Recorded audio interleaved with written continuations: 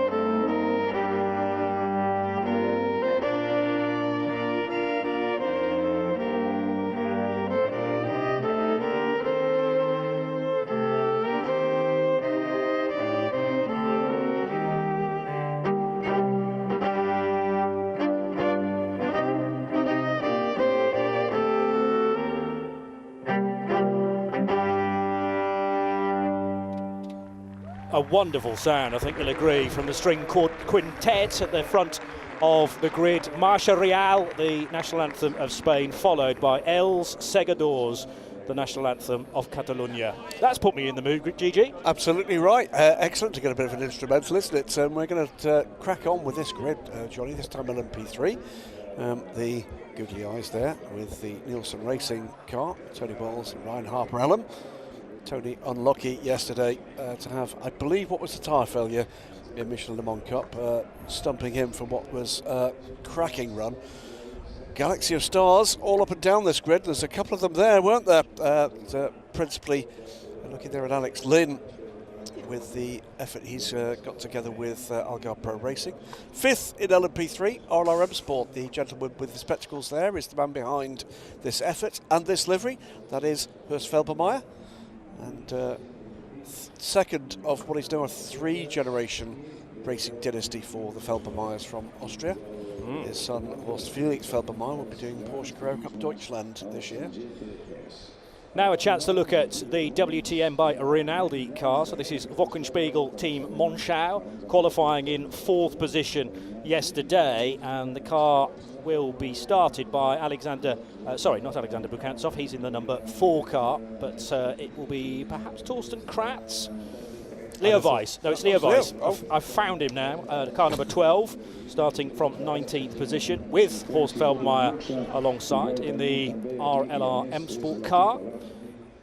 And Racing Spirit of Le Mans, who had such a great season last year in the Michelin Le Mans Cup, beginning at the 31 car with Jacques Wolf from 18th position overall. Now yesterday we had actually 4 separate qualifying sessions for the 4 individual categories, each of 15 minutes. They were 10 minutes last year, but one of the crucial rule changes 2022 to 23 is that there are no tyre warmers permitted in the European Le Mans Series, very similar to the WEC as well, and pretty much all ACO rules racing. So the drivers need more time to get the heat into the tyres before they really push. So 4 sessions, each of 15 minutes. So that's at least an hour before you've started to think about the gaps required between those sessions. The additional category is that for LMP2 Pro-Am. We did have Pro-Am cars in the field last year, and they were given separate points, but it is a completely different division now, with a sky blue background on our timing screen as opposed to the darker blue, the more traditional blue for LMP2. Yep, working our way forward, and we've now reached the pole position car in the LMP3 car. Adrian Schiller it will be, that starts the number 17 car for Cool Racing. Quite the day yesterday in qualifying. New colour scheme across all of their cars in the European Le Mans Series and the Michelin Le Mans Cup. This dark silver, black and sky blue. And it will be the experienced Adrian Schiller that has the privilege of taking this car away before we get into the 2 LMP2 classes. 18 cars, Johnny, across the 2 classes. But a little earlier this morning, the drivers' signing session was very popular indeed. The drum band that tends to follow the European Le Mans Series around Europe, that provided the rhythm. But there was an awful lot of passion down on the grid, and particularly for some huge names: Jose Maria Lopez, Alex Lynn, Ollie Jarvis, you name it. But we've got stars that have never actually competed in the European Le Mans Series before. They've been so busy in the WEC instead, or perhaps huge championships like DTM, and also the IMSA WeatherTech Sports Car Championship. Think about Tristan Vautier going back to Europe. So some big stories, Graham. Yep, second on the grid in LMP2 Pro-Am, this new class for this year, and it's Giorgio Roda himself, another second-generation racer. His father, Gianluca, is here as well, I'm delighted to say. That is the car that took the win at the Rolex 24 Hours in dramatic circumstances back in January. Trophies on display there for the winners. That's what you might win. 4 hours before we'll know a little bit more, before the cars get going. Pole position in the LMP2 Pro-Am. The car will be started by the man who put it there, Salih Jolic, in the 34 Racing Team Turkey car. This car prepared by TF Sport, you can see on the shape band above the windscreen. And 130.947, Salih growing in ability and confidence with this LMP2 car. sure there are going to be some adventures to come. As I said, 11 cars, Johnny, in LMP2 Pro-Am, a further 7 LMP2 cars in the P2 class proper, and that is going to give us some real dramas. We were talking yesterday during qualifying as to what might happen if we get an interrupted race with the cautions at the start about getting those cars in amongst each other. Rui Andrade will start 6th on the grid in the 43 into Europol competition car. A team riding high at the moment in the World Endurance Championship, took a race win for the first time in the Asia Le Mans Series. On pit lane though, Johnny, the 7th car on the grid, the 2018 Export car. So car 28 has not left the pits in time. The pit lane has long been closed now because we're going to get the 3-minute board shown to the grid now. So that automatically means that EDEX Sport will have to start from the pit lane, and they will have to start a lap down, because in ACO rules racing, cars starting from the pit lane are not launched directly into turn 1 with everybody else. That's done on safety grounds. But you've only got 4 hours in order to try and recover that situation. They'll be hoping for a number of safety cars to basically gain that lap back again. Absolutely, so not good news for EDEX Sport, previously champions of course overall here, and they will debut Laurence Her in LMP2 this afternoon. 4th on the grid, the 22 United Autosports car, and it's Marino Sato that will start the car. United looking for back-to-back LMP2 race wins after Portimão saw a 1-2 for the team last weekend in the FIA World Endurance Championship.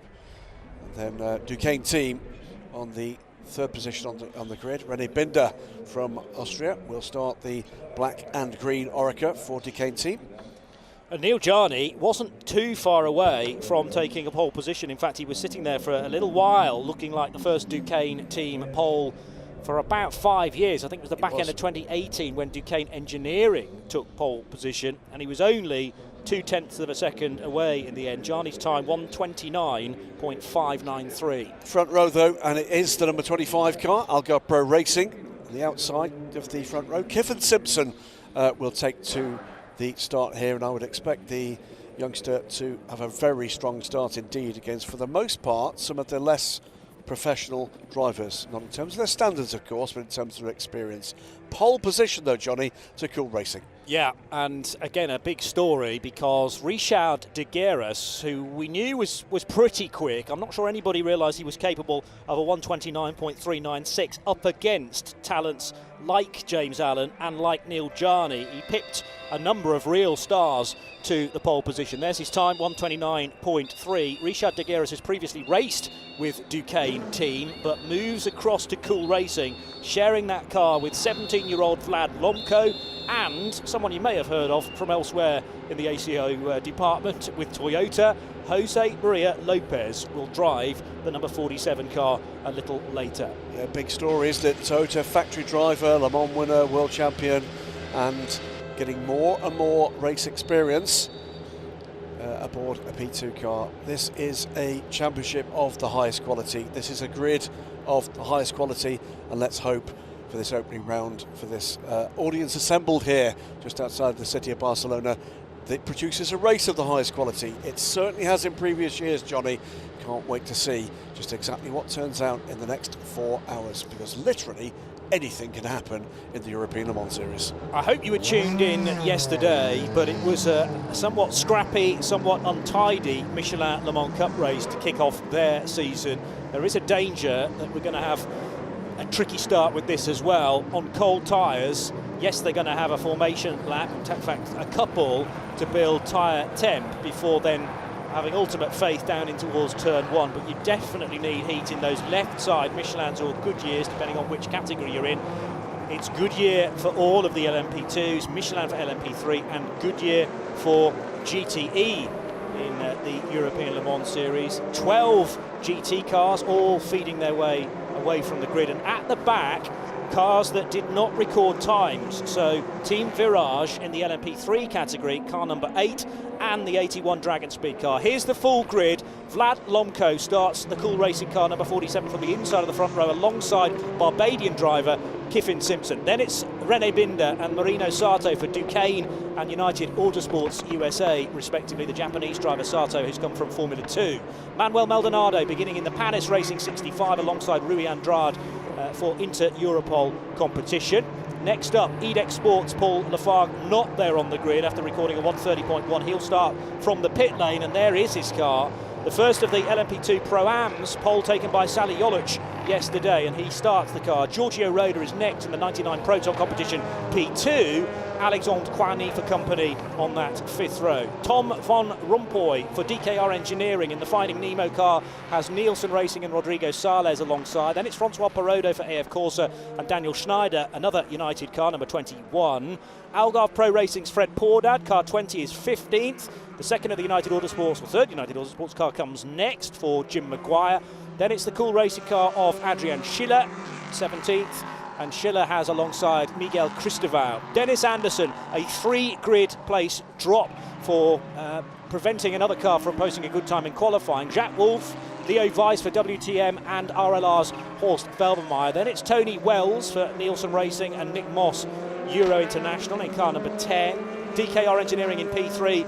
That will be started by Alexander Bukansov with Canadian James Dayson for RLR M Sport alongside. Eric Trouillet, 35 Ultimate car. They're back in P3 this year with Adam Ali alongside for Euro International. And here are the GTs. Great lap yesterday for Australian and Singapore-based Martin Berry for JMW Motorsport. Kessel Racing, Takeshi Kimura alongside. Then it's Ryan Hardwick for Proton and Arnold Robin for TF Sport. Jens Moller in the GMB Motorsport Aston. Michael Fassbender starts the 93 Proton competition Porsche. Different colours for that car this year. Formula Racing's Johnny Lawson back in the championship since 2015 alongside Christian Reed. Then it's Duncan Cameron for Spirit of Race and Crichton Lentudis for AF Corsa. Claudio Schiavone in the iron-linked bright yellow Porsche. John Hartshorn in the Aston Martin from TF Sport, number 95. And then the two cars that did not record times, they both caused red flags, so had times deleted. Team Virage, they have to start with their fastest driver, who is Portuguese Manuel Espirito Santo, and Sebastian Montoya, faster than his dad, because he's been plugged into the 81 car, which is the Dragon Speed car.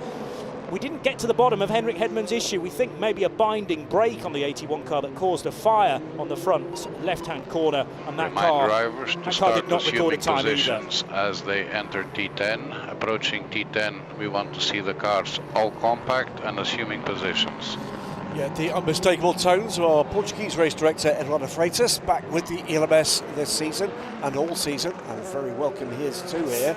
And he has told and expects the drivers of the cars to be in good order. Look for the start, look for the two rows of cars must cross the grid hatchings. That was a change last year, and it did catch drivers out, particularly the Age of Le Mans series. Okay, as the cars are going down to T10, start assuming grid positions, please. Start assuming grid positions. We need the cars in grid positions at T10 so that we can decide ourselves. So the grid hatchings normally there for a standing start, but they will also determine that the gap between the pole sitter and the car alongside is sufficient. Thank you very much for the two cars in the front. Well done. And yeah, it's well, if you're on the front row, you're really following both Vlad Lomko and Kiffin Simpson. But there's always the tendency to just drift either left or right to give you a good run into turn one. You're not permitted to do that until the red lights are extinguished. Grid formation needs to be pretty much completed by the time the cars get to turn 12. We need to compact this grid, please. And certainly the leading, 8 cars are just about in position. Bear in mind the gap should be there in 7th, because Paul Lafargue is not sitting on the grid, and it is the responsibility of those behind to leave that gap. Keep it down, leaders to control the pace of the rest of the car. The leading car is peeling off.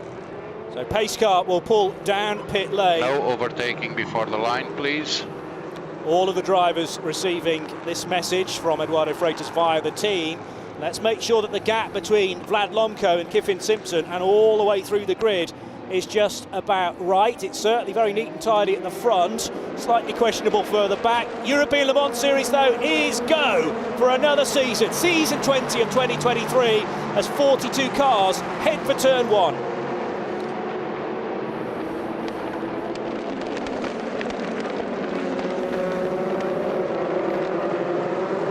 And Marino Sato wasting absolutely no time at all in trying to get the nose of the United Autosports 22 car down the inside of Rui Andrade and Kyffin Simpson. By the looks of things, he's got to third position.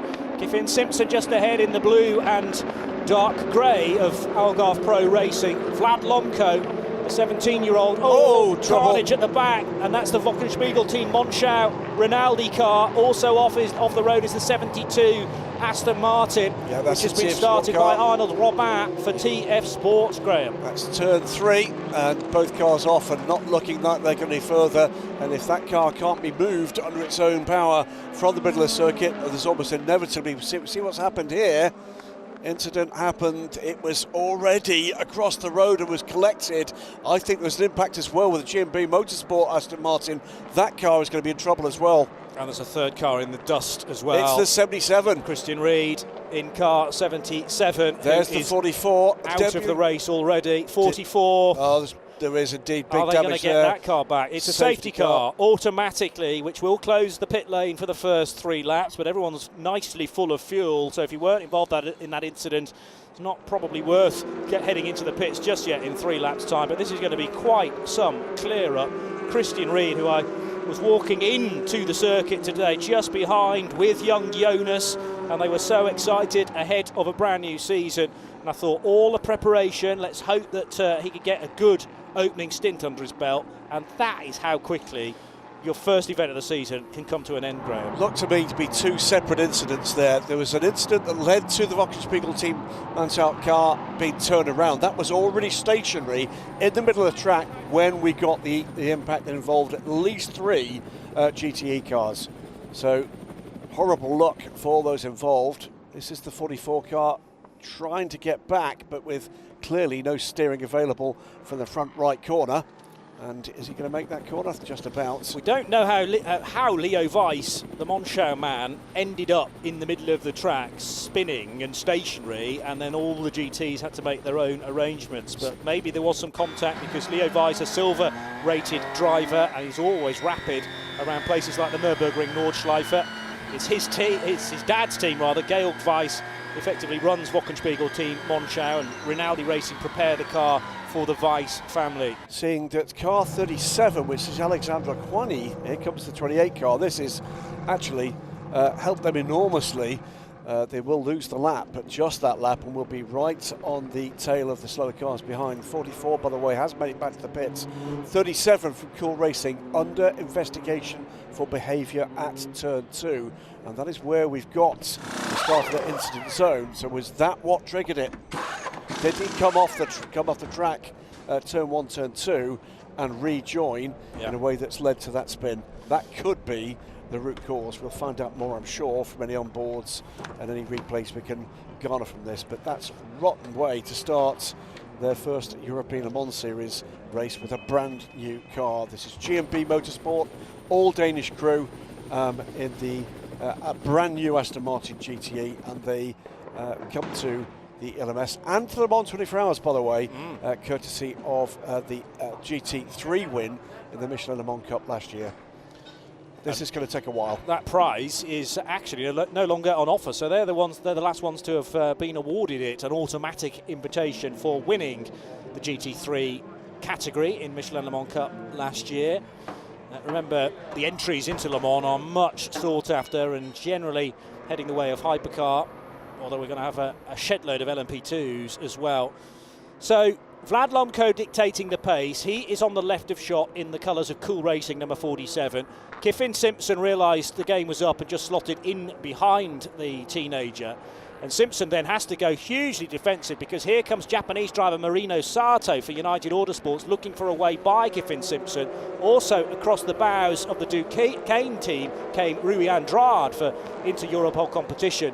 But what about further back? Hopefully this drone shot will provide a few more answers, because the front end of the grid is relatively tidy. Yes, it's stretching back to maybe 3 abreast heading into there, and turn 1 is always a natural pinch, especially on cold tyres. So looking out for the the WTM car, I should say. And the Cool Racing car, the 37 car, which is the car that's under investigation. A little ahead of the shot we're seeing here. There's the Wochenspiegel team Monschau car, which is white, red and black flashes, and it works its way through turn 1 and turn 2. Then there's some contact. Yeah. Is that the 37 that it's got together with then? There was contact there, but it Got away with that. That didn't look like the 37 to me.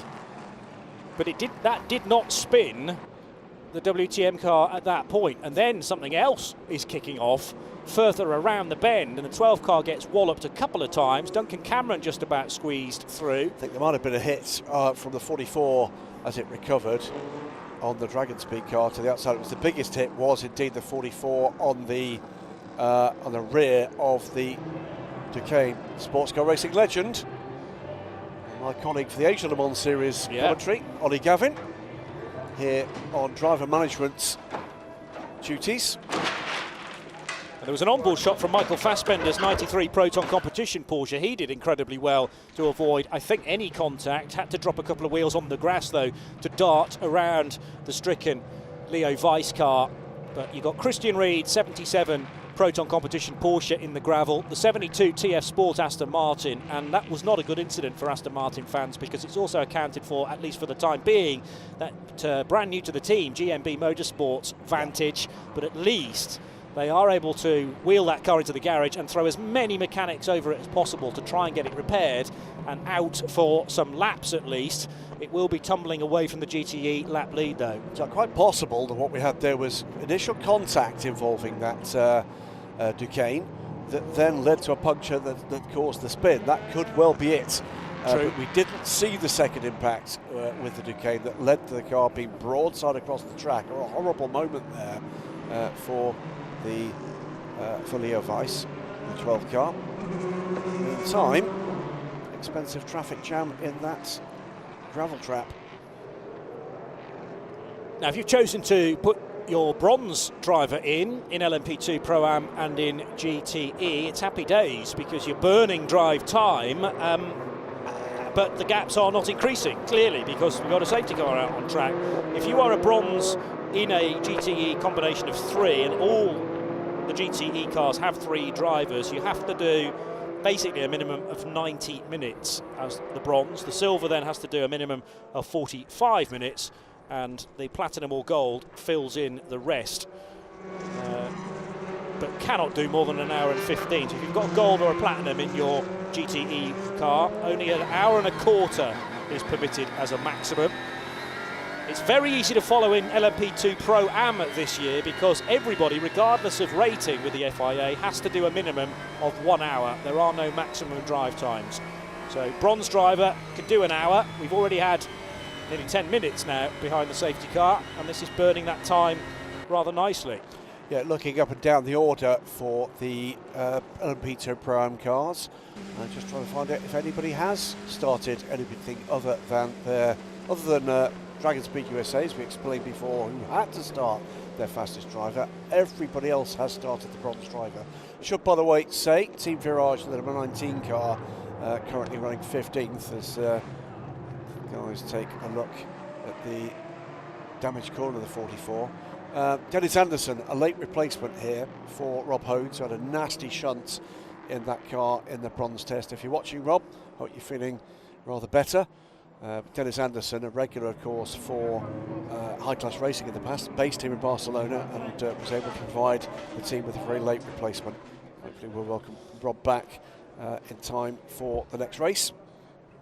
And Dennis's regular co-driver with High Class Racing, Anders Fjordbach, was in action yesterday in a Porsche, Caffeine 6 Porsche, in the Michelin Le Mans Cup. Yeah, finished just off the podium in that effort, HCR by Caffeine 6, the 86 car, in what was a very instant-filled hour and 50 minutes. And I did have concerns about today's race, actually, and we may have a couple of early safety cars. Well, certainly one of them has come to fruition. And there's an element of the fact that we've said goodbye to tyre warmers, but there are 2 formation laps in order to try and build some tyre temperature. But the ovens we used to have. There weren't today. There weren't 2 formation laps? No. Okay. No, there weren't. It said formation laps Let's at have the a look bottom of the screen. Again here. So this is the incident that's already happened here for the 12. 12 is already round.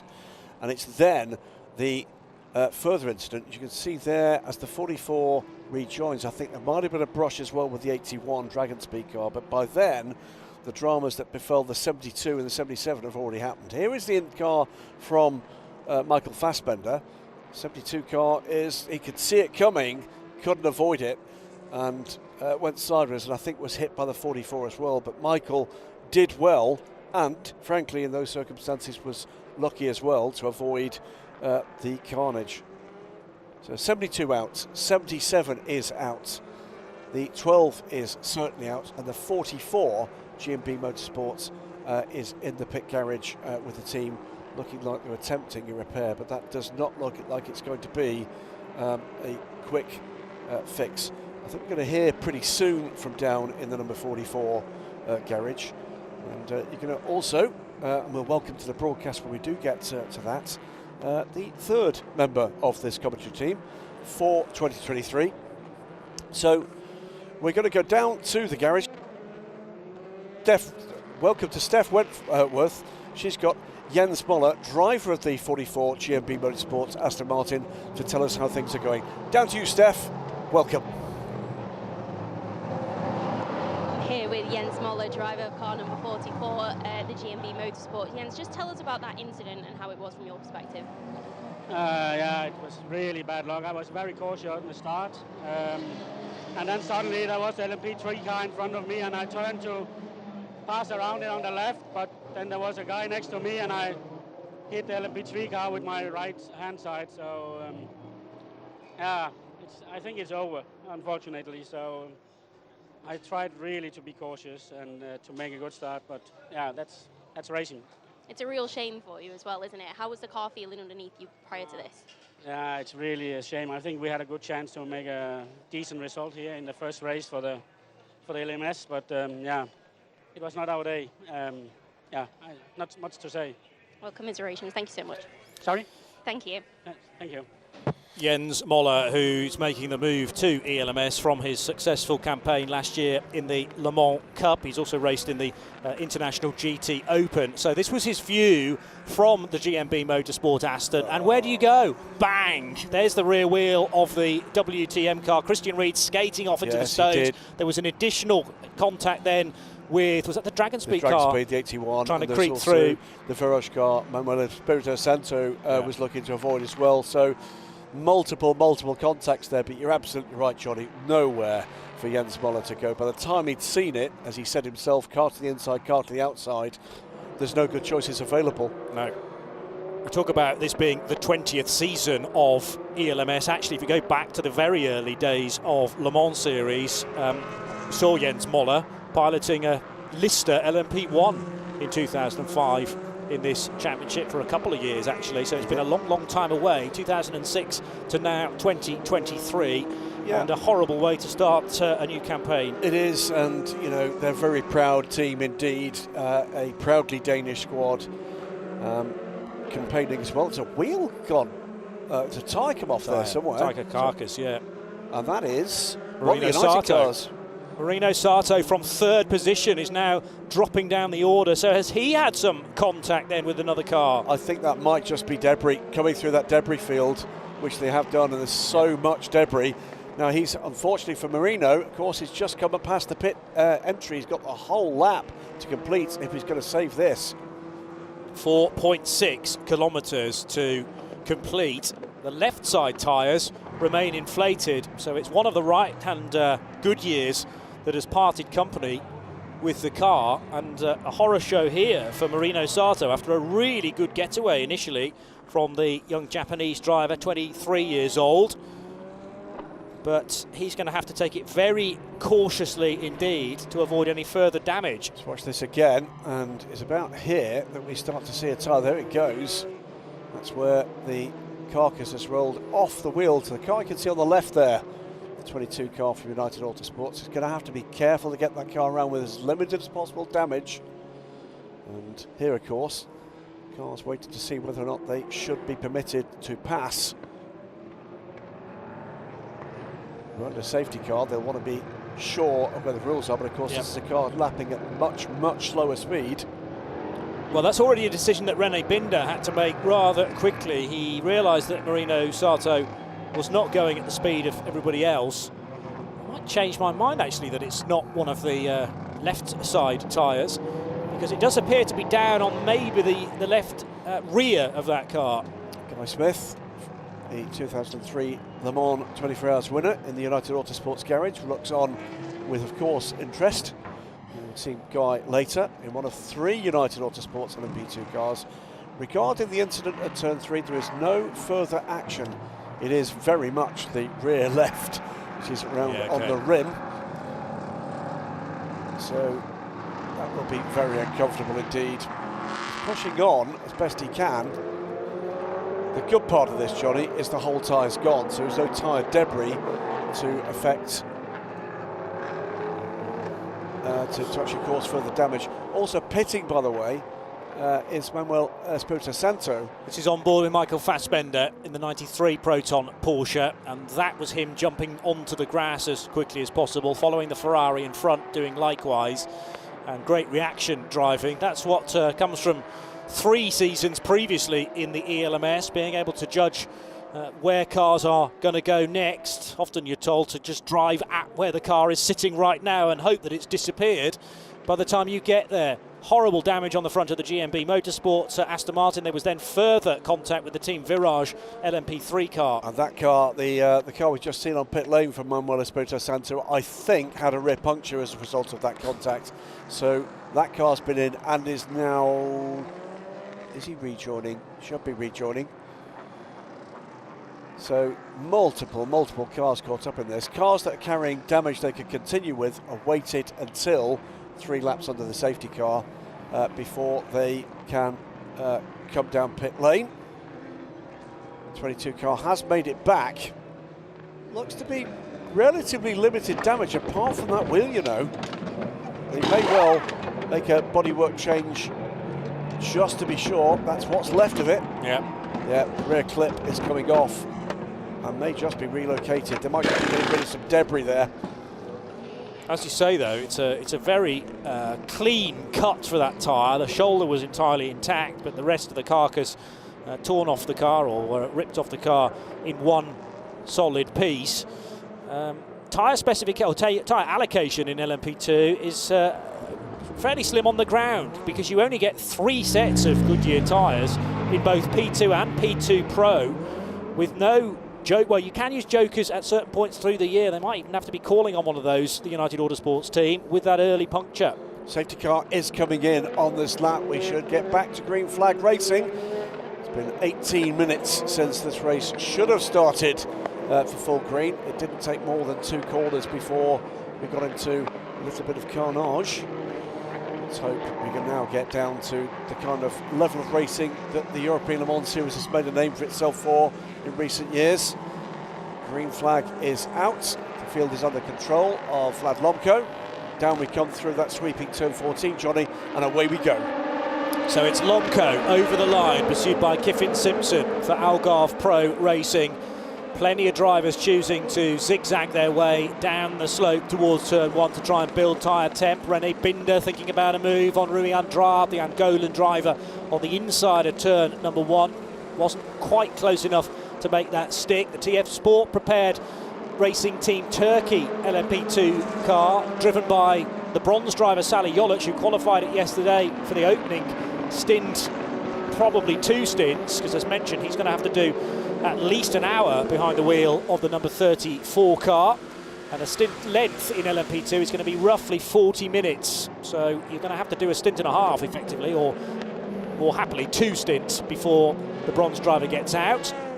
Drive-through penalty for car 99 for being pushed on the grid, we're just hearing about now as well. Car 99 will be from the LMP2 Pro-Am division. That's Giorgio Roda's Proton competition car. So a drive-through penalty, and from pit in to pit out, to transit the pit lane takes you 23 seconds, but obviously you've got the time it takes to actually get into the pit lane and return to the racetrack as well. That's costly in the very early stages of the 4 hours of Barcelona. So just 20 minutes, just 20 minutes. It seemed like a long 20 minutes, didn't it? But we've got 3 hours and 40 minutes to enjoy now. Let's settle in. Is the 2 cars at the front of this grid. Vlad Lomko leads away Kiffin Simpson, but the 25 car tucked in behind the 47 as they start to edge away from the remainder of the pack, and that's not unusual. Driver rankings, of course, important in sports car racing nowadays, and these are two drivers that are other than bronze ranked in this field. Behind them, stream of P2, P3 and then GTE cars. 6 more European Le Mans Series races to enjoy the GTE class before they become part of sports car racing history, and LMGT3 joins the series in 2024. Going well in LMP3, Adrian Schiller, a chance to post a good time as the class leader there for Cool Racing. So Cool are out front in LMP2 and in LMP3. Miguel Cristóvão, the Portuguese, trying to stay within a couple of seconds of Adrian Schiller, the early baby prototype leader, if you like. LMP3 is considerably smaller than either of the two LMP2 categories. And Eric Trouillet, the new bronze driver, into Ultimate. And Eric Trouillet joining up with Ultimate because of the Graf Racing connection. Car 35 running in 3rd position. Let's have a little look then at what's happening in LMP3 in detail. These are the 2 Euro International cars. Nick Moss in car number 10 and Adam Ali in car number 11. Yeah, waiting to see whether or not we get a penalty coming away, unfortunately, of the pole sitter at GTE. JMW Motorsport started from pole position. Of course, the GTE cars took the brunt of the issues in that furore at turn 2, turn 3, but reported to the stewards for not following start procedures. Most likely to be, Johnny, as we said at the start of the race, not going down through the grid hatchings, but we'll see what happens with Martin Berry. Generally speaking, it goes to the stewards. The penalty's pretty inevitable from there. More good lap times as tyre temp starts to rise for the LMP3 runners. Jacques Wolf has had a good start in the racing spirit of Le Mans at 31. Alexander Bukantsov's also gained ground from his starting grid position for DKR Engineering, and Alexander in the best placed Duqueine so far, a mixture of Duqueine M30s and Ligier JS P320s, all powered by the same spec of Nissan engine. So predominantly that field is Ligier, 10 of 12 cars, but the other two being the different look to the front of that car, particularly with the larger headlights on the Duqueine M30. So Talomco beginning to pull away here from Kevin Simpson. As in GTE, it is Ryan Hardwick from the US in this number 16 car. One of a fleet of 8 of these cars operated by Proton Competition across a variety of series and championships. This is, if you were watching coverage just last weekend in Portimão for the FIA World Endurance Championship, it's the one car that does double duty. The 16 in the LMS is the same car as the 88 in the FIWC. Ryan Hardwick fulfilling a number of races in Europe ahead of a run with Proton, earned through success in the IMSA WeatherTech Sports Car Championship at the Le Mans 24 Hours this year. A huge year for endurance racing in a whole range of ways. Booming hypercar class in the WC, the centenary at Le Mans, which you see a big grid of top class cars. And here in the European Le Mans Series, new class with the LMP2 Pro-Am, and the 34 car here in the hands of Salioch leads that class. And the final year, of course, for the GTE cars. Served this championship and others so well, Johnny. If you think Ryan Hardwick, I know that name. If you follow American sports car racing, as Graham's been mentioning, then a season with Paul Miller and racing Lamborghinis in 2019. Then he moved to Wright Motorsports and their Porsche in GT Daytona. And it's been 4 seasons indeed, if you count 2023. But a first venture into racing in Europe for the Breton Brutta rounds. Has he been to Le Mans previously? I don't think he has. No. So this would be his first year at Le Mans as an entry into the World Endurance Championship. Ryan hails from Tennessee. Great to have him as part of this championship as well as the WEC, and it's been a busy spell for that particular chassis then. 16 in action last weekend at Portimão, here at Barcelona, and in less than a week at Spa-Francorchamps for the next round of the WEC. Yeah, behind the leader in LMP2 Pro as the Proton Competition car in the hands of Giorgio Roda takes that drive-through penalty. It is now. It's the 99 car, the winning car from the Rolex 24 in really dramatic circumstances. Took that win literally on the line. But Racing Team Turkey, Manuel Maldonado putting that car under pressure. A couple more of our colourful array of LMP2 cars. 3 of them. It's the Cool Racing D-Car Engineering, what we call the Nemo car, and then the 83 from AF Corsa in the hands of Francois Perrodo. Multiple WEC champion in both GTM and LMP2 Pro-Am. And getting stuck in here in his car, the 83, with a new look driver squad in 2023. So 3 of the LMP2 Pro-Am front-runners, although the leader has really headed off into the distance, Sally Joluc, leaving Alexandre Coigny, Tom Van Rompuy and Francois Perrodo to decide the early podium positions. Perrodo's just off those at this stage. Get another chance to look, by the way, at the left-hand side of that car. You'll notice a slight discoloration on the side part of the car. We'll come to why if we get a chance to see that again. Battling GTEs meanwhile, Duncan Cameron in the 55 car, Spirit of Race Ferrari, the deep green and white Ferrari there, followed by the red, blue and white, the colours of the flag of Greece on the second of these 3 cars, and then the familiar yellow colours of Ein Links, but this year on a Porsche. And that's another of this fleet of Proton cars. Claudio Schiavone it is, and he loves this car. Caught up with Claudio in Sebring in a long chat about the shift this year for Ein Links, and I think he's loves his Ferraris, but loving this Porsche just a little bit more. Yeah. So carrying the same livery as we've become used to on the 488s, but quite a departure away to a mid-engined Porsche. Yes, mid-engine, because that's how they run in GTE, not as the road-going counterpart. 4.2 litre flat 6, right behind the firewall where the driver sits. The gearbox is rearward of that. Dennis Anderson given a 3-place grid drop on the starting grid compared to where he qualified after balking another car in that session. So Dennis now looking to try and recover all of those places as quickly as possible. And he is running 7th in class behind Fred Pordad. Daniel Schneider about 4.5 seconds up the road then from the American and Dane. It is going to be 5 seconds added, by the way, to the next pit stop for car 37. It's the Alexander Coigny car, isn't it? It is the 2nd place car in LMP2 Pro-Am for not following the respecting race director's instructions at T2. What that means is, in the driver's briefing, given clear instructions if they go wide, if they go all 4 wheels off, how they should rejoin the track with safety. And pretty clear that is signaling what didn't happen for Alexander Coigny. So that is going to be an issue for them against the nearest competitioners. We've got cars side by side here.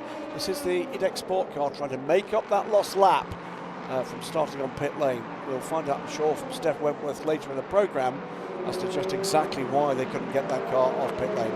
Yeah, it's a puzzling scenario that for EDEC, who are very experienced, former champions indeed in 2019. There's a quick look at Olivier Panis, who is the man behind Panis Racing. Their 65 car has Manuel Maldonado currently driving for the opening stint, and he's running just behind the LMP2 Pro-Am leader, in fact. So we've got Pro-Am running 5th overall, and then Maldonado's car in 6th place, 5th in class for Panis Racing. Then a long line of Pro-Am cars from LMP2, kick-started by Alexandre Coigny, but there's been a shuffle of the order there with Dennis Anderson getting ahead of Fred Pordad. That'll give him 6th place in Pro-Am, and as you rightly say, trying to unravel himself, Paul Lafargue starting the EDEC Sport car from the pit lane, but that situation a lot better than it might have been because of the lengthy safety car. Yeah, we've got a number of cars making their way back after early race problems, either caught up in those issues at the start of the race or indeed EDEC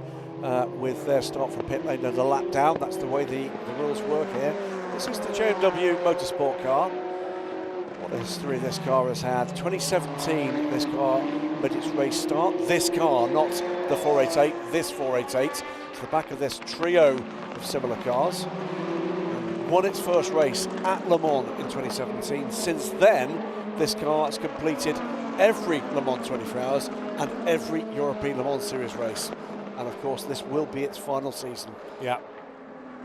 I notice an early pit stop for the Dragon Speed car to switch driver there. So Sebastian Montoya is already out of that, and Henrik Hedman in an attempt to burn bronze time as early as possible. They had damage, remember, so they had to pit anyway. Yeah. And the proviso from the stewards is that you just have to start the fastest driver. It doesn't say that he has to complete a stint. Indeed. Taken the opportunity to do that and put the bronze driver in at the stint they would have preferred. Yeah. So that makes sense, and it's worth clocking that decision, because the Montoya father and son duo could well work their way up the order. Side by side, yellow Ferraris. JMW Motorsport losing a spot there. Remember, yesterday it was Berry who took the pole position. Car Guy Ferrari, though, going ahead. So Martin Berry losing one more position to Takeshi Kimura. He started from pole. Ryan Hardwick now leads the category for Proton. Johnny Lawson has wasted no time at all for Formula Racing to get up to second place, and Takeshi Kimura bags third position into turn one. Yeah, good stuff here from this leading pair, making their way through traffic. The warning flag meanwhile to Nick Moss in the number 10 Euro International Ligier for track limits issues. But also good stuff, by the way, from Rui Andrade, who's hanging on in there and is bringing Rennie Binder with him. So it's a group of 4 LMP2 cars in the lead of this race before we get to Sally Jolek in the leading car in LMP2 Crown, running 5th, and he still sets ahead of Manuel Maldonado in the number 65 Panis Racing Team car in 6th place. Quick glimpse there of some good times coming in from the LMP2 field. Adrian Schiller and Miguel Cristofao are exchanging fast lap times, in fact. Schiller crossing the line to drop into the 139s now, the first LMP3 car to actually do that. 140.1 is the best time from Cristofao doing the chasing in Inter-Europol competitions, number 13 car. But they are building a bit of a, well, actually Schiller's building the lead on the Portuguese behind, nearly up to 3 seconds now. So leader overall passes the leader in GTE. We are 33 minutes in. Weaving there for the 43, trying to get a bit more heat perhaps into the tyres. As through comes the black and green Duquesne team car. Followed through. This is the battle for 4th position by Racing Team Turkey in the hands of Sally Jolek. And then behind, Manuel Maldonado. So 3 cars contesting 4th place right now. On board with a great sound from that V8 Gibson with the 65 Manuel Maldonado driven Panis Racing car. And he is looking for a way by the cherry red Racing Team Turkey machine driven by Sally Jolek. Jolek building on a couple of seasons now behind the wheel of an LMP2 car. He runs in the Pro-Am category. Jolek just heading away from the rest of the field, a total of 11 cars in LMP2 Pro-Am this year. This is often where the largest differential is found between bronze-rated drivers. Everybody in the LMP2 Pro-Am category can run then with 2 golds, or indeed a gold and a platinum, but you must have a bronze-rated driver in your trio. Yeah, Manuel Maldonado hitting the flash button, trying to persuade Sally Jolek that he really should let him by. Believes he's got the quicker Orica underneath him. Well, I'm afraid, Manuel, you're going to have to prove it. Sally Jolek no mood whatsoever to comply with the polite instruction to pull over and let him go. Side by side through the recovering 99, and just clears Dennis Anderson's 19. That is the battle for 11th overall and for 6th in LMP2 Pro-Am. Remember, 18 LMP2 cars here across 2 classes. LMP2 and LMP2 Pro-Am. The Pro-Am class must have at least 1 bronze driver. All of them do have 1 bronze driver. Still, the 2 highlighter cars. The 57 Kessel Race, the Car Guy sponsored car. Martin Berry looking to the outside, looking to the inside. Cracking little battle this actually. And closing in on them, the silver fronted Porsche. That is Michael Fassbender. Having survived the scare at turns 3 and into 4, the German-Irish Hollywood superstar then is not very far away from joining this party which is for 3rd and 4th position in GTE. Fassbender certainly has the pace to be with them, and then we'll have to dictate where best to pull off the overtake, Graham. Yep, and this era, with so many ways to follow and indulge your passion in endurance motor racing, do take a look, not now, because there's a race on, but at some point at the fabulous behind-the-scenes series that Porsche have been undertaking for seasons after seasons with Michael Fassbender. Side by side here for the 22 and the 24. This is the recovering Marino Sato. Yeah, makes that move.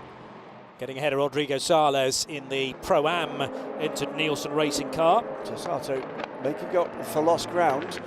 Those YouTube videos following Michael Fassbender's journey through the ELMS and at Le Mans, hugely popular around the world, and with good reason, brilliantly shot. Some real insight into what it takes for a gentleman driver, a non-professional driver, to get stuck in at this kind of level, and the pressures that brings. I think they're amazing. Tragically, it does, however, feature some commentary from Johnny and myself. That is the one negative. It's a big downside. But, you know, hopefully you'll be able to get the warning that we're about to pop up, and you can just bang the mute button. And then when Michael's being interviewed, just whack the sound back up again. Absolutely. You should be able to dodge it. Australian driver Martin Berry, based in Singapore, so he actually races with the Singaporean flag alongside his name. Seems to have been a slight rule change in ELMS this year, in that your nationality is dictated by your racing licence. So we've had 1 or 2 drivers that have been British for a long time. I thought they're not South African, but if they've been racing or indeed are based there now, then the nationalities have effectively changed. There's a change as well, and this battle continues then between Australian driver Martin Berry and Takeshi Kimura, and the vantage point of Michael Fassbender in the Proton competition Porsche, sitting in 5th place in the category and looking for a way by. This is what I mean, that the Porsche looks a little faster at the moment than the Car Guy car, just in front. Absolutely, so Martin Berry's made that move and has passed Takeshi Kimura, pulling away now, so he's got the quicker Ferrari underneath him at the moment. What can Michael Fassbender now do about the Japanese driver? This is where the move was made. Neat tidy up the inside. Takeshi Kimura saw him coming, gave him the racing room, which is the right way to do it. Got on dive there, but there was room to do that. He'd clearly been just looking at just what the Japanese driver had been doing for the last lap or 2 before that. Neat and tidy. Martin Berry is away and clear. So Martin previously has raced with Rinaldi Racing in one of their Ferrari 488s, but he's also competed for SPS Automotive Performance in the Gulf 12 Hours, and earlier this year for Bullet Racing in their Aston Martin Vantage at Dubai and Abu Dhabi as part of the Asian Le Mans Series. Great fight here for the lead in LMP2. Kiffin Simpson has got ahead of Vlad Lomko, wheeling in the young man and working his way by. So Lomko, is that a tyre related issue perhaps? I don't know, but it should be very early on for that, frankly. They're getting into LMP3 traffic. It could just been a brief stumble, lost a bit of rhythm. A couple of seconds though, the gap between Kiffin now and Vlad Lomko. It did look as if Kiffin Simpson, if he could make his way by, had the quicker car, but it is a matter of being able to pass, and pass safely at this stage of the race. We're now not even quite 40 minutes into a 4-hour race. Kiffin Simpson now with quite a lot of experience, including race-winning experience in the Asian Le Mans Series, is Indy Next driver, and making quite a name for himself on his growing sports car racing career. Also has success GT racing, won Petit Le Mans for Gradient Racing in the IMSA WeatherTech Sports Car Championships season finale last year, and equally able at the wheel of a LMP2 Oreca. Through comes Francois Perrodo, now at the lead of this group of 3. So Perrodo has got by Alexandre Coigny. A chance into this turn. Just take a look at the left-hand flank of that Oreca. Just about saw it there. You see one of the white panels a little bit discoloured. It's because they, of course, have suffered quite a nasty pit fire. Cars were not on track. Nobody hurt, thankfully. Bit of equipment damaged, and thankfully, as the fire broke out, one of the mechanics managed to get the door closed on that car, so no damage inside the car, just a few scorch marks on the outside, and all is well. 21 from Daniel Schneider on pit lane, Johnny. Yeah, so Schneider pitting from 6th position. Might have been 5th, because of course the Proton competition number 99 car has had to do a drive-through penalty for being pushed on the grid, and a couple of moments ago the 21 car was on the circuit scrapping with the 99 car, so having just got ahead of Giorgio Roda. But here comes Roda to the outside line now, around turn 13, or turn 12 first of all, and maybe got the move done into 13. Yes, just about, and that was the moment, straight after that, the 21 car came down pit lane just before Catalunya corner. So 21 back into the race, retaining Daniel Schneider for at least one stint. He's the bronze in that combination, and will have to do, as I say, minimum of 60 minutes. On pushes, Ryan Hardwick, it's been a very good stint from him so far, hasn't it? The number 16 car pulling away from Johnny Larson in the number 50 car. That deep burgundy, you can see the 488 there just in the shadow of the grandstand. It's burgundy coloured Ferrari. Beautiful colour close up. And there's still this 3-car battle between LMP2 cars, albeit one of them a lap down, trying to unlap himself from DKR. Does that. It's going to be a drive-through penalty, Johnny, for the pole-sitting car from JMW. That is for overtaking a car before the start line, is behind this blue Porsche, 2 wide, 3 wide along the start-finish straight between traffic and battling LMP2s. So the 35 car is the ultimate LMP3, and looking back to the grid, 35 being overtaken by 66 is a strange one, because they were on, well, 35 was sitting on row 13, 66, Martin Berry's Ferrari, was sitting on row 15, so there was actually the whole of row 14 between them, but somehow he's been caught overlapping and therefore has copped a penalty because of that. Manuel Maldonado, the Venezuelan and cousin of Pastor Maldonado with his Formula 1 experience, is in the pits for Panis Racing. Indeed he is, and that's pretty early. It's not far off a regular strategy, a regular kind of fuel window, but early, bearing in mind these cars were behind the safety car for quite some time. Yeah. So whether or not, I don't think they changed drivers, did they? I think Manuel's still aboard the car. That will be a strategic move from the team. Probably is indeed Manuel Maldonado who rejoins the race. Great looking colour scheme, by the way. The blue on that car, when you see it live and close up, pearlescent, really very pretty indeed. You really do need to know your calculations on fuel here, because 16, nearly 17 minutes of safety car, and that's a significant chunk therefore of the opening stint of all of the cars in the entry, but particularly the fuel burn on the fastest LMP2 cars, LMP2 and LMP2 Pro-Am. That's why it's important to do as much running as possible. But you don't often get the chance to run behind a safety car in a free practice session, so car knowledge and on fuel burn is invaluable. And I was wondering, well, we haven't yet had Kiffin Simpson and Vlad Lomko and Rui Andrade down pit lane. We are well beyond the normal stint length of an LMP2 car, so how far do they continue to go? We're also getting reports now of 65 car. Panis Racing. Yeah, Panis again being sent a report to the stewards for speeding in the pit lane. That's the pit stop that's just been done, isn't it? That could be bad. No, well, it could be very bad news indeed for the 65 crew. We're looking, I think, to just take a little bit of advantage on strategy of that early pit stop. Take their stop while the pit lane was quiet, and hopefully gain some track position. Up the inside, no way through there for Michael Fassbender in the new look this year, 93 car.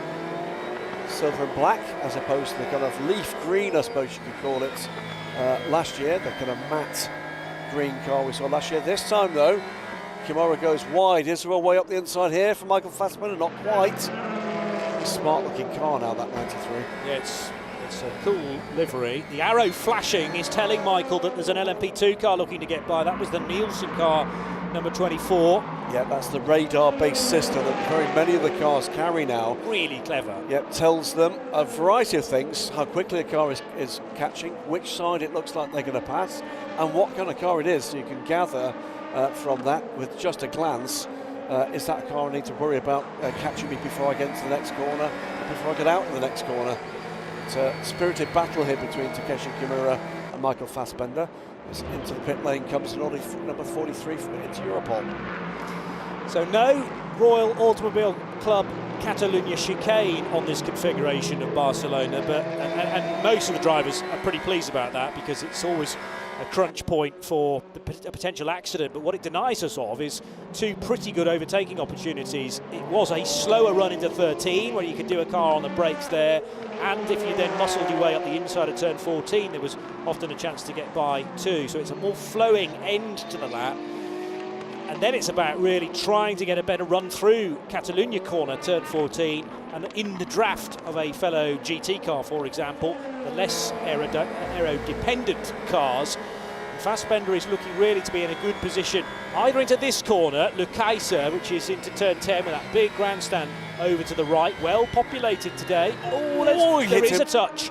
There is a touch from the nose of the Porsche onto the rear of the Kessel Run car guy Ferrari, and around the outside here goes the second place overall car of Vladislav Lomko. I was about to say, it was a very vivid example there of the relative strengths between two cars that are producing remarkably similar lap times. Ferrari looks to have it in the straight line, but the Porsche are way better in the turns, and I suspect two things happened there, Johnny. One is Kimura was not quick through that turn, but Michael also had the LMP2 car in very close contention, so a little bit, I suspect, a sensory overload there and an error, and did tag the rear of the Ferrari. It looks like neither got car, away with it, I think they have. And yes, there's a slight scuff mark now on the front of the Porsche, but it was a love tap, and I'll be surprised if race control say much about that. Team manager of car 12 though, and Leo Weiss, the driver, now being told to go to race control immediately, as at Repsol corner, turn 4, there was a good chance again for Fassbender to get through. Let's have a look at this touch again though, Graham. But also watch the, you can't really see it, it's dark. You can see he's got the red chevron showing him an LMP2 car is there, and I suspect the pace, or the lack of pace of Kimura through that turn just caught him out at the moment. That moment when you look at the screen, that, boys and girls, is why you don't text and drive. Quite right. We would never condone such a thing. And yeah, I mean, as helpful as that screen is, it could prove a bit of a distraction at times when you've got flashing arrows left, right and centre when you're right in the battle pack. So it flexed the rear bodywork of Kimura's car, but I think it's flicked back into shape. More damage, if anything, on the Ferrari. Yeah, self-healing, I think. Very clever, isn't it? Yeah. Or patina now. Patina, okay. Yep. That's how Kessel build their Ferraris. Yep. Takeshi Kimura will no doubt say to his mates when they see the damage on the car, yeah, Michael Fassbender did that. What, That's Michael true. Fassbender? Get Michael to sign the car at the end of the race. Here's Kiffin Simpson from the lead. So Vlad Lomko will go back ahead now for Cool Racing. What happened? Was this on the in-lap? No, it's a different car, isn't it? Down towards, again, Lucaisa corner. That's 65, isn't it? That's... yeah, Panis Racing's Manuel Maldonado. Looks that way to me. So he will have been chasing... Is that Perodo in front? No, that's one of the Cool Racing cars. Right, so... Well, it wasn't, I don't think, Vlad Lomko, because Lomko's come around and started lap 27. Leader in the pits, Lomko comes around and takes the lead as a result of that. Sonny Jolich comes in from 3rd overall with all the cars pitting around him. I think that was a move with Alexander Boni, and Maldonado has managed to pull away there. I think that was indeed. So it's Cool Racing still lead the race by dint of not having pitted yet. Panis Racing with Manuel Maldonado does owe us a full stop. So bear in mind, we've got Cool Racing in LMP2, but there's also a Cool Racing car in LMP2 Pro-Am, and that's the car driven by Alexandre Coigny that Gray refers to. So Coigny dropping a position. Well, he's actually now to the lead of Pro-Am because of the pit stop for Sally Jolich. Yep. So Coigny staying out, but will need to pit for fuel pretty shortly. We've stretched what would normally be a 35-minute opening stint for P2 with that formation lap to, well, 50 minutes we've got to now because of the 16, 17 minutes of safety car. Yeah, it's going to be around now for most of these cars if they've not pitted. Meantime, that battle, by the way, between Takeshi Kimura and Michael Fassbender continues. And the key here is for the chasing driver not to get overly frustrated and lunge where there is going to be no gap. Yeah. This is the point at which you don't want to make one of those silly mistakes that will compromise your race or even end your race. Got to time that jink out from behind the Ferrari of Crichton Lentudis perfectly, and that's exactly what the number 13 Inter Europol LMP3 car did with Miguel Cristoval, although to the inside line now goes the 35 of Eric Truye and will pick off the Portuguese. That was a superb move on the brakes into turn number 1, and a change for second place in LMP3. Also, did Fassbender get ahead of Takeshi Kimura a few laps ago without contact? Yes. So Fassbender in the 93 Porsche is now up to 3rd position. He'd been trying to get by the Japanese for the last probably 10 minutes or so, and Kimura over to the left into turn 1 could not defend any longer to the Irishman, and through goes 93. Good stuff. Of course, many eyes on Michael Fassbender, the international celebrity outside of motorsport, passionate about his racing. Attention can bring some negatives, but the real positives are we all get to see his learning curve, and it's a joyous thing to see. Someone really enjoying this journey. 47 car from the lead, Vlad Lomko on pit lane will stay aboard the car. Manuel Maldonado should take the lead here, but we do know there is an investigation underway about pit lane speeding for that car. That was the little bit of information I was trying to search my memory banks for. Here comes the bright blue and very bright red Panis racing car, run by Tech One Motorsport, brother and sister Abadi, for Olivier Panis and the ownership group there, and a team that's been doing great things in LMP2 in recent years and months. There indeed is Olivier Panis, one-time Monaco Grand Prix winner, now team owner here. So Maldonado for the time being now to the lead of the race, because Lomko is into the pit lane and will stay at the wheel of the Cool Racing car. The 18-year-old therefore keen for another stint, and they're looking to try and get Lomko's drive time out of the way in one fell swoop. Again, he needs to do a minimum of 60 minutes. Lomko back into the race, and as soon as Cool Racing wave one car away, the next one comes in, because this is Alexandre Coigny from the lead of Pro-Am now, car number 37, and that will see Sally Jolic go back to the pointy end of Pro-Am. Very interesting dynamic this, with the bronze-rated drivers principally put in for LMP2 Pro-Am opening stints. And it looks like most of those bronzes will do a double to kick things off, retaining the same set of good years as well in the main part. Yeah, confirmed by the way on our screens, you'll see it shortly. It is a drive-through penalty for the leading car at the moment, Manuel Maldonado. It definitely was him, because he brought the car in and he took the car out, and it is a drive-through penalty for speeding in the pit lane. As the Duquesne team in the 30 car and the 22 from United Autosports make their way through traffic. Yeah, that's the reaction from the boss. Yeah. Wouldn't have happened in my day, says Olivier.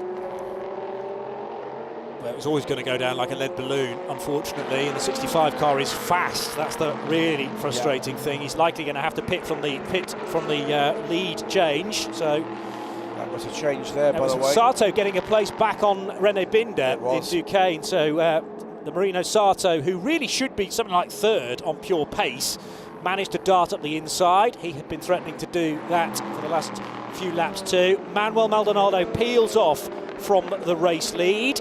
2 Ferraris and an LMP3 from Cool Racing trying to go into turn 1 at the same time. Did they all survive that? JMW car retaking that position, lost, if you remember, through that drive-through. So Martin Berry, is it still Martin at the wheel of that car? Is doing a fine job of recovering time. He's going to try and set off in pursuit of the number 93 car, Michael Fassbender. So Fassbender at the moment, by the way, up in the 3rd position. Good run from him. Very sideways there from the 21 car at turn 3 and did very well to hang on to that. So 21 is the United Autosports car piloted by Daniel Schneider. And there was a strong risk that he might run into the side of the Inter-Europol competition car. Inter-Europol competition is Rui Andrade running in 2nd position in car number 43. Just caught a glimpse of that into La Caixa corner. Answer to a couple of questions around on social media. It is Manuel Maldonado, nephew of Pastor. Cousin. I apologise, I've said it before, haven't I? Cousin. And Pastor, of course, with us for a season or so in the FIWC, and sniffing around again to be coming back, and he'd be more than welcome. Ultimate car and the JMW car side by side into the braking zone at turn 1. What's Busy great track. is that's another flag represented on the grid. We've got the flag of Venezuela, obviously from the Montoyas, Colombia. We have Barbados with Kiffin Simpson. Yeah, so the ELMS is getting broader globally, it would appear, as there is Rui Andrade now having waved goodbye to 2nd place because Marino Sato on a charge. A big question of what might have been had he not had that huge tyre problem. Well, he's talked about flags. Rui Andrade's another classic example of it. Portuguese Angolan, and races under an Angolan licence, so the first ever Angolan to have raced at the Le Mans 24 Hours. Now to the inside line from the LMP2 Pro-Am. You can tell that because of the sky blue background on the racing numbers was the Algarve Pro Racing car there of Jack Hawksworth. So I'd expect Jack now to start to work his way up the order. A racer with Lexus in the IMSA WeatherTech Sports Car Championship. 2016 he was racing in Indy cars, gold rated, and Hawksworth should be on the move as we now get news of a stop-go penalty for car number 10. That's the Euro International car of Nick Moss. I think it's his 2nd penalty actually. That's why it's a stop and go, not a drive-through. So it's a 2nd, I think the track limit's the 2nd time for Nick Moss, making his debut here in the European Le Mans Series for the Italian team, the deep blue coloured pair of Ligiers. Just needs to just keep himself calm, find his rhythm, make few mistakes. So Hawksworth taking over from, that must have been in the previous stop, wasn't it? And he's currently running in 21st position. So he took over from Fred Pordad in the number 20 Algarve Pro Racing car. Bronze exchanged with a gold. And I would expect, as I say, Hawksworth to make pretty quick work of those directly in front of him, like Tony Wells for Nielsen and Alexander Bukantsov for DKR Engineering. Here's Takeshi Kimura, because we're reaching the end. Well, actually the GT could have gone a bit further with that 17 minutes of safety car. Maybe they want to stay as close to the hour mark as possible. Forceful manoeuvre there from Rene Binder. Yeah, well, it's a bit of contact between the 30 and the 43. The Duquesne team car there, we can see flashing the lights this time at the prototype competition car. A bit fast and furious here, isn't it? Trying to recover here is the number 81 from Dragon Speed. Where is that car made its way back up to? Back up, by the way, to 15th place, the 81, in the hands of Henrik Edmonds. So it's been a good run back up through the pack after taking damage in that early exchange. Car started, of course, by Sebastian Montoya. It's the 99 car. That is a move for position. Giorgio Roda going by the Swedish driver. Henrik, Swedish, but living in the United States.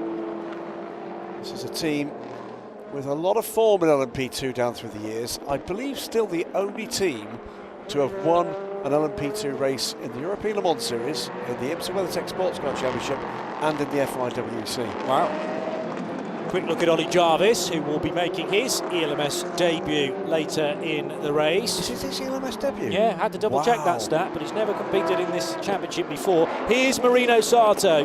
After, well, without the tyre problem, that would have been an awesome stint. And the Japanese down pit lane. Again, Giorgio Roda and Henrik Hedman running side by side, and they had behind them the Duquesne car of Rene Binder. This is 2nd place car of Rene Binder, looking to put a lap on both of these two, and pushing on hard. forget Ollie Jarvis, what a storied career he's got. Still, by the way, the reigning IMSA champion until the end of this year, and that last year in the final year of the DPI era. And previously, of course, Mazda factory driver, Audi factory driver, DTM driver, Super GT driver. Massively experienced and a lovely guy. Great to have him here in the paddock. 31 car from Racing Spirit of Le Mans. Winners yesterday in GT3 in the, let's call it incident-strewn Michelin Le Mans Cup race. Yeah, that opening hour will not live too long in the memory. I think 4 separate safety cars in the first 50 or 55 minutes. Very, very tricky for the teams to then manage to the finish. So let's hope they've got their awkward race out of the way nice and early in the campaign. As now René Binder feinting to the inside of Giorgio Roda. This is some lappery then for the second place car for the Austrian. Worth saying, by the way, if you're joining the European Le Mans Series for the first time, first and foremost, welcome. This race has settled down after that interruption at the start with the multi-car crash that involved the elimination of the race of 3 of the GTE cars and 1 of the LMP3s. Spinning LMP3 collected pretty forcefully, damage to others as well, with the 66 now from pole position, and a penalty in between now on pit lane for its first routine stop. Lots of action still to come. 4 different races on track at the same time in 3 different classes of machinery, and some big name drivers still to come in this race. World champions, Le Mans winners, ex-Formula 1 talent, some amazing drivers on the grid this year.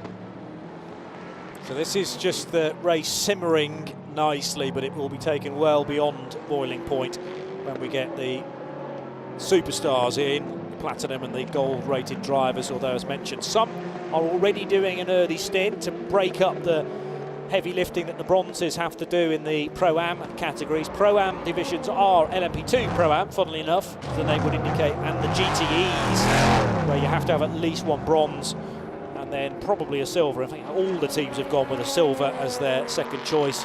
Your final driver is entirely up to you. Free, so we've got platinums like Matteo Cairoli, Richard Leeds, Johnny Adam, Nicky Team, but then the golds you will, I'm sure, recognise as well. Alessio Picariello in the 16 Proton Racing Porsche, Mikkel Mack, who's a star, Matt Griffin back again for another ELMS campaign. Yeah, just, you know, champions galore. Mikkel Mack, champion here in 2016 with Formula Racing.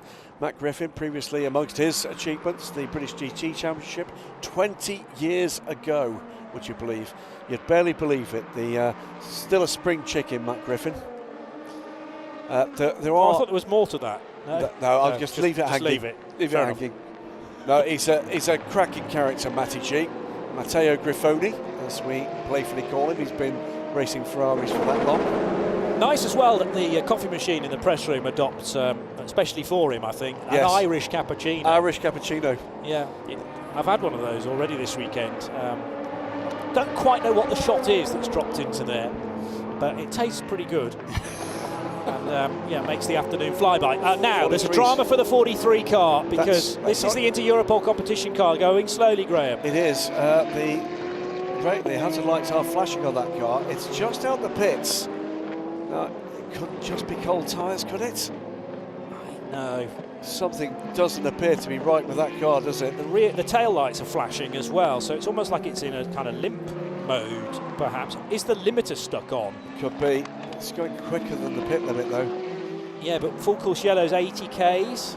That's faster than that as well. All right, well, maybe he is picking up a little bit of speed, but I would expect that car to be going faster on, even though it is unheated tyres. Rui Andrade staying at the wheel, running wide coming out of turn 10 though. Andrade also being retained as the driver, so would they have given him a new set of tyres? I suppose we are going into stint. Where is Andrade? Take a quick look at the pit stop time. He's made 3 stops. It was a longish pit stop time, and that looks like a tyre stop time. All right. Maybe that's the adjustment that we need to make in a new element to this season. We've become used to that, of course, in the World Endurance Championship. Let's get to the to look back though on what's happened so far. And there's been plenty of it. We did not wanted to see the start unfold like this, quite frankly, but the European Le Mans Series got underway with, at least at the front, a fairly neat and tidy start and a good getaway from the pole sitter. Kyffin Simpson had to go big time on the defensive to Marino Sato in the dark blue and red of United Autosports. There was Rui Andrade in the Inter-Europol competition car, yellow and green. But look further back for a bit of contact there with the WTM with Rinaldi car, and we wonder whether maybe a tyre was punctured on the Wochenspiegel Team Monschau LMP3, which then pitched it into a spin. It was left in the middle of the track, absolutely broadside, and Jens Moller, nowhere to go in the GMB Motorsport Aston Martin, caught the back wheel of Leo Weiss's car, and then the ricochet afterwards. There's the Aston Martin, but it also accounted for the TF Sport Aston number 72. There's Ollie Gavin's reaction to it all. Jens Moller just trying desperately to avoid the Wochenspiegel Team Monschau car. Christian Ried skating into the stones. There was then further contact with Sebastian Montoya in the Dragon Speed car and the Virage machine of Manuel Espirito Santo. No other decision could be made really but a safety car, and it ended up being 17 minutes worth of the Nissan GTR out front, tempering the pace. Marino Sato clearly ran over a bit of debris because he then lost the carcass of his rear left tyre, Goodyear tyre, overtaking his 22 machine briefly. Once he was put onto brand new Goodyears once more, the Japanese was really storming, but unfortunately the damage had been done by that point. Meanwhile, good dicing at the head of the order between Vlad Lomcote and Kyffin Simpson. After an hour, Takeshi Kimura came into pit lane in the 57 car guy Kessel Racing Ferrari and was then overtaken by Michael Fassbender down into turn number 1. Kimura nearly catching the side of the Hollywood Stars Porsche, but in the end he saw him coming and created the gap for that clean overtake to be carried out. And then Rui Andrade staying at the wheel of the 43 car. This is the machine that we were slightly concerned about on a slow outlap, but does seem to have picked up the pace now in the LMP2 number 43 car. Oh, actually no, news to follow on that in a second, but it is Kyffin Simpson that leads in LMP2 from René Binder for Duquesne team, and we were right, Graham, to be suspicious of the pace of Rui Andrade. His 43 car now in the garage with substantial work being done. Yeah, it looks to be in the area of the gearbox for that car, so I think it may just be stuck in gear. That is always possible. Rui Andrade stays at the wheel. See Rui there, and golden flag proudly against his name, but this is not the start he would have wanted to his race. So whether or not this is gearbox actuator, so electronics, or whether or not it's something more mechanical, it's electronics, it's a repair job, but at least the component can be changed. Kind of further bad news, by the way, for Nick Moss, because it's a third report for abusing track limits, and I think he's already had 2 penalties for this. And they're going to get progressively worse, aren't they? Because the second one was a stop-go. Likely that the next one is going to be a stop and hold for a certain amount of seconds. Unfortunate for Nick Moss, but the fact that you have to stay between the white lines is stressed heavily in the driver's briefing. Panis Racing ahead of Cool Racing there. Manuel Maldonado on the brakes, going for 3rd position, and Vlad Lomco couldn't react in time, darting from one side of the road to the other. The younger of the Maldonado cousins, and Manuel up to 3rd. Yeah, indeed, and already trying to make up the problems made by him, I'm afraid, for speeding on pit lane. Well, we saw the 43 car in trouble down in the pit garage. Steph is with Rui Andrade in Europol now. I am with Rui Andrade, driver of the car 43 Inter-Europol. Sorry, getting my words all mixed up there. Rui, tell us, how was that stint for you? Yeah, I mean, the start was good, was clean. I jumped 2 positions right at the beginning. And then the United had some problems, so we were running P3. Pace was good, and we were comfortably in the top 3 fighting for P2. And then, unfortunately, we had some kind of gearbox issue in the end. These things happen. It's annoying because the car was actually really strong. let's see now if the team can get the car back out. Do you think it's possible? I mean, we see that Ollie is ready to jump in for his stint as well. Mechanics are obviously working on it. Are you going to be able to recover from this? Well, I hope so. Obviously, right now it's going to be tough to fight for any position, but it's a long championship. We can still score some points today, and for my teammates to get some laps in as well, and you know, fuel the car and everything is important. So hopefully the car can go back out, but a shame to end a race like this. All right, well, best wishes. Thank you. Thank you. The advantage, I suppose, of there being 7 cars in LMP2 is that even if you're a long way back and laps down, you are still going to score points by getting to the end. You've got to stay in that window, haven't you? But you can see the frustration there. But Rui's been doing this for a little wee while now. He knows it is a matter of getting out there, keeping out of trouble, and getting those points on the board to fight later when you're in a better position to do so. But good stuff there from Rui. So it is indeed some form of gearbox, gear change issue. The Inter-Europol competition squad flagged for Poland, but a multinational effort for Inter-Europol, and they're working that problem. I think they'll get that car back out there. Actuator, I think maybe? it is. Yeah. I think it is.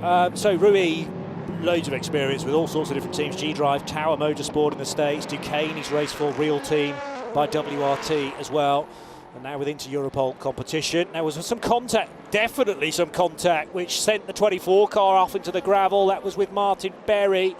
So 24 being driven by new driver, Matthias Besch has got on board that car. That won't go down well. No, indeed. 2 more penalties coming our way, by the way. 10-second stop and go. We said it would get worse for the number 10 for abusing track limits. Nick Moss, he's had a torrid time in the first part of this race, and also a drive-through penalty for car 35 for abusing track limits. 35, as I look up and down, it is the ultimate car. Eric Strollier, the team coming back to LMP3 and back to the European Le Mans Series after a year in the FIA World Endurance Championship at LMP2 Pro-Am. That car, 35 run for Ultimate by Graf Racing. Battle here between 2 of the LMP3 Ligiers. That is the number 11, the undelayed Euro International car. That car currently in the hands of Adam Ali, and he's trying to get into terms with the wily old fox that is Tony Wells. Tony had a good run yesterday in the Michelin Le Mans Cup, and then I believe it was a tyre failure that actually finally finished that car. Yeah. He thought at one point it might have been some kind of failure in the suspension, but apparently a tyre failure it was. But he'll be enjoying the tussle. Well, that was pretty early on, wasn't it, for Tony? Skating off into the Repsol corner. Yeah, the car had only done 7 laps. We didn't get anywhere close to Josh Skelton being able to do some driving, sadly, for Nielsen. So already much further into the race today for Tony Wells. And a good dice with the 11 Euro International car of Nick Moss just behind. Sorry, the number 10 car just behind. Just been passed, by the way, by Guy Smith in the number 23 car. Guy pulling the number 23 back up the order. The bronze driver time now burned for that car. So it's interesting to see what can be done for the remainder of the race for the 23. Duquesne team's Rennie Binder, by the way, on pit lane from 2nd overall, as Inter-Europol still working this issue. It's clearly not a quick fix, is it? There is Binder out of the car now, so it's a driver change for the car that came in from 2nd. Also in is Panis Racing's Manuel Maldonado. Blindingly quick he's been in this first part of the race, but with that error that cost them time. Yeah, so because of the speeding penalty, he had to come in after just 7 laps to serve that. Done another 11 laps. You couple those 2 individual stints together, that's about a fuel stint for car number 65. And it's likely that Manuel Maldonado will now be switched for either Joop van Uitert or Tijmen van der Helm, the 2 Dutchmen, and both gold rated. Did Adam Ali get in front of Tony Wells, giving him plenty of racing room? This was into Le Kaiser corner and around the outside of turn 10, if he can pull that off. Did he skate off into the dust though? No. completed it, and down a place goes Tony Wells to 8th in class. Yeah, neatly done there from the young Canadian. Sniffing around a campaign at this level for some little time. And, good to have them on board. Nip and tuck coming out of Repsol corner there for the EDEX Sport Car, which is massively in recovery mode, having to start from the pit lane. And a disconsolate Rui Andrade stepping away from, well, we had a chat at Bay Pond with Rui himself. Was that Ollie Caldwell then, who was being called in as the replacement driver and then being given the instruction to step away for the time being? In from the race lead, Kiffin Simpson once again. So that will allow Vlad Lomko back out front for Cool Racing. 47 retakes the race lead from the pit stopping number 25 for Algarve Pro Racing. And we now have LMP2 and LMP2 Pro-Am leaders in the top 2 overall places. Sally Jolic, a really good second stint this too. This is launching them into real contention, isn't it? By real contention, I mean not just in the LMP2 Pro-Am stakes, but in the overall stakes, because it's been a really very good stint from Sally Jolic. It's been drama-free, error-free. He's used the opportunity that the safety car presented him with to a huge advantage, and we've got the 2 pro drivers still to come. Yeah, and he's done well over what he needs to do now. Just an hour needed from the Turkish driver, but they'll be pitting when it's most convenient from a fuel perspective for this car, and he's got a bit more to burn yet before then handing over the 34 car to either Charlie Eastwood or Louis Delatraz. Wait to see who that's likely to be. It's now down through the gears. Sally Jolic goes to not quite clip the curb, staying neat and tidy through turns 10 and 11 and up to turn 12. Just hearing that Charlie Eastwood is likely to take charge of the 34 car during the next stop. So it'll be the Irishman first of all, and then Swiss driver Delatraz. Well, Sally and Charlie, 2/3 of the Asian Le Mans Series Championship winning squad this year. Oddly enough, for DK Engineering, a late deal for the duo, and therefore have had plenty of race winning experience already, albeit not in the car they're campaigning for Racing Team Turkey, but a similar example. That car, by the way, is the car running here for DK Engineering, and that car going pretty well as well. A very early example of the Oreca 07, chassis number 5 from 2017, the very first year of this formula. Sally Jolic leads the motor race after 43 laps by virtue of Vlad Lomko's pit stop. This will be the second stop for the 18-year-old, and I would think the opportune point to get Vlad out of that Cool Racing car and again switch to either Richard de Gueras, who was the star in qualifying yesterday, or Jose Maria Lopez. I'm going to speculate that it'll be the Frenchman initially and then the Argentine in the closing stages. And already that car is back out on track, in fact, and it is indeed Richard de Gueras for Cool Racing. So a slightly lengthier pit stop, which is indicative of a tyre change for Richard de Gueras, 1 minute and 10 seconds. So yes, they've done good years on there and switched the driver around as well. But it's Sally Jolic and Francois Perrodo, first and second now in LMP2 Pro-Am. That's first and second overall, folks. And ahead of James Allen, Marino Sato and Nico Pino. Yeah, and it's again, stay out of trouble. Stay out of trouble, stay out the pits if you can. Don't make the errors. Here he comes, Sally Jolic from the lead. It is going to be a change of driver and a cracking start to the race from Racing Team Turkey. 34 seconds clear of Francois Perrodo, who's been equally error-free in the 83 car, with 2 awesome drivers to come there as well. Exactly. This one is heating up quite nicely for the second half of this 4-hour race. Quite a story for the first time that the Pro-Am category is introduced as an individual class, to have a car from that class win outright, but there's nothing to stop that happening. They're the same spec of car. The differences are the driver makeups, and when you have so much, well, 17 minutes or so of safety car in the opening hour, that was always going to level the playing field a little more. as now to the inside line goes James Allen, car 25 for Algarve Pro, making a real nuisance of himself in behind is Francois Perrodo, but that was your overall lead change. Australian getting in front of the Frenchman and will now start to ease away. Next car in the sequence is the United Autosports machine with the red roof and visor. That is Marino Sato, has been in that car from the start. Nico Pino for Duquesne teams a bit further back, another 14 odd seconds in the green and black of Duquesne. James Allen goes to the lead, goes by Francois Perrodo, who will owe us a stop shortly. So looking good as well for the Algarve Pro Racing team. So James Allen, Francois Perrodo, Marino Sato, Nico Pino from Chile.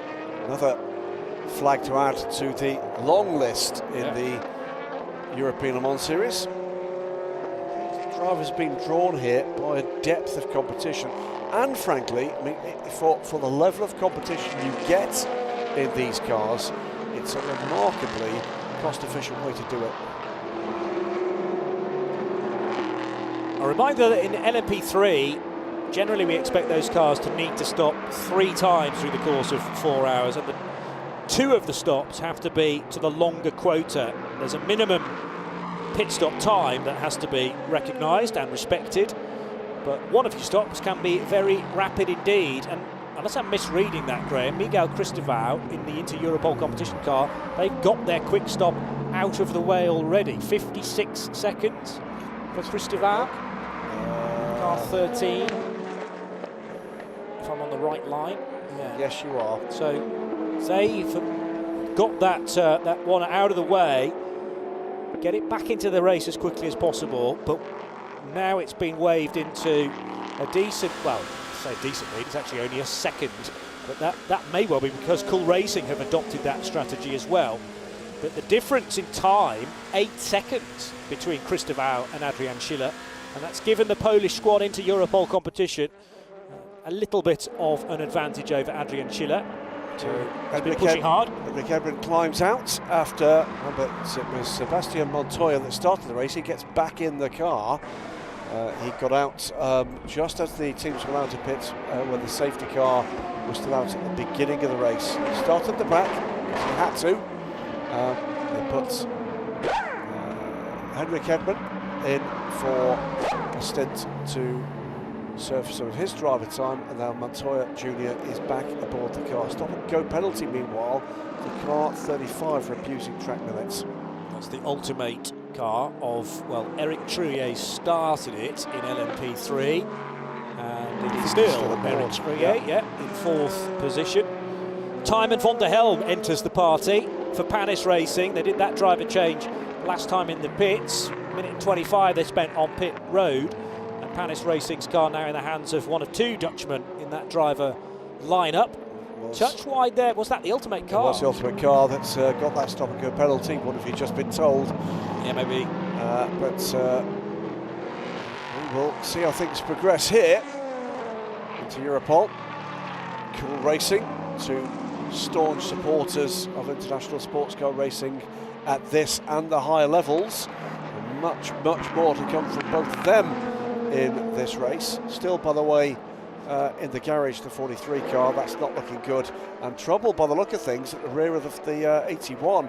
They're trying to change the rear clip on that car. They are. It's released with just 2 locating bolts, and then that entire rear wing and bodywork can be located on lugs and reconnected with effectively 2 big Allen keys. Yeah. And we didn't stay long enough on that shot to see them, but I know the comparison you're drawing. Now think back to the incident that involved Jens Moller in his Aston Martin, which then got a whack with the Dragon Speed car. I wonder whether that is subsequent damage perhaps. Possible. They've now fixed it. Into Europol wide at Catalunya corner and off into the dust. Costing time. Yeah, so this is Montoya the Elder. It's not only costing Cristobal time, it's costing the race lead as well, because Adrian Schiller was right on his tail and Cool Racing now back in front. So taking a good hard look, that is Juan Pablo Montoya with the team principal Elton Julian. No mean racer himself at his time. Actually, that's not Elton there. Elton was in the shot a little earlier. But taking a good look at what the problem was. So clearly Henrik Edmund reporting to the team or they were spotting on the telemetry something. We'll see again here, running wide, probably feeling pressure from the Algarve Pro car, but running off track, and that did indeed allow Adrian Chiller just to cruise on by. On board now with the Racing Team Turkey car in the hands of Charlie Eastwood, leads the LMP2 Pro-Am class from Nico Lapierre, now aboard the 37 car. That gap 9 seconds, but we want to keep an eye on. They're battling away now for 6th position overall, with the top 5 all LMP2 class cars now. Just going back to Juan Pablo Montoya, this might be his first visit to Barcelona, the racetrack, since about 2006, when he was with McLaren Mercedes. He took a couple of podiums in that F1 season. They will, without doubt, will have done a Spanish Grand Prix in that year, and yeah, started 12th, retired, spun off in that race. Spanish Grand Prix this year, still yet to come. It's early June at Catalonia, I think 4th of June, so weekend before Le Mans. Always typically Barcelona F1 Grand Prix tended to be the first proper European race meeting. About round 5, I seem to remember, on those computer games I used to play in the late 90s. So the calendar's shuffled around quite a bit now to put something like 23 Grand Prix into a full season.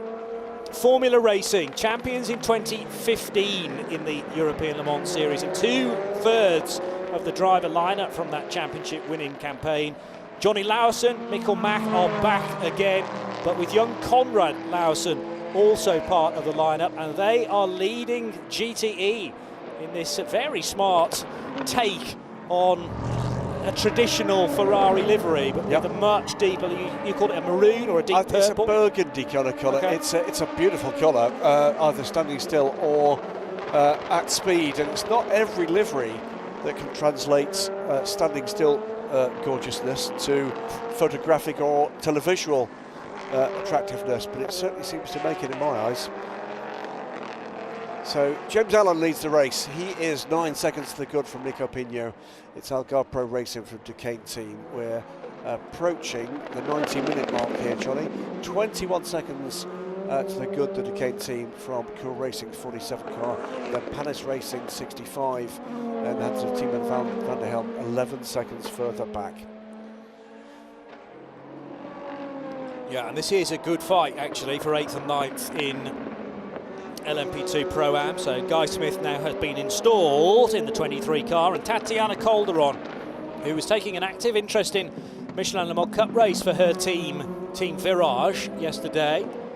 Calderon looking for a way by Guy Smith as they run out of turn 5, down the hill through the very fast kink at 6, and then you've got to get the car's speed arrested into the dip at 7, where you get a natural compression out of that corner now and through the right-hander at turn 9, with the reprofiled Lucaisa corner allowing a slightly better overtaking opportunity into this left-hander. There's also plenty of run-off as well, but neither of these cars need to use that. Run into turn 12, where you've got to be patient, and then last year at this point of the circuit you would turn sharp right and shape up for the chicane. Now Marino Sato being overtaken and off into the gravel as a result is the 57, the car guy Ferrari. That's now being driven by still Kimura, in fact. So Takeshi Kimura, the 57 car, doing a couple of stints to make sure that his 90 minutes worth are done as early on as possible, but Kimura will be feeling fairly hard done to there as he found the gravel trap, and by the looks of things not really through any fault of his own, early on in the opening sector. Johnny Lawson leading GTE in the Formula Racing Ferrari from Ryan Hardwick's Proton Porsche, number 16. Martin Berry in the JW Motorsport Ferrari taking pole position yesterday and still running in the podium positions. And Matt Griffin for Spirit of Race is 4th, car 55. So tucking to the inside line again, Guy Smith to depose one of the slower LMP3 cars. That's the Felbermeyer liveried RLR car, in fact. Yeah, Guy making his way steadily up the pack here, isn't he? And, Battling away with Tatiana Calderon. To see her back in action in an LMP2 car. DK Engineering making its way by a couple of battling 488s. Racing look there from the 51 on the 57. That is now Rui Aguas. He's a wily old fox. Yeah. Portuguese driver taking over from Crichton Lentudis, who did the opening stint. And we will still have Ulisses de Pau to come in that car. Meantime, Matt Griffin putting a move on Michael Fassbender. There you go, there goes the Irishman from the vantage point of the Irishman. Yeah, indeed so. Overlapping further back, that's the RLR car then being lapped by Edex Sport. And the 28 car has that worked its way further up the order, starting from the pit lane, remember. And the Edex Sport car now actually running in 8th place. So Paul Lafargue's done a very good job, again, keeping his nose clean from the start of the race. Running 5th in category behind Algarve and James Allen, Duquesne, Nico Pino, Richard de Guerres for Cool Racing, and Tymon van der Helms, Panis Racing 65. There's then 3 Pro-Ams in the form of Racing Team Turkey's Charlie Eastwood, Nico Lapierre in the second of the Cool Racing cars, and Nielsen Racing's Matthias Besch, despite that very gravelly moment when he had side-to-side contact with Martin Berry. And then it's the Edex Sport car running 8th overall of Paul Lafargue. But he's been the only driver in the Edex Sport car so far. Car 28 will still have Paul-Luc Chatin and Laurence Hoare to come. Yeah, that's one to savour. Keen to see how Laurence Hoare goes. His LMP2 debut. Also, of course, other talents to come. Time for the really big names, the emerging talents, and a lot of viewers down through the years of sports car racing keen to see how Milton Jakobsen gets on when he gets a turn in the 47 car. Apologies, the other car, it's the 37 car. That was the incident that led to the runoff for Kimura-san. I think just a misunderstanding between those two cars, and 57 overcorrected after the 47. It's a bit of a lunge. So Richard de Guerres eager to get through and not lose much time on the car in front of him, Nico Pino. We're now getting word, though, of Nick Moss reported to the stewards again for abusing track limits. Graham reckons that's the 4th time now. I think it is the the Euro 4th Internationals time. driver. He's had a drive through, he's had a stop and hold, he's had a 10-second hold, and this is going to get more serious. Yeah. It's I wonder whether it's always the same place that Nick's going a touch wide. Tricky to tell exactly the location. Now, a real standout performer for me from Racing Team Turkey we'll get a chance to catch up with now. He's got out of the car and he's chatting with Steph Wentworth.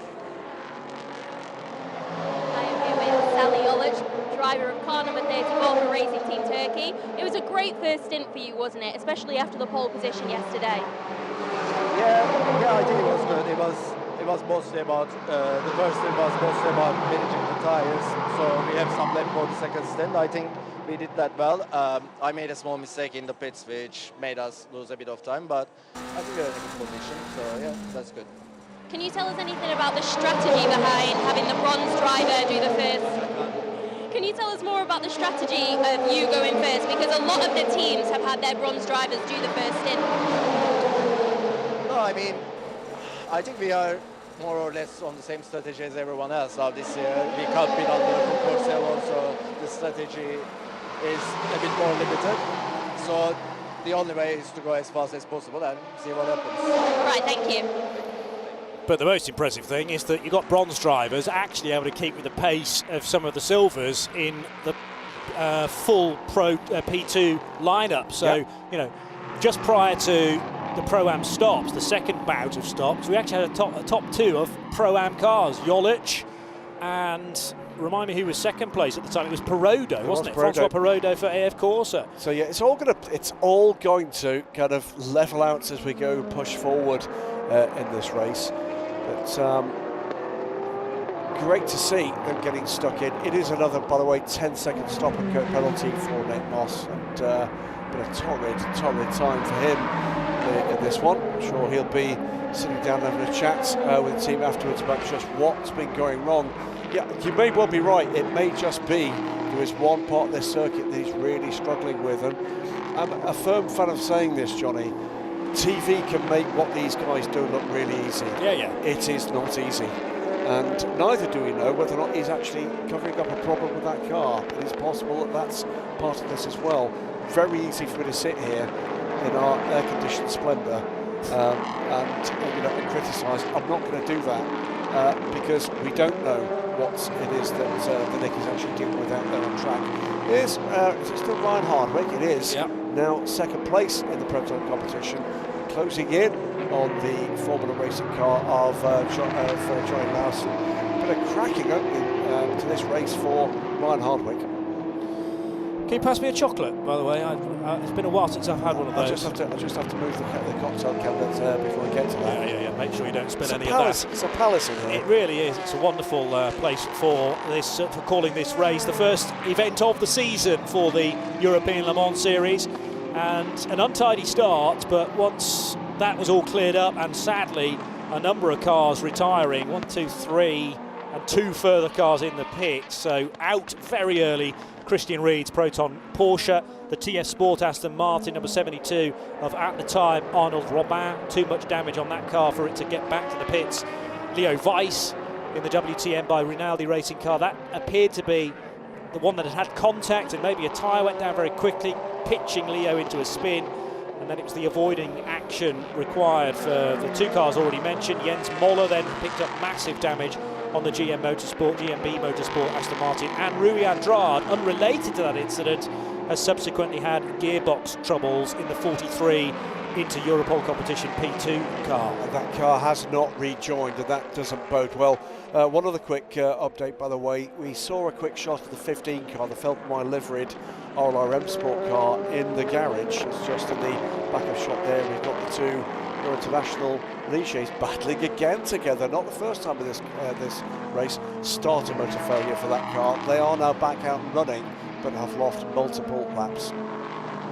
James Allen leading by a little over 4 seconds over Nico Pino, who's muscled his way ahead of Richard de Guiris for Cool Racing. So it's Algarve Pro, number 25, leading Duquesne's number 30. And now we'll focus briefly on the scrap at the front of GTE, because Johnny Lawson, vastly experienced, but it's been a number of years away from this championship for the Dane. You can't really tell, to be honest. Ryan Hardwick, who's brand new to the European Le Mans Series, trying to stick with the Danish driver.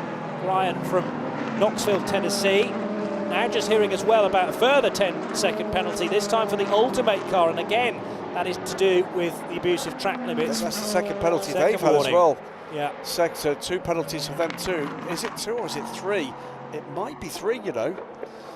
Well, we know that one of the areas closely observed is coming out of turn 14, because you were making the point yesterday that in qualifying, you not only get the current lap if you've gone wide at 14 deleted, yes, but you get the next lap deleted as well, because of the launch. Much higher speed you can then get to by running out wide. And it is difficult to judge. When you're a non-pro driver, you are entering turn 14, a blind right-hander, at the speed you think is about right, but it's not as if you can just suddenly shave off speed, adjust your line.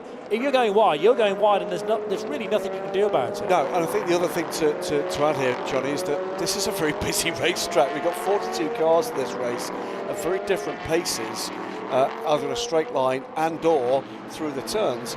You've got to judge your entry point into that corner, but also where your car is going to be against the potentially much quicker car that's coming up the inside. Yes. You can be caught out by that. Now, okay, that's unlikely to happen on every single lap, but it is not a simple thing to drive these cars at pace around a track like this, in traffic and with drivers of widely separated abilities. But the penalty system is deliberately incremental, correct, which means that you get a warning flag the first time you do it. If you persist, you'll get a drive-through. Further infringement means a stop and go, and then you'll get into the realms of stop and hold for 10 seconds, 15 seconds, 20 seconds, and it's just not worth it. For the time you're going to try and gain for going slightly wide at a corner, you know, your race spirals out of control because the amount of time you're being asked to spend on pit road serving penalties. Here is the race leader in LMP3, Adrian Schiller, who's been at the wheel of the Cool Racing car from the start and is now a huge, is that 12 seconds, 13 seconds ahead of Miguel Cristobal, when really they were trading fastest laps in the early stages. I just wondered just how much damage the Yatira driver had done to his tyres with that run through the gravel, and that will certainly have taken the edge off any kind of attack for a lap or two, and that's all it sometimes needs. Unbelievably, Nick Moss has been reported to the stewards for abuse of track limits a 5th time. Yeah, I'm almost convinced it's going to be the same area of the circuit now, but only Nick will be able to tell us at the end of the race exactly where he's being pinged. But a different line required and a different approach to said corner for the remainder of his stint. That will not be going down too well at Euro International. The sister car, much better placed in the hands of Adam Ali. Car number 11 is running in 5th position, behind Fabien Michal for Racing Spirit of Le Mans. DKR Engineering's Alexander Bukantsov, who's also been making steady progress. Now Bukantsov within category started quite a way down, 1, 2, 3, 4, 5, 6, maybe 7th or 8th places, and is now up into the podium spots, only a second and a bit away from Miguel Cristobal in 2nd. Yeah, 3 of the 4 classes almost at the same apex at the same time. It is a 30-second penalty this time for car 10. Message is being delivered, and those messages are going to come harder. Yeah, it was 8th place for Bukantsov, so he's gained 5 in the race so far. There's confirmation of the penalty for the Euro International Nick Moss driven car. And Alexander Bukantsov driving with the flag of the United Arab Emirates, hunting down Miguel Cristobal. Both of these drivers have been at the wheel of their relevant LMP3s again since the start. So some impressive and consistent driving from those involved. Jacques Wolf has been switched out from the number 31 car, which is running in 4th position in P3. Fabien Michal taking charge of that, and Michal in and around the mix. I mean, we've got quite a good line of cars there for 2nd position in LMP3 as Adrian Schiller continues to increase his stranglehold on the category. As Johnny said early in the race, watch for a bit of, I could put this, a kind of pendular effect in LMP3, particularly towards the end of this race, when you'll find out just exactly how these teams have managed their strategy. 2 time stops for LMP3 and 1 regular stop they will require. They can complete as quickly as they like. This is the number 4 DKR Engineering car from Luxembourg. One of the teams that do have representation in both LMP2 and LMP3. The other thing that I reminded myself of in the regulations about those longer time stops is that they have to have been completed before the final 15 minutes of the race. So it's not as if you can dart in and go, right, well, we'll spend a long time in the pit lane here from the race lead. Some point between, in that first 3 hours and 45 minutes, you have to have done 2 of the longer stops. And to be honest, that's very comfortably done because LMP3s will race for an hour before they need fuel. Yeah. But yeah, it's very interesting to me as to when those stops, or the shorter stop, is taken. Some teams have already done theirs. This is Timon van der Help under pressure from Charlie Eastwood. This is the LMP2 Pro-Am leader looking up the inside of the Palace Racing car, and he's got to make that move. Moves up into 4th position overall. Charlie Eastwood, pretty rich vein of form at the moment, and that was neatly done. 34 car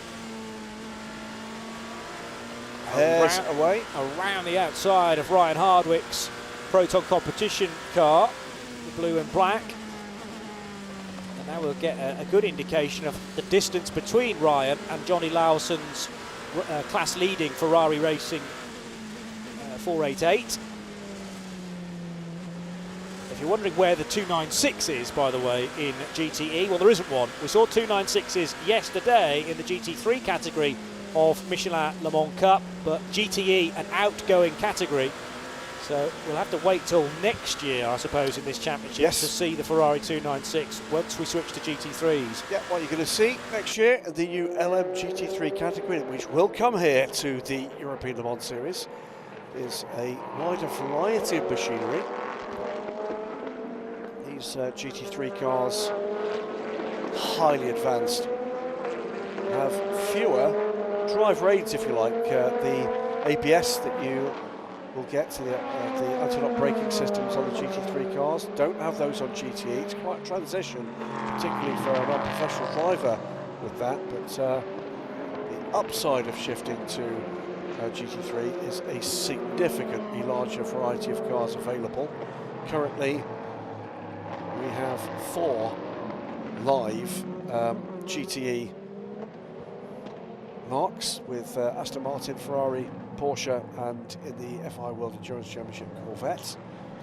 It's closer to a dozen in GT3. Yeah, 6 of those on display yesterday, indeed, in the Le Mans Cup. Fuel going in for car 23, that's Guy Smith, who's having a very good dice with Tatiana Calderon not too long ago. So he's pitted from, well, what is now 11th position in Pro-Am, but he's lost a couple of places having come down pit lane. So Calderon will be in need of some fuel pretty soon, but her team Virage car running 8th place in Pro-Am and ahead of Andy Merrick, who is teammate to Guy Smith in another United Autosports car, number 21. So busy track still. That early flurry, Johnny, with cars eliminated, but it's not made it that much less busy for cars trying to work their way through traffic. We are with United Autosports and Algarve Pro Racing, 2 of the staunch supporters of European and, for that matter, the Asian Le Mans Series championships. Both teams as well have featured in the World Endurance Championship and, of course, for many years at Le Mans as well. 2 regulars in the IMSA WeatherTech Sports Car Championship now, not too far from one another. Ollie Jarvis in the 22 United car, Jack Hawksworth tucked in behind in the 20 Algarve Pro machine. So you've got P2 versus P2 Pro-Am, but between these 2 pilots, very similar speed. Absolutely, both drivers here, firmly British, but with much of their most recent top-line sports car racing experience garnered in North America. And, good to see Jack Hawksworth being given an opportunity in a sports prototype.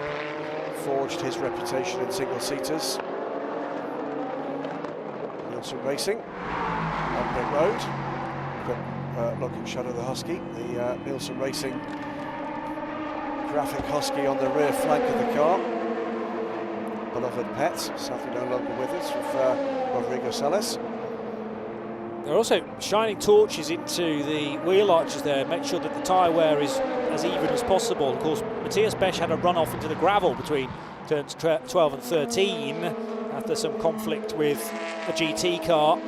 So it's important to monitor how the Goodyear tyre wear is getting on, especially considering, again, you've only got 12 individual tyres, 3 sets that you can use in a 4-hour race, and the qualifying sessions yesterday as well. There are some jokers available to you.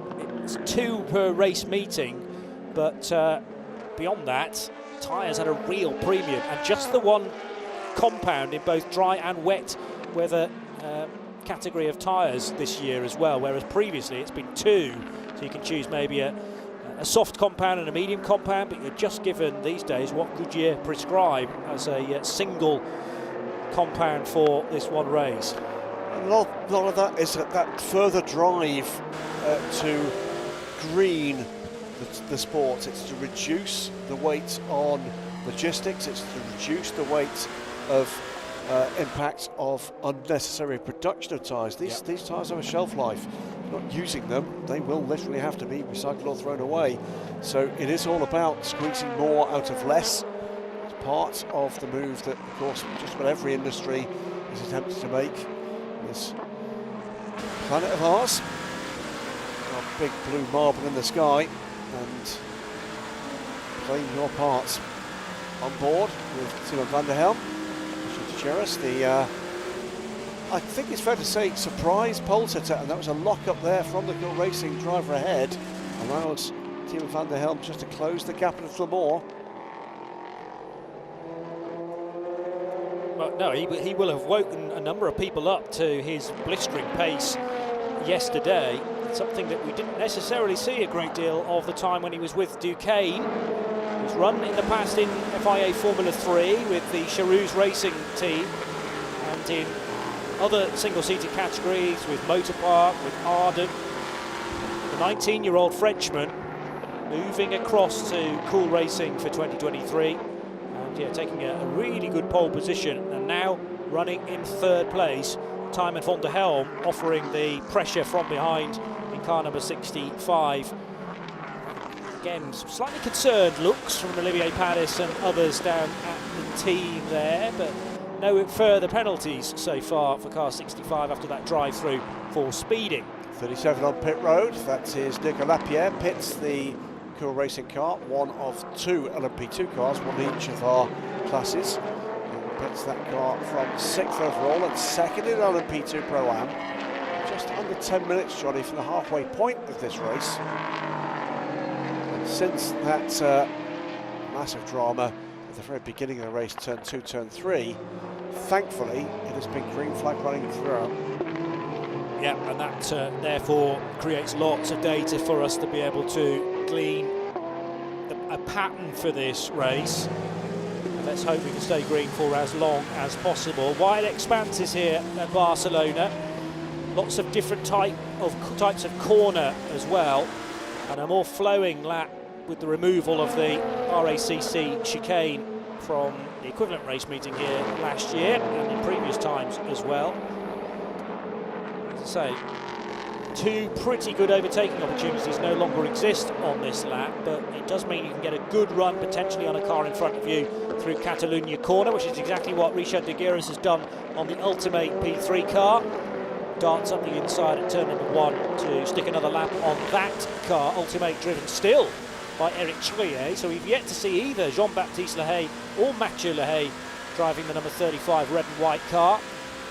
Timo van der Helm through the gears, the inside again of an LMP3 machine. Very close indeed now to Richard de Gueres in the Cool Racing car. Action on track, action on pit lane. 21 United Autosports car on pit lane. Andy Merritt brings that car in from 9th in LMP2 Pro-Am, 15th overall. Remember, 18 LMP2 cars started this race side by side. Got two highlighted cars, and through goes the 66 on the 57. That is for 6th position. It is Lorcan Hannafin on still Takeshi Kimura in that car. They've got LMP2 cars around as well that need to be taken into account as they continue their battles. Takeshi, I think, has been in since the start, hasn't he? He has, yeah. With no other drivers in car 57, with still Scott Huffaker and Fred Scharndorf to come. Lorcan Hannafin, a couple of seasons in the Porsche Carrera Cup GB with Nick Tandy's team JTR running in the pro class there, but he came out of Renault Clio Junior Racing, so for younger than 15-year-olds driving the hot hatches, and then moved on into Ginetta Juniors, which is what people like Ian Aguilera, who was in action yesterday, have come out of, that sort of discipline. But became a Porsche specialist, Lorcan Hannafin, and I wouldn't be surprised to see him now making progress in a Ferrari, but not too much experience. He raced with Rinaldi, but that was in P3, wasn't it, in the Asian Le Mans series? So yep, maybe first action in a Ferrari ever for Lorcan Hannafin. Race ploughs on. Remember, if you're new to the European Le Mans series, if you've been attracted in this direction by the boost in popularity of sports car racing in this new era, this is not one race, it is 4 races. There's 2 of the classes on pit lane right now. The number 30 car, comes in from second position overall, one of our LMP2 cars, two of our GTE cars, the production-based part of the grid here, the number 60 Porsche 911 RSR, GTE, 9 links, change of driver there, out steps Claudio Schiavone, one of the figures behind this Iron Links effort that will transition next year to be the team behind the entry of Lamborghini into the top class of the hypercar, the FIA World Endurance Championship, and also for the big races in North America and IMSA 2. It's LMP2 and GTE. The Duquesne team, Orica, gets moving. It's a second LMP2 class. We'll see them with the light blue number panels amongst this group. As I say it, there's one of them, 99 car. Differentiated by the driver mix, have to have one FIA bronze ranked driver, non-professional driver on their squad. And then in the midst of all that, we've got the LMP3 cars, purple number panels for those cars, with a Nissan 5.6 litre V8 engine powering those cars, less powerful, less aero than these LMP2 cars, spectacularly quick, getting back some of the power that they've had to cede to various regulation changes down through the years, almost back to what I would describe as being full rich, something like the high 500s in horsepower. And these cars capable in the hands of a full professional driver of lapping the Circuit de la Sarthe at Le Mans faster than any non-hybrid Audi or Peugeot ever did. Yeah, which is an impressive stat when you think about the advances made year on year. And particularly when you bear in mind this is a cost cap package. Well, yeah, it's true. So they're almost trying to slow it down and restrict the amount of cash being spent by all of these teams. But even though the budget has been slashed, still the technology continues to advance, and actually lap times are continuing to tumble. No restriction on tyres in GTE, so you can keep throwing Goodyear Eagles at GTE cars, and quite understandably there'll be a new set for probably a new driver in car number 16, because Ryan Hardwick's at the end of a double stint. Again, he'll need a good old rest after that. It's pretty warm out there. I want to say, while we talk about Ryan Hardwick, that car is coming out now. Takeshi Kimura surely has given over the wheel the 57 he has. It's Scott Huffaker at the wheel of that one. Zach Robichon in car number 16 with the new tyres. Yeah, Canadian driver there, and delighted to see that. Is that a problem for? No, it's just an odd angle of the shot. Still to pit, by the way, as we close in on the halfway mark, with 2 minutes to go to the 2 hour mark. And now running in second place after a completely fault-free run, other than that mild nudge to the rear of the 57. I think the best race we've seen so far from Michael Fassbender. Looks to be enjoying himself out there, and that's a leap. We talked earlier on the race, Johnny, about the mental load that racing at this level, with this kind of racing, 4 classes of cars, 40 cars on track, places on any driver. But Michael Fassbender has put an absolutely stunning run today. 17 seconds back from Matt Griffin. Matt, a full professional driver, remember. And I have to say, the game of survival at the start of the race was so important for Fassbender as well. He will have got more and more used to driving around sometimes the carnage that we get at the start of these races, and there is an element of luck involved in that, I fully appreciate, but also the ability to read the road a few cars in front and say, I've got to go off onto the grass here because this is my best opportunity of keeping all the panels straight. And just like the Ferrari did in front of him, a couple of wheels out in the weeds, but he returned to the racetrack still straight in the GTE category. They had a really good fight with Takeshi Kimura throughout their stint. I'm sure they'll have a chance to have a word about that in the next hour or so, because generally speaking it was fair. Yeah, that little bit of nose to tail contact coming out of turn 10, but otherwise a clean fight, and Fassbender is able to hand the car over to the next driver. So Martin Rump may be the next one to take charge of that, keeping Richard Leeds, the Platinum, back for the final stint. We will wait and see. Yeah, It's the pump action shotgun, isn't it, of the driver lineup. Is it going to be Martin Rump? Is it going to be the wily old fox of Porsche factory racing that is Richard Leeds? His dry humour and wry smile, absolutely brilliant for this effort.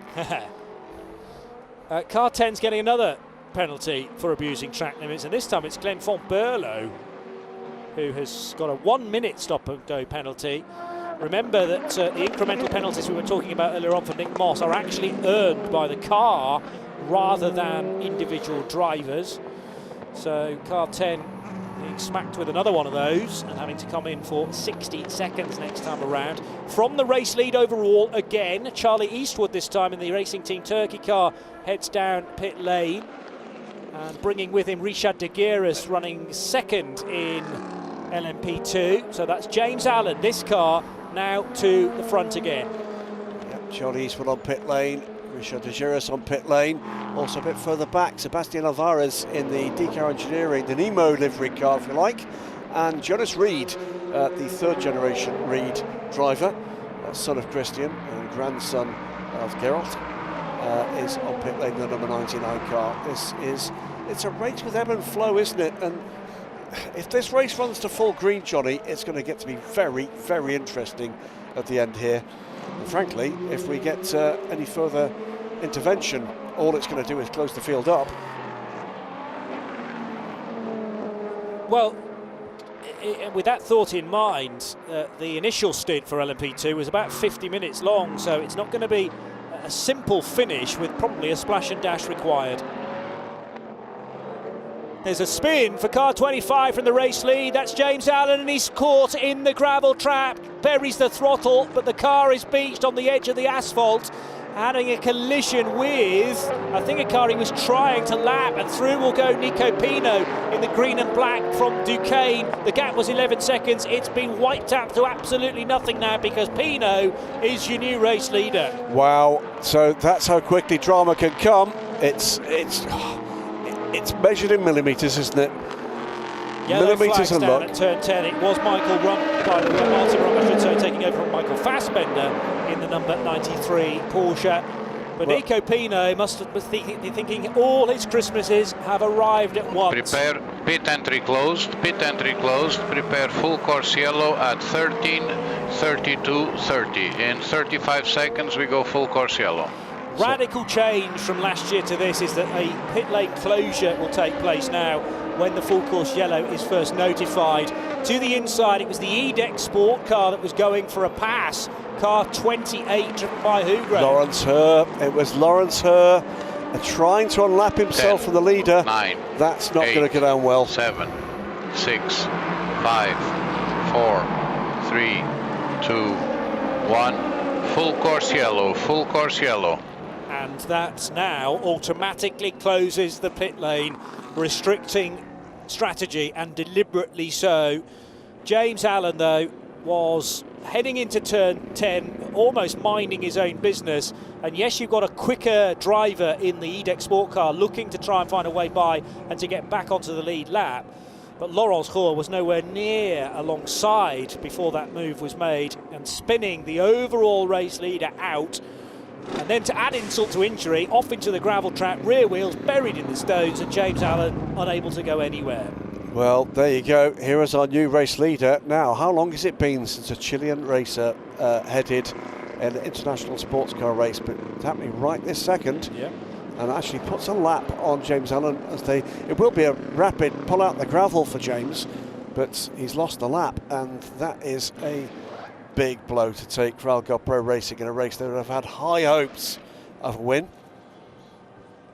And 31 car is on pit lane. Cars that, of course, were on pit lane before the red light came on. Please remind drivers we are recovering a car at T10. We have marshals and we have a pickup being exposed. Please remind drivers we are doing recovery at T10.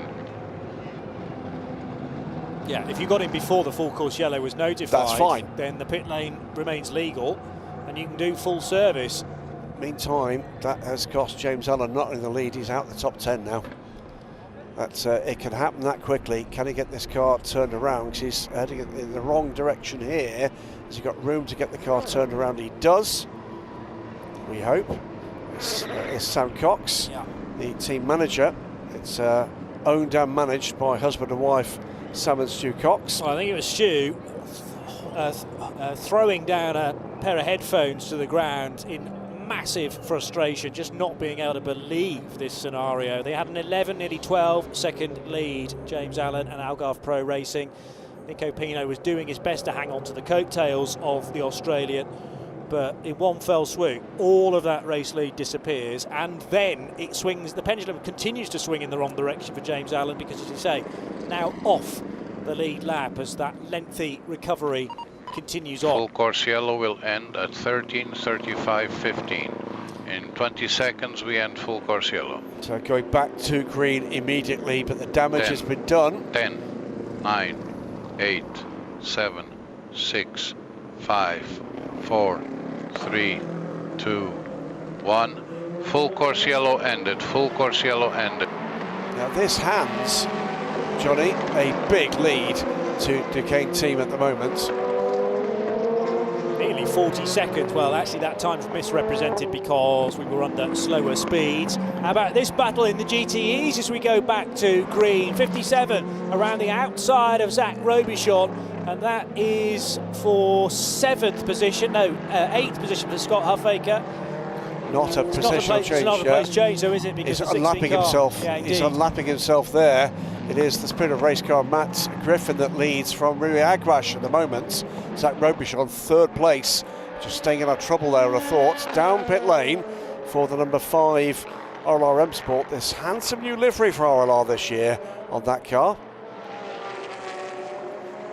And carried by the Le Mans Cup cars that RLR runs as well. The only different one is the Felbermeyer family associated car in the typical Felbermeyer colours. Not in Le Mans Cup this year. Are they not? No, it's a Ligier European Series. European Series, Yep. beg your pardon. Yep. Got mixed up there with the JSP4s and the JS2Rs. Yep. Two very good races from that championship yesterday that we brought you live. Yeah, this is effectively the European Le Mans Series, the 3rd rung on the International Sports Car Racing ladder. Happily, we've got the whole ladder here with the Ligier European Series, the One Make Series, with 2 races this weekend. Michelin Le Mans Cup, LMP3 and GT3, and now the European Le Mans Series as the ACO and LMM, who run the championships on behalf of the Automobile Club de l'Ouest, look to attract takers, teams, drivers, manufacturers to move on up the international ladder to the FIA World Endurance Championship.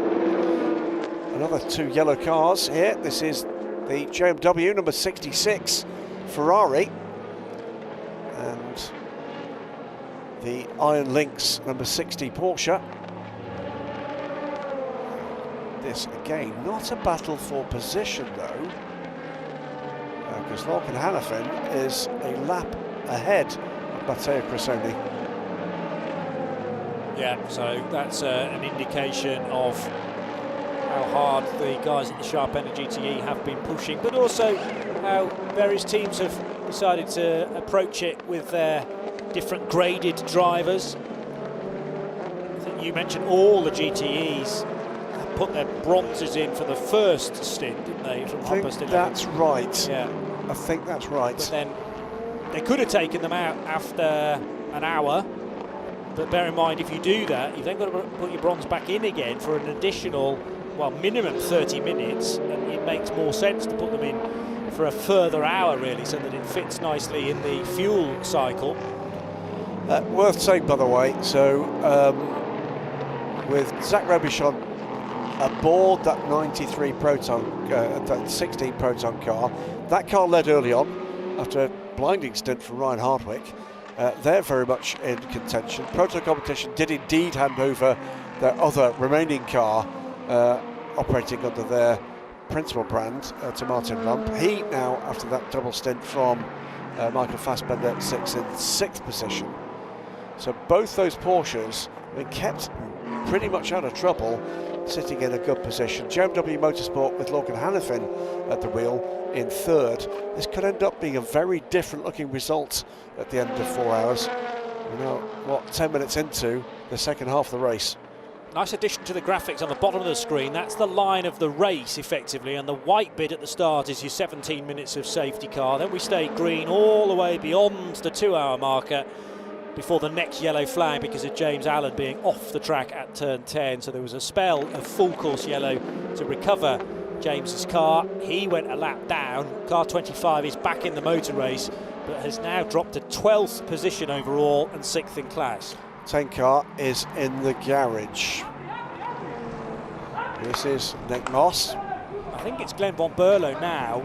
Yeah, he brought the car into pit lane, but Nick Moss, we were mentioning his name a number of times, unfortunately, because of the amount of track limits abuse penalties he was getting. And that looks to be a mechanical drama now for car number 10, which is running 10th in LMP3, so 36th position when you combine all 4 classes.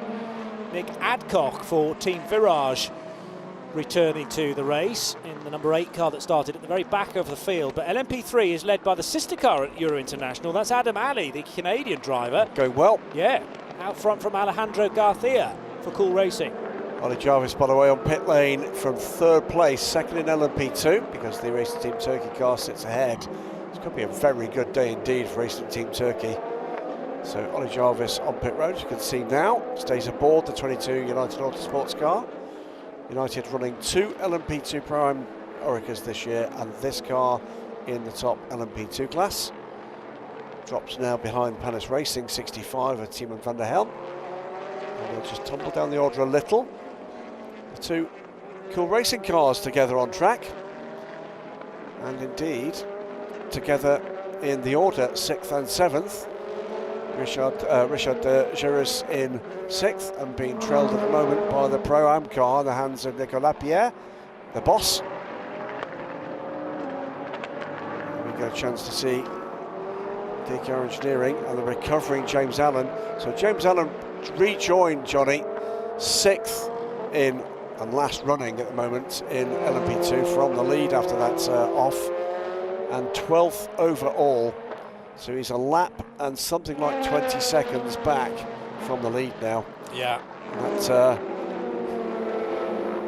needs a safety car. Yeah, Steph might want to take a step back when she holds the microphone towards James there.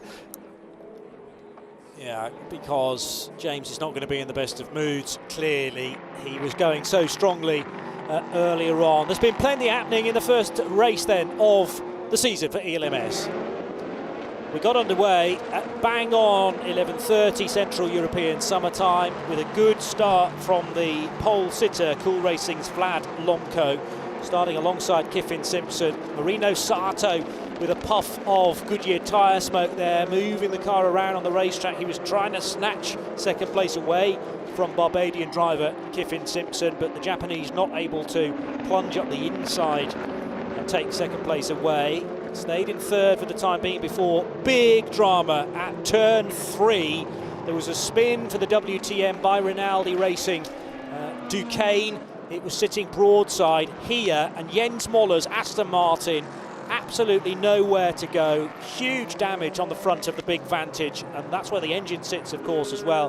There was then additional contact with Christian Ried and the 77 Porsche exiting stage left.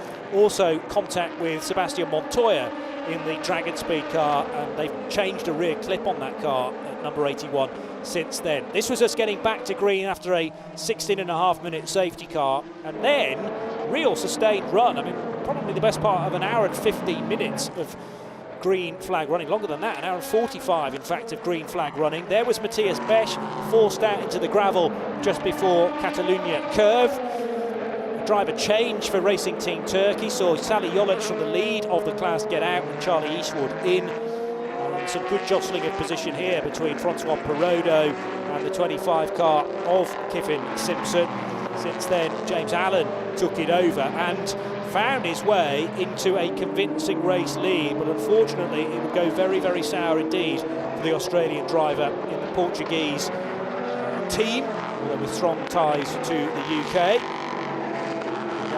16 car, the Proton Run machine, Ryan Hardwick did a double stint and definitely keeps that car in the mix for a GTE podium. And it was also a good opening couple of stints from Adrian Schiller, the number 17 Cool Racing car. This was the dice at the head of GTE between Formula Racing's Johnny Lawson and Ryan Hardwick.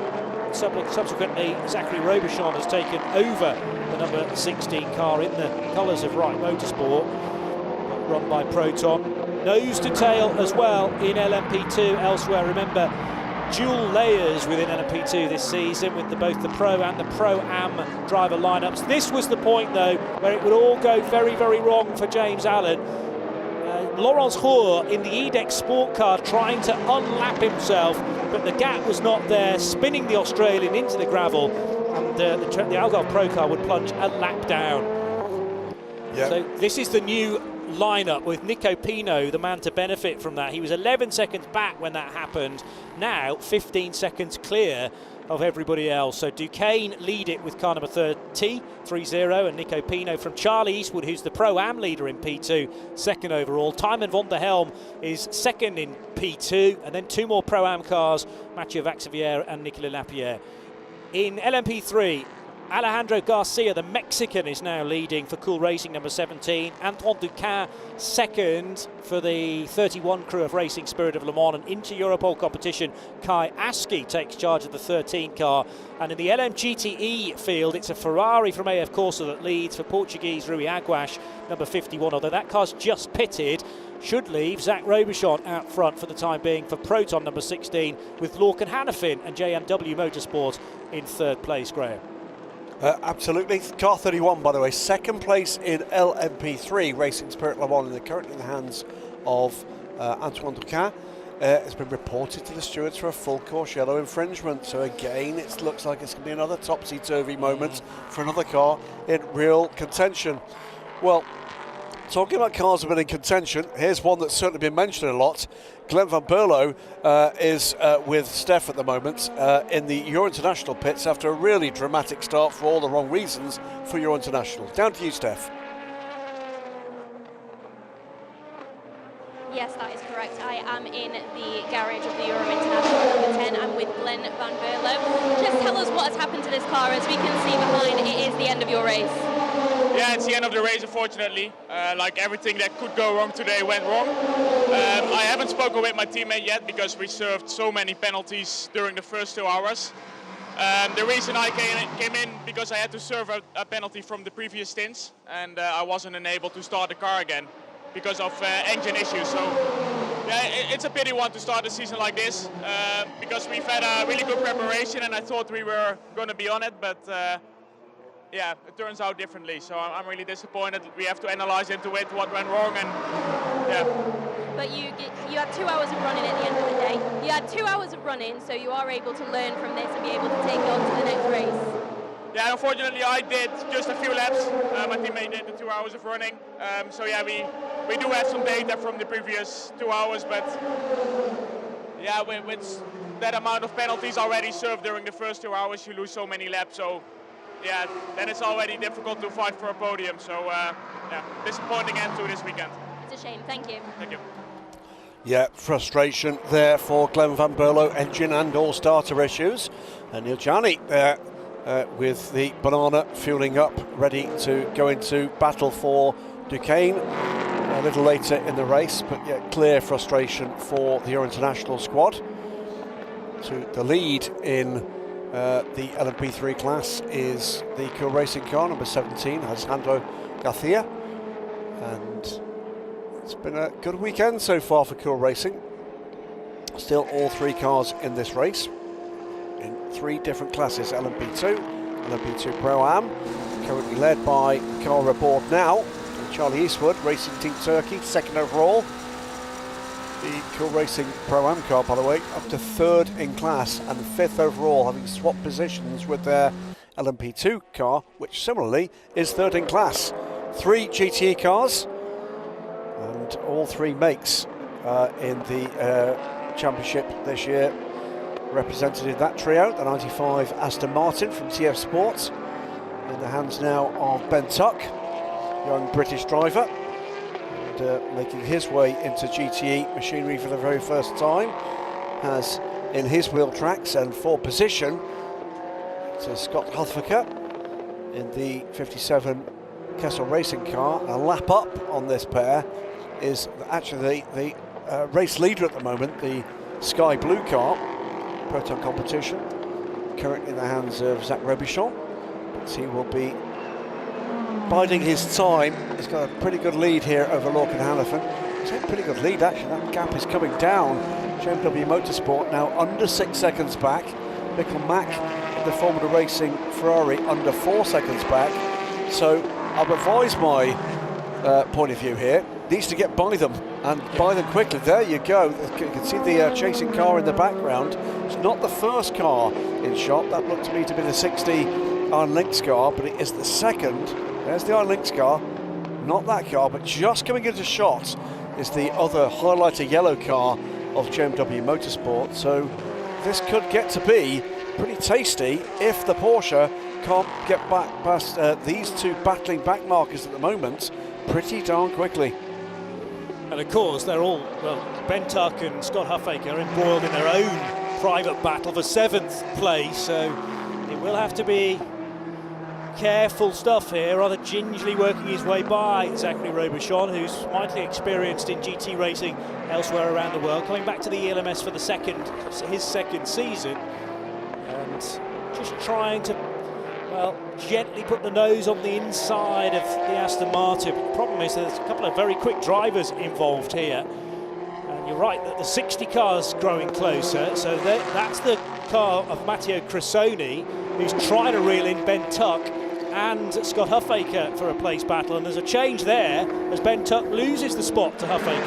Yeah, and that's the other dynamic, isn't it? The other car in picture here is battling with the two cars that Robichon needs to get by. So we've got two battles in 5 cars in 2 groups. Robichon up the inside, that's neatly done. Ben Tuck let him go there. So that's one part the enigma sorted. Is Lorcan Hannafin managing to close the gap? He is. He's taken about half a second out here. This is the Formula Racing garage.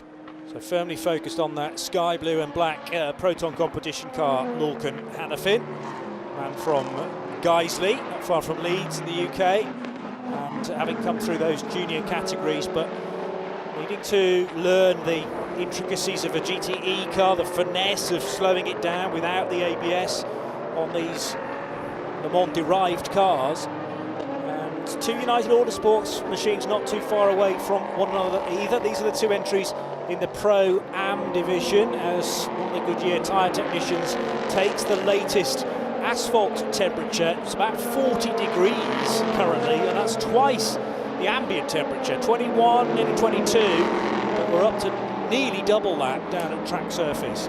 Come down to tyre pressures have been put on the cars at these pit stops. It's one of the variations that is open to the teams.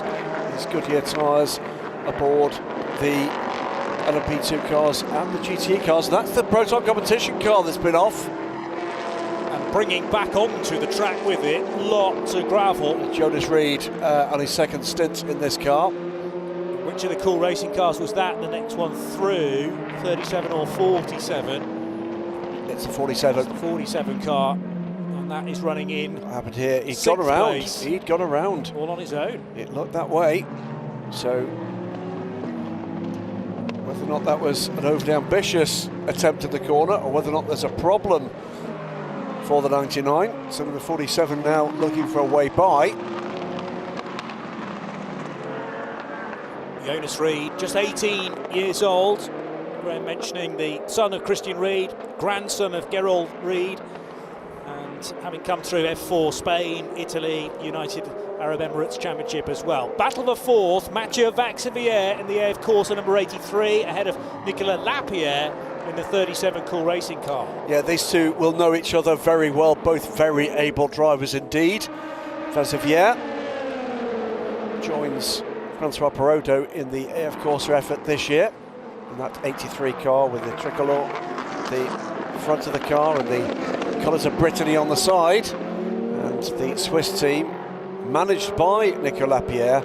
He's pushing hard here to try to get onto terms. This is the LMP2 Pro-Am battle for second, and it's a battle for 4th overall right now. Still got talent to come in these cars. It's Ben Barnicoat to come in the 83. It's Milton Jakobsen to come in the 37. Just in the background there is the 81 car of Dragon Speed. The car a little way further back in the order after the problems early on for Henrik Edmond. And that is a move being put on Mathieu Vazevière. Lapierre through, takes the place. Yep. Neatly done. Vazevière didn't like that. He's going to try and fight back. Can he? Find out. Sebastian Montoya it is in the Dragon Speed car. Goes side by side with Vazevière. Merest of touches, I think, there. Wheel arch to wheel arch that hopefully they will get away with. It becomes more complicated if there's any steering input from either of those cars. So how did Lapierre get in front of Vazevière? It was down the hill through the kink at 6. Had to be so careful not to run into the back of Matthias Kaptrich, though, in the Felbermeyer liveried 15 RLR car. Kaptrich effectively our final runner there in 36th position. Yeah, that was surgical, wasn't it, from Nico Lapierre? Look at the gap he's got with Vazevière having his mirrors full of Sebastian Montoya, having had that side-to-side little love tap, and that's cost him time. Position has gone, and it's time for Nico Lapierre to be off up the road and try to close the gap to Timo van der Helm for 3rd overall. Still, Montoya not giving up that position as they both make their way by Martin Rump in the 93 Porsche. 93 Porsche, by the way, cycling back up to 3rd position now. Big gap though before the 2nd place car of Mikael Mack. With those 2 caution periods, the safety car and the full course yellow, all sorts of different strategies in play here. And again, as is always the case, as we see, this lead gap is down under a second, you know. This is the overall lead gap. Nico Pinho from Chile. Charlie Eastwood from Northern Ireland in the Racing Team Turkey car. French car, British engine. French team leads, French car, British engine. Turkish flag team run by a British team. It's always an international effort in sports car racing. Definitely strong ties to Istanbul. That's where Sally Jolic hails from. And, he'd previously run championships like the British GT series and also a winner in the Michelin Le Mans Cup in the early days of that with Ewan Hankey. And then making the change to Racing Team Turkey. And there's been a variety of pro drivers with Racing Team Turkey over the years, remembering back to Jack Aitken, Logan Sargent, Harry Tinknell. Harry Tinknell spin that car, yeah. Yes. And Charlie Eastwood, as you say, Belfast born, although runs with the Irish flag. And very close indeed now to 18-year-old Chilean Nico Pinho. A terrible look at the end of last season, in contention for the LMP3 title, and the last 15 minutes that all went away with a clash on track. Neil Jarni, one of the hard stare. Wasn't it just? So Neil, world champion, Le Mans winner,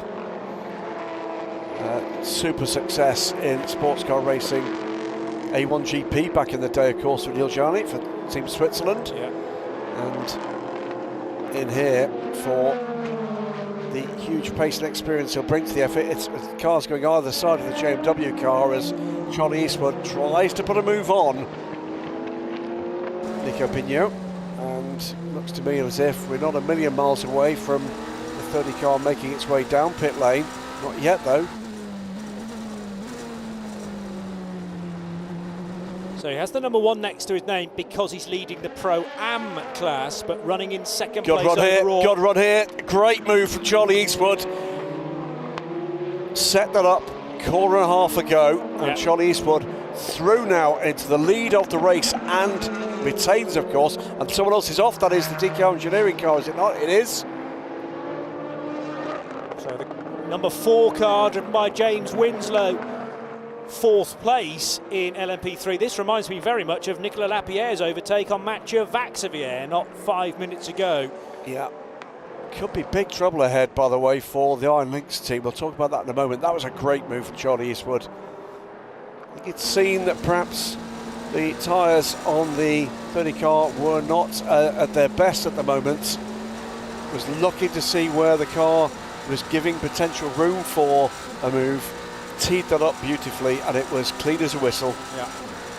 So again, not for the first time, a Pro-Am car leads effectively a full Pro lineup, although remember in each of the LMP2s there is still a silver driver. If it stayed like this, by the end, the 30 car would still get maximum championship points, wouldn't they? So it's not a huge disaster to allow a Pro-Am car through because they are individually scored for the championship, but nevertheless, Duquesne will want to win outright, I'm sure, if they get the chance to. It's going to be a stop-and-go penalty called shortly for car 28, causing a collision with the 25, the leader. That was Lawrence Hur on James Allen, so it's going to be a stop-and-go penalty. It's a penalty, but I'm sure James Allen will feel that the consequence for him and for his team's ambitions is not enough from his point of view. That is what has been decided here. What's that? That is the 4 car running off, isn't it? It is a little earlier. The Kaiser Bank corner, which was reprofiled a couple of years ago. Look at a crowd in the grandstand at turn 10. Yeah.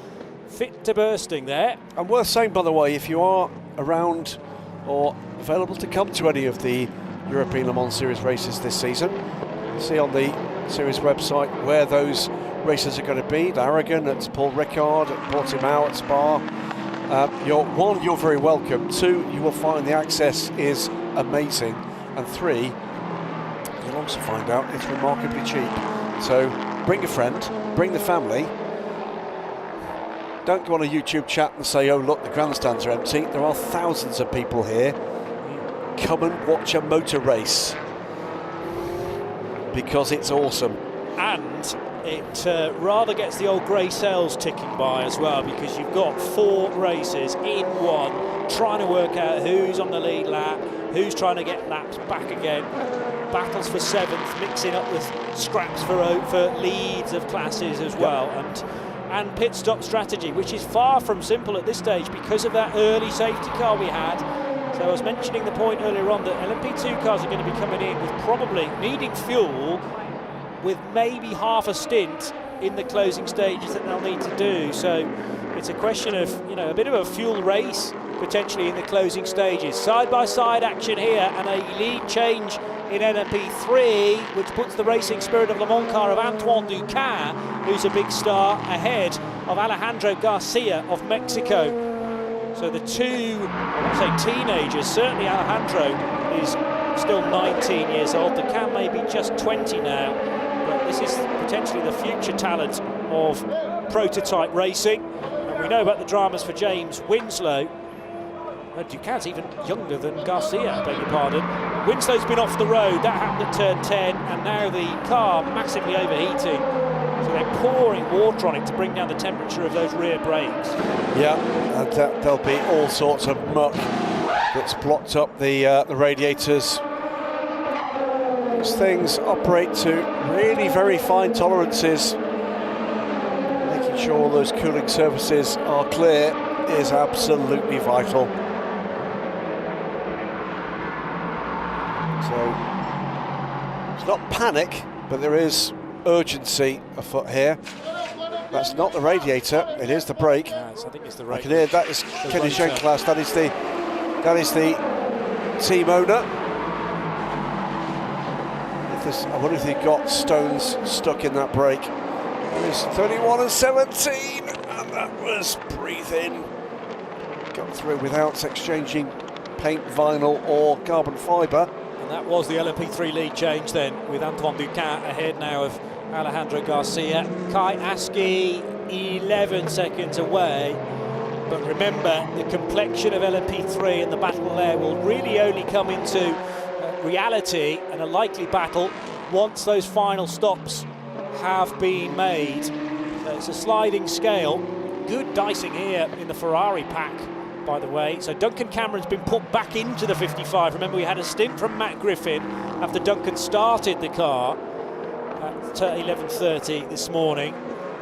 And this happens more rarely, I would say, in GTs, to split the bronze stints, but Duncan's got to do a total of an hour and a half, and looks like he is sandwiching effectively the Matt Griffin stint with David Perel still to come in car 55. I was going to mention, by the way, I did say there was potential as Håkan Hannafin takes a look up the inside there. Potential for trouble for the Iron Lynx car.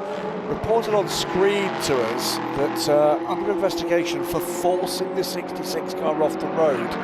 Did that, that's not going to go well.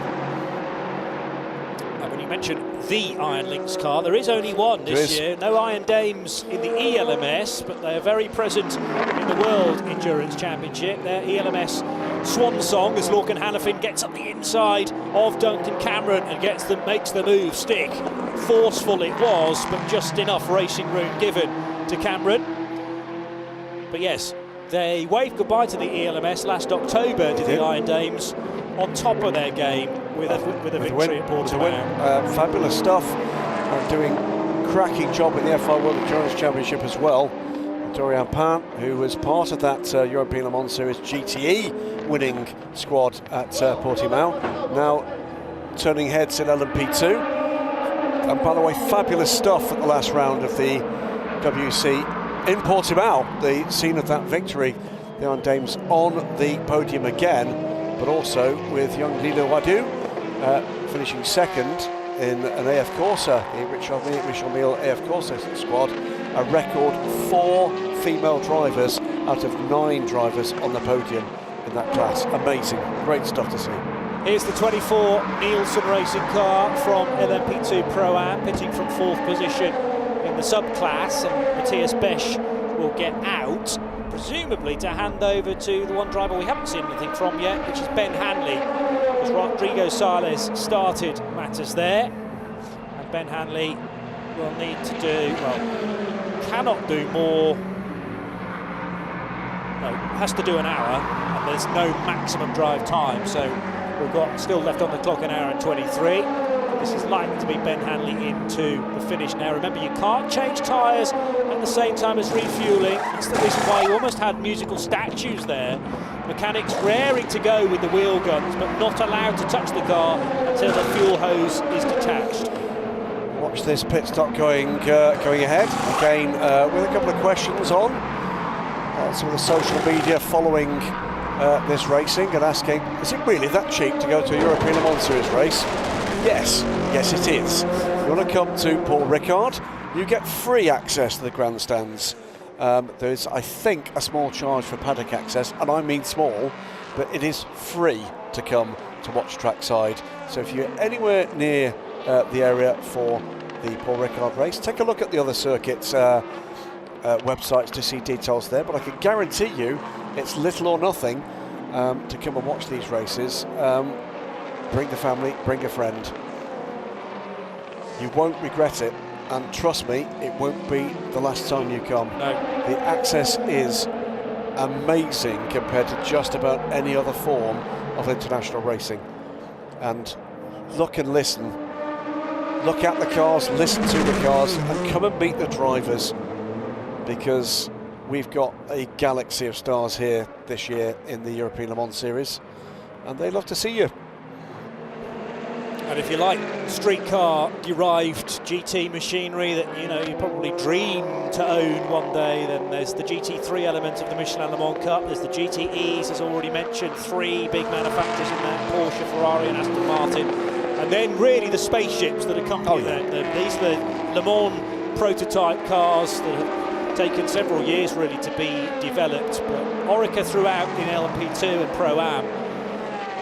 But it's effectively single-make racing there, therefore it's still an open category, amazingly, but Orica built such a good car that every team has gone the way of the 07, but that means that the fight is even more even. Make no mistake, the Orica 07, we're looking at one of them here, the number 30 car, pitting from second overall, comes out second in LMP2, but now 4th overall. That car right there is one of the absolute wonders of 21st century motorsport. It is a cost cap package, and yet the speed, the lap times that those cars deliver, it has been a real pickle for international rule makers to slow these cars down to allow lower cost top class cars to compete with a performance gap. It's that good. Wheels spinning on pit road for the 65 car.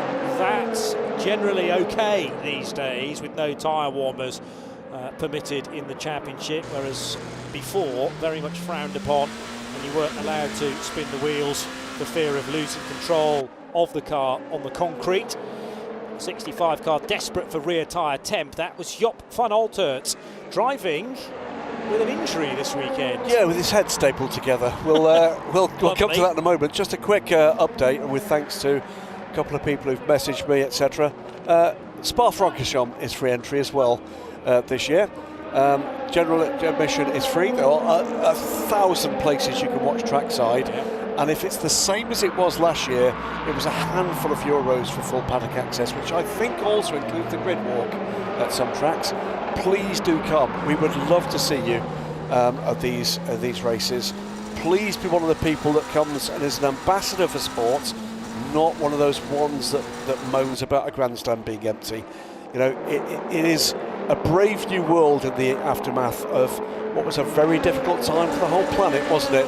And it's great to see families and fans coming trackside again. As they are here, they may not be filling the massive grandstand at on the start-finish straight, but trust me, there are plenty of stands around here and plenty of people watching from trackside vantage points. There are thousands here. There's something like 27 to 30,000 at Portimão last weekend, and it's only going to grow. 300,000 coming to Le Mans this year.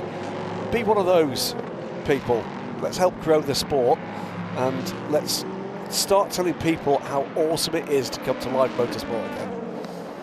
Battle for 6th and 7th in GTE between Gregory Huffaker II, or Scott Huffaker as he's known to his friends, and Matteo Cressoni, who has run for several years now in the ELMS. He's at the wheel of slightly more unfamiliar Porsche for Cressoni, known for several years as a Ferrari specialist, both in the 458 and the 488. So Cressoni closing in on the car that he knows perhaps a little more, but this Porsche from the Iron Lynx team. But did you say earlier on there are ties with Iron Lynx and Proton? Is that effectively a Proton run car? It is a Proton run car. They run out of a separate garage here, but with Proton and Porsche's technical assistant, it is a Proton-owned car, as are the two that run at the WEC's 3 different cars. Proton have a fleet of 8 of these fantastic 911 RSRs, and Claudio Schiavone loves this car so much he's desperately trying to persuade Christian Reed to sell him one. Wow, excellent. But the future of Iron Lynx going the way of Lamborghini. Completely. They already have shifted their GT3 efforts there. Of course, there is no GTE version of the Lamborghini, so they've shifted across to Porsche for a single year. But we will see and we will hear the Lamborghini hypercar, which is due into competition in the World Endurance Championship at Le Mans and in the big races in North America as well next year. Real exciting times in world sports car racing. Of course, the European Le Mans Series definitely has its place, but the landscape is changing elsewhere. But again, a capacity grid. Now, this was a bit daring, down the main straight and into the first corner for car number 37, driven by Malte Jakobsen. Jakobsen on Van Utrecht. So, young tall Dane on the start from Panis Racing, and Malte Jakobsen doing well there. Should explain what I was saying about having your head stapled on. Jan van Utrecht, who is a smashing guy, was with all of the other drivers for the class of 2023 photograph that was put together on the main straight here a couple of days ago. Came back to the pit lane via one of the escape holes in the pit wall without having realised there's a steel frame above it. Clattered his head and has got multiple surgical staples in his scalp as a result. Nasty injury, but as I hope you find amusing, as a racing driver, missed his brain by a clear 4 feet. So he's absolutely fine and good to be out there, and still very, very quick. Cool racing lead in the hands of Richard de Geras, the 47 LMP2 class car on the way out of the pits. Louis Delatraz now aboard the 34 Racing Team Turkey car. That car leads LMP2 Pro-Am, is second overall. And it is Duquesne team in the hands of Neil Jarney now. Oliver Jarvis in the hands, as his hands on the 22 United Autosports car. They're second and third in LMP2, third and fourth overall. And then it is the charging Malte Jakobsen now aboard the 37 car. So both Cool Racing LMP2 cars in the top 5 overall. Was that the 47 kicking up the dust? However, just getting word now of a penalty that's going to have to be taken by the LMP3 class leader, a drive-through for pitting under full course yellow. That was said earlier to be under investigation, but yet that is going to hurt them badly. That is going to lose them. They might come out in the top 3, but they're going to lose first and second. That was right on the edge, wasn't it, from the race leader, Richard de Geras, pushing hard. Richard de Geras. Oh, car off in the gravel. There's a 93 Porsche from Proton, I reckon. There's someone else off. There's 2 cars involved there. 2 cars there. damaged there, and one that's going to really struggle to get out of the gravel trap. So 93 being driven by Martin Rump. And have they tripped over one another? It was a GT, it was an LMP3 car involved in that. Yeah. I got a feeling that might have been, was that the 35? It could have been. Ultimate. Yeah. It's happened at Repsol Corner. 3 cars, all as one, going into turn number 4. Lost the Ultimate car on the curb, lost the rear end, and just clattered the 93. Martin Rump completely the innocent party there. So the 35 car caught out with Jean-Baptiste Lehay. He mounted the curb, rear end stepped out and clouted the rear end of the Porsche, and that's left the 93 car that was running in 3rd position buried in the gravel. That is absolutely horrible luck. Especially for Michael Fassbender, because as you rightly said, just about his best couple of stints to date in the ELMS, handing over to Estonian driver Martin Rump. We weren't very far away from Richard Leitz being able to be put into that car as the platinum driver in GTE. You can't do longer than an hour and 15. Well, we're just inside an hour and 15 now. Probably Martin would have stayed on the racetrack for another quarter of an hour or so before handing over to the Austrian driver. But we're going to go into a full course yellow now in order to recover the 93 Porsche from Repsol Corner. 2, 1, full course yellow is deployed, full course yellow. And just as we do that, or just before we do that, Cool Racing's lead car in the hands of Richard de Geras on pit road. That will give the overall lead back to Racing Team Turkey.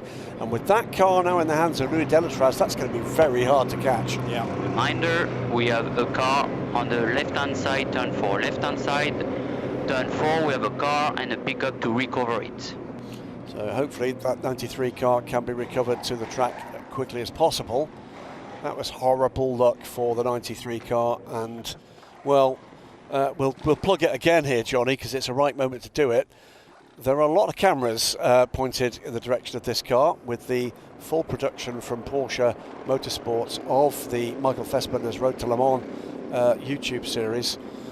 Keep an eye on that Porsche Motorsport channel through this year and into next, because trust me, you'll see the reactions to that. It's the Nissan Navara, I think it is, trying to pull the Porsche out with as little delay and no damage. There is Richard Leitz. That's the reaction. He knows what could potentially have been such a good result, slipping through his fingers now. Already down, by the way, to 8th position, this car, and still not out of the woods or indeed the gravel yet. And the scope now, when if Richard can take charge of that car for pretty much all of his stint, just to have gravel rattling around in that car all the way through, which will cause quite a distraction. You know, if you've ever had one of those the in-car cameras mic'd up after one, it's basically like just chucking a bucket full of gravel into a tumble dryer. It's really, really unpleasant. It must be vastly distracting. And there's the potential, obviously, for brakes or at least stones to get between brake pads and calipers. And the team may even elect to put some blowers on that car, maybe put it into the garage with the airlines, make sure that all the gravel is free of it before Richard Leitz takes charge. So it's dropped back down to effectively stone last now in GTE. Let's hope that Martin can at least get the car back out onto the racetrack. Just looking at damage on the right-hand side of the 23 United car that's third in this row, this train of five LMP2 cars. So it's the Proton car in the front of the shot here, the number 99 car. That car runs 6th in Pro-Am, 9th overall. Then it's the 22 car from United Autosports. That car actually, or is it the 22 car? Can't be the 22 car. It's supposed to be behind it. It must be the 21. 22 is the one with the red roof, and then the blue car, I think, is the 21. It's just corrected itself. I was confused by the fact it's just fallen behind the Proton car because it's cleared a timing sector.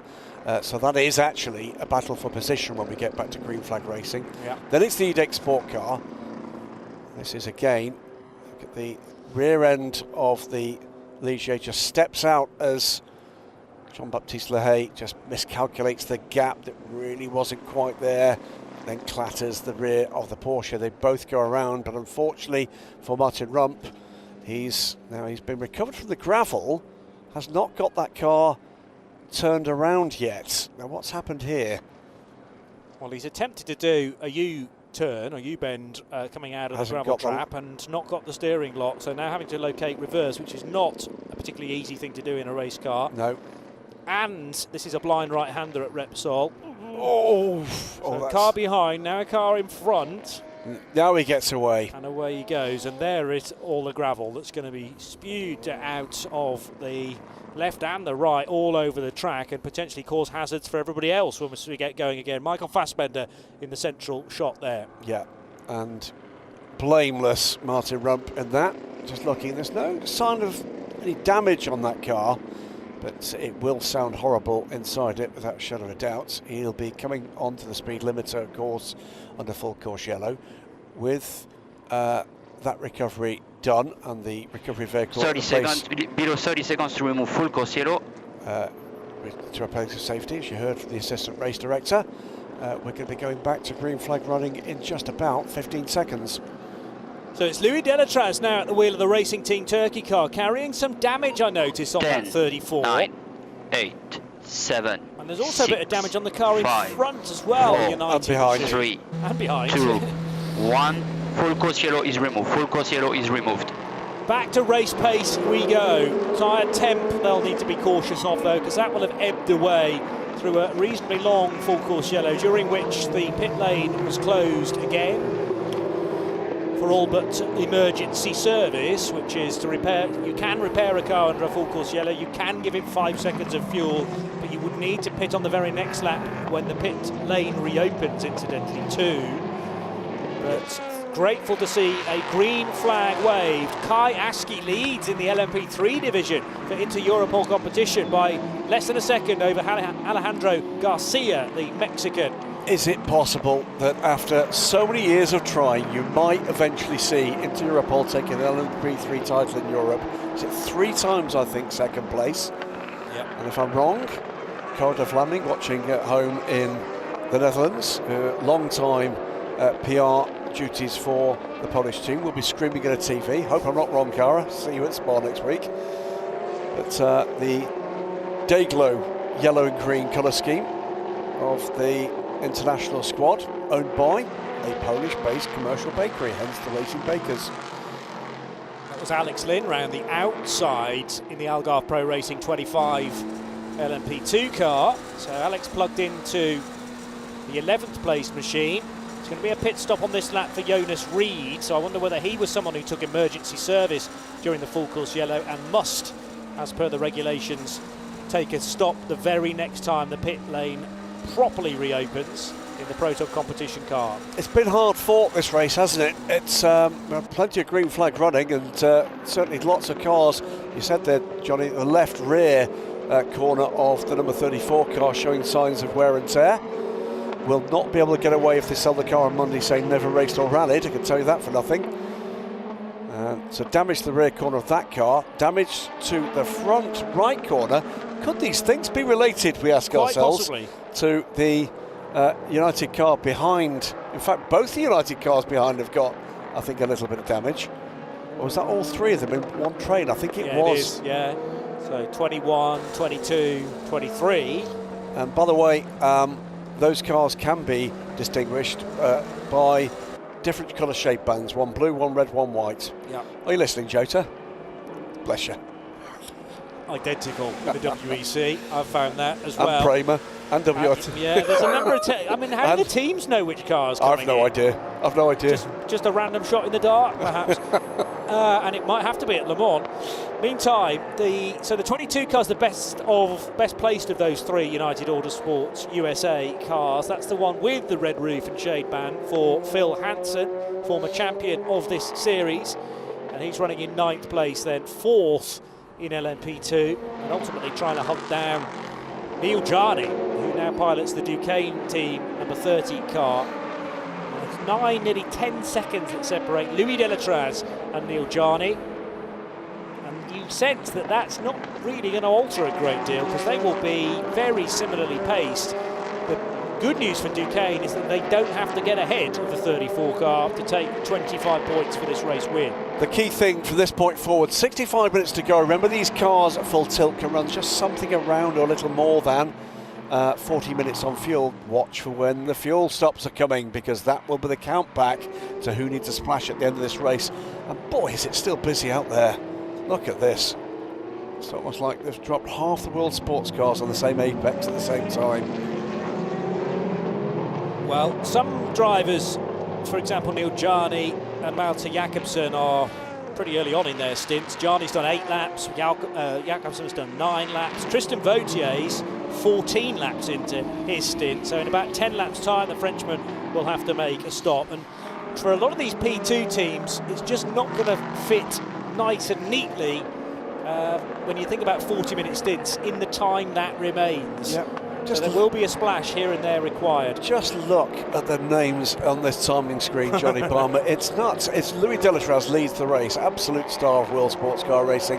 Neil Jarni, as we said before, Le Mans winner, world champion, absolute star there. Jose Miguel Lopez, current star in hypercar for Toyota, Le Mans winner and world champion, as in comes the 16 car, by the way, down pit road. Not a million miles away. This quite possibly could be its final stop. In fact, should be its final stop, as the Panis Racing car Jan van Uytert runs slightly wide in avoidance.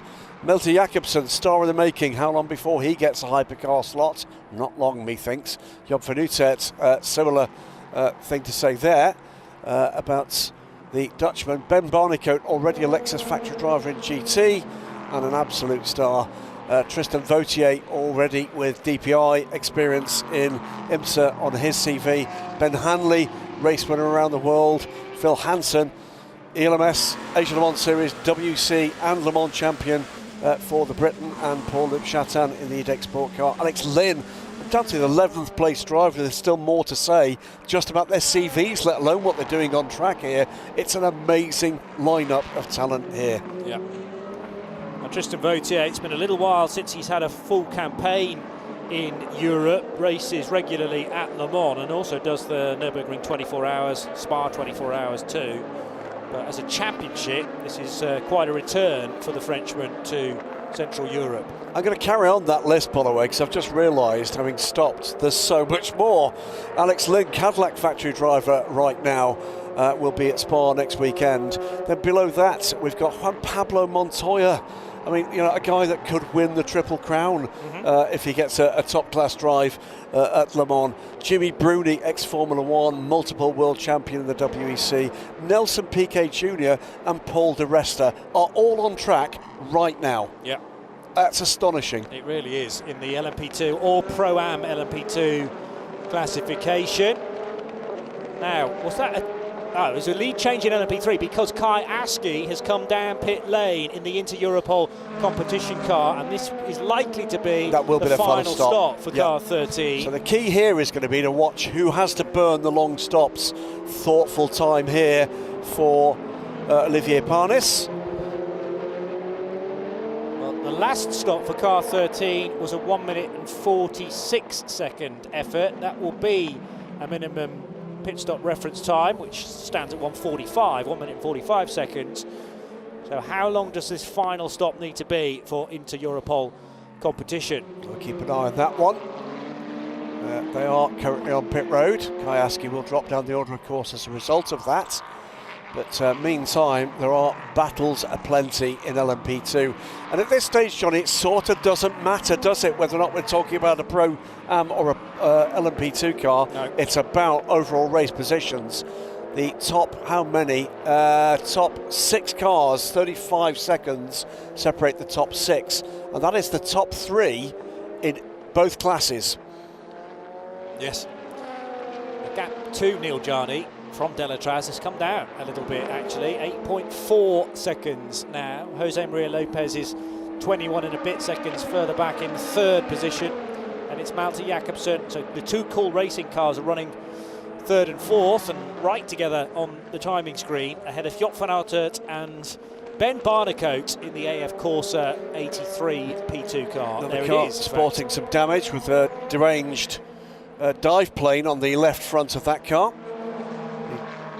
A Dayglow red, almost orange dive plane has been dislodged. That won't be helping matters, but doesn't seem to be slowing Ben down at the moment terribly much. It'll just lack a little bit of bite, that car into the corners. Joop van Uitert won't care about that. He'll care about the fact that his mirrors are full of Orica. Delatraz, Jarni, Lopez, Jakobsen, van Uitert, Barnecoat. They are the leading group, and under 40 seconds between the 6. Ben Barnecoat probably getting a touch of understeer up from that side of the car, and that's particularly difficult when you're trying to pitch the car into turn 9. And as you say, get the response that you would ideally like. The last thing you want is the car to skate off wide on the exit of turn 9. There's a huge gravel trap there which will take some getting out of. Yeah, that 13 car, it was one of its time stops. It's had to burn at the end there. It's a minute and 47 seconds. Who else is due down pit lane? The answer is all of them. So it's a matter of whether or not any of the cars ahead have got their performance pit stop still to come, or are we looking at about a minute and 45? Still desperate work underway in the DCAR engineering pits. Their chances of a meaningful result have gone. They're looking to salvage points at this stage after what looked like braking issues for the number 4 car of James Winslow. It's Wyatt Bricacek who has taken charge of the 13 Inter Europol competition car then, the 22-year-old from Denver, Colorado, and having had a number of seasons experience in single-seaters in the US, like F4 and the Indy Pro Championship. He had a season in the Asian Le Mans at the start of the year, and now moves on into the ELMS. More warning flags coming through, by the way. This time for car number 5 for abusing track limits. Also getting word that the DKR car number 4 is unlikely to return to the racetrack. Well, James Winslow's been out of the race for a long time now, sadly, and that car you could probably add to a long list of retirements, Graham. Yes, indeed. It was a warning flag, by the way, for car 60, the Iron Lynx car, for forcing the 66 car off track, and also a warning flag, I mentioned one DCAR car, as another car runs off track, and that is, which of the 2 Cool Racing cars is that? And also off the track, the 95. So it's all happening in that corner. I wonder if there's something down on track there. That was... I think it was Malta. I think it was. Car 37. Did he run off in avoidance, seeing the spinning car ahead, I wonder? Yeah, maybe. And that's led to him losing a position, 2 positions in fact, to the battling cars behind him. In-car from him would be interesting, wouldn't it? So Malte Jakobsen running wide out of turn 13, but the lose from the Aston Martin number 95 was at Catalunya corner itself. Ben Tuck at the wheel of that car, now shown as stopped on the racetrack. Well, we know for a fact it's stopped, it's facing the wrong way. Trying to get the thing started up again. Yeah, Ben's trying to fire that big 4-litre turbocharged engine back into life. From 7th position, Tristan Vautier brings the number 20 car from Algar Pro Racing down, refires the car. Will it fire up? Still double yellows there. How much longer before an intervention is going to be required? If he can't get it started soon, we'll surely need... Bollard rolls towards it, offering assistance. You're no help. not a nice place for Ben Tuck to be sitting, because actually that bollard is going across the racing surface now, isn't it? he'll be able to see the whites of the eyes of everybody piling their way out of turn 13 and into the affected area at 14. Well, question one, why is Ben Tuck off there? Was that, did he jump or was he pushed? Question two, I am presuming that's what unsighted Milton Jakobsen led him to go offline and run off track as well. Returning to the racetrack, Matteo Cairoli. Might not be a bad move here. Oh, Ben Tuck's going again. Leaps over the bit of turf that separates the racetrack from the pit lane and straight into the pits. Maybe he was waiting for the gap in the traffic, in fact.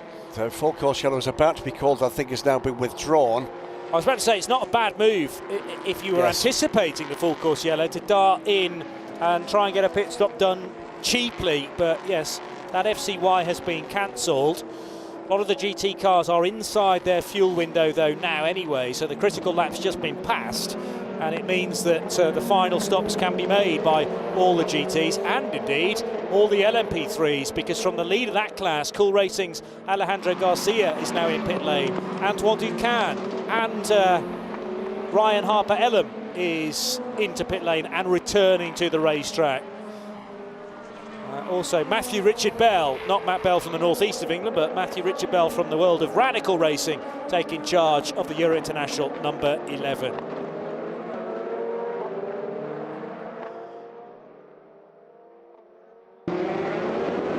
There's been an awful lot happening in the opening round of the European Le Mans Series. The 4 hours of Barcelona getting underway with plenty of sunshine bathing the start-finish straight.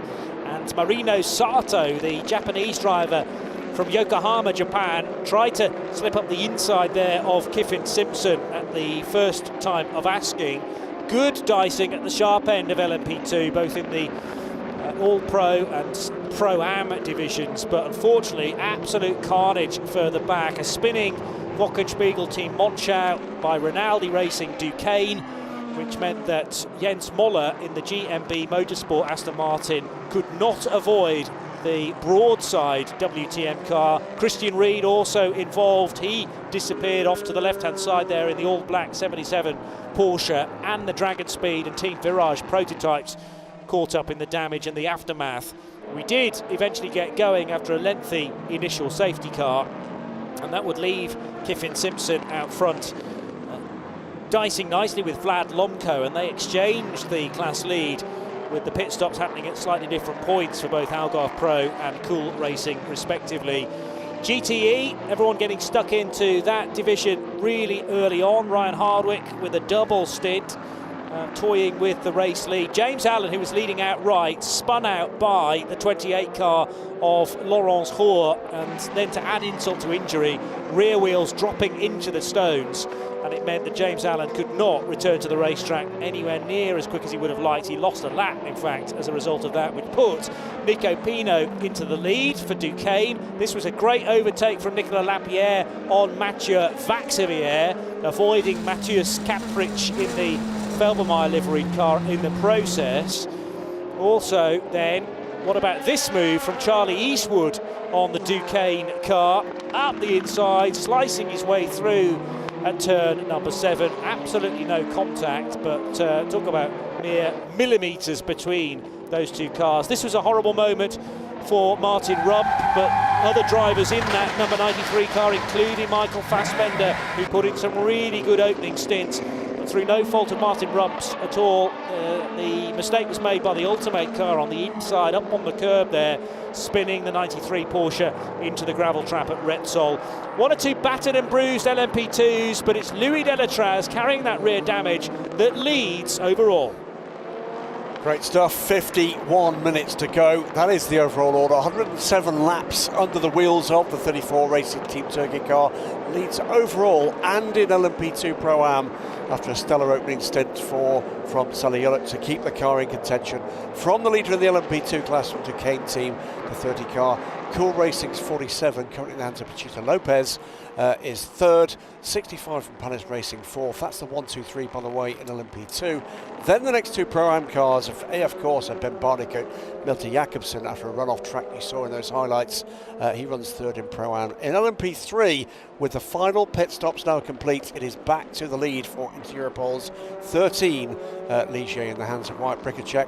Antoine Ducin is second for Racing Spirit of Le Mans in the 31 car. Cool Racing's Marcus Siebert sits third, and then in GTE it is Proton Competitions number 16, the sky blue car, now in the hands of Alessio Picariello, apologises. Conrad Lauerson sits second in the burgundy coloured number 60 car from Formula Racing, and JMW Motorsport in the hands of ex-overall champion John Lancaster, that sits third. And a bit of a replay there of more woes. This 11 time car, from yeah, 11 from Euro International. It's not been a great race for Euro International, has it? That car currently sitting fourth for Matthew Richard Bell, and that's not helped their campaign. So I think we've now had, Johnny, all of the final pit stops for the GTEs and for the LMP3s. Now we're going to catch up from the Aston Martin world in a second or two, but keeping a close eye on Louis Delatraz leading Neil Jarni in LMP2. Let's head for Steph though and Aston Martin Racing. Here with Ben Tuck, driver of car number 95 for TF Sport. Ben, that's not how you wanted this stint to end really, is it? No, to be honest, I was just sort of minding my own business. It seemed like a pretty decent stint, nice double, is exactly to plan. Managing the tyres, managing fuel, everything's going fine. And literally, as I'm coming into the pit lane, I get hit from behind by a P2 car. So, I mean, we were told in the briefing that it was a place to look out for, and for P2 cars, that would be a risky move if they tried to go to the inside. So I tried to fully get over to the right as quick as I could. And he followed me, and then by the time I had to hit the brakes, he was already underneath me, and it just lifted my rear wheels and spun me back across the track. And then after that, because I'd rolled backwards, we had a neutral issue, a gear selecting issue. So it just took ages to actually get it fired up again. Such a shame, really, because you were running quite well, and your teammate's now in the car to complete the final stint. Yeah, like you say, we've got Johnny in the car now, and he's one of the best pros there is. You know, top Aston Martin pro, and I've just handed the car back 4 minutes later than it should have been. It's so frustrating. Well, it's such a shame. Thank you so much. Thank you. So he was trying to get in the pit lane. Yes. We hadn't realised that bit as on the Cool Racing 37 or 47, yes, it is the 47, jumps over the grass area there on the exit of Repsol. Oh, this is all getting very, very close contention now. Both the Cool Racing cars. On the inside goes the 83 car. That is the AF Corsa car, Ben Barnicoat. He's leapfrogging cars as he goes here. The two Cool Racing cars shuffle back to being in contention with each other again. It is Ben Barnicoat, it's Milton Jakobsen now behind Jose Maria Lopez. And if that is, I think, the 37 car going through to take that position. Yeah. Now you talk about Jota and Prema. Cool. Oh, there's a touch between the teammates. I was about to say it's very difficult to tell these two cars apart because they both run with the blue wing mirrors, but there is side-to-side contact there, Graham, between Jose Maria Lopez and Malte Jakobsen. Well, this is Lopez running wide. Okay. Loses 2 positions there, loses another as he recovers. Watch another replay here. This is the 34 car running wide. That's just the earlier, I think. But that was Milton Jakobsen putting a move on the team car from Jose Maria Lopez, and either Lopez didn't see it or didn't like it, but that was very edgy stuff indeed.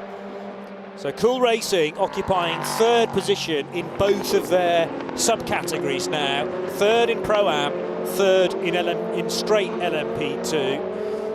Third overall is in real contention here between 4 cars. Yeah. It is the lead car, Racing Team Turkey, Louis Delatraz, is going away a little here. He's 13 seconds to the good from Neil Jarni, who leads in LMP2. It's a Pro-Am car leading the race. We said this might happen with interruption, and it has. 30 seconds back, Jan Venuta has shuffled his way forward, defended that place well, and is in third place overall, second in P2 for Panis Racing. Under a second behind Ben Barnicoat, a second behind Milton Jakobsen, a second behind is Jose Maria Lopez. This ain't done. And now charging his way up the inside is the EDEX Sport 28 car driven by Paul-Luc Chatin. First time we've mentioned his name in anger in this race, but a regular with the family French-run team, EDEX Sport. it may be further trouble here. It was Jose Maria Lopez that hit the Aston Martin. The incident we just heard described by frustrated Ben Tuck, as we had a bit of Tokyo Drift action there from the 25 car. That is the recovering Algar Pro car in the hands of Alex Lynn.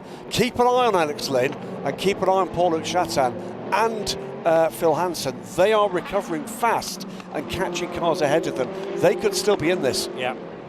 But the incident involving Ben Tuck in 95 Aston and Jose Maria Lopez in the 47 Cool Racing prototype happened about 12 minutes ago, and clearly Race Control have more footage of it than we've been exposed to so far. But it was expertly described by Ben Tuck trying to get across the road into the pit lane.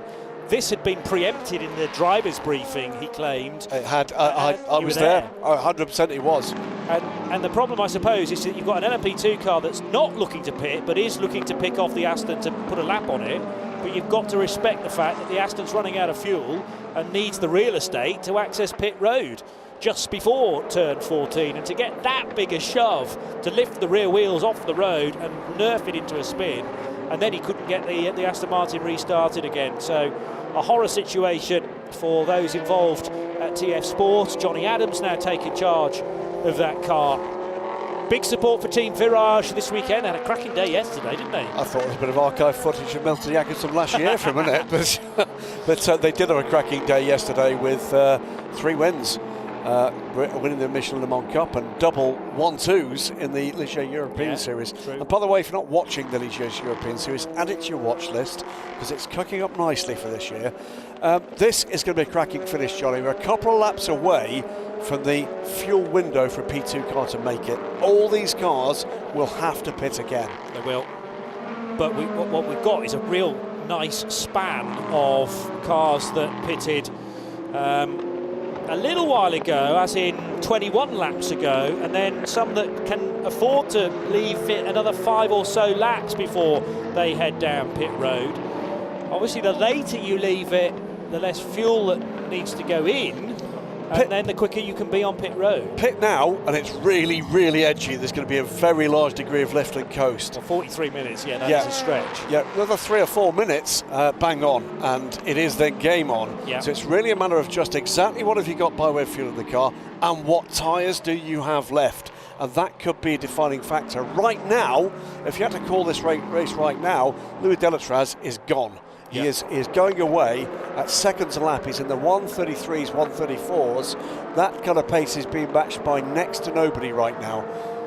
Chasing him though, Neil Janney, being chased from a distance by Joop van Uite. Ben Barnicoat, we're looking at there, and Barnicoat is being chased now by Malte Jacobsen, who is closing on the AF Corsa car and is gapping Jose Maria Lopez. Yeah. But Jacobsen has less fuel on board currently because he pitted, I reckon, 6 laps before Jose Maria Lopez. It's almost as if Cool Racing are trying to cover both scenarios here.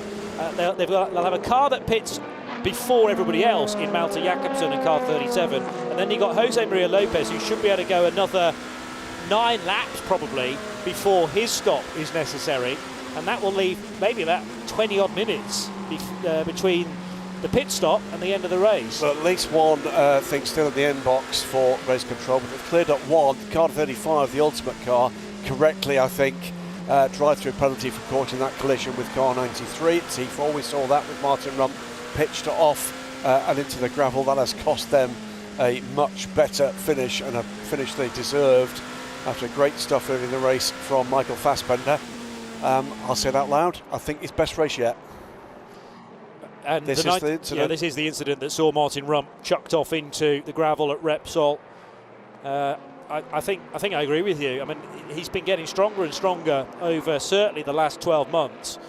It was a tough first year in ELMS, but that was in 2020.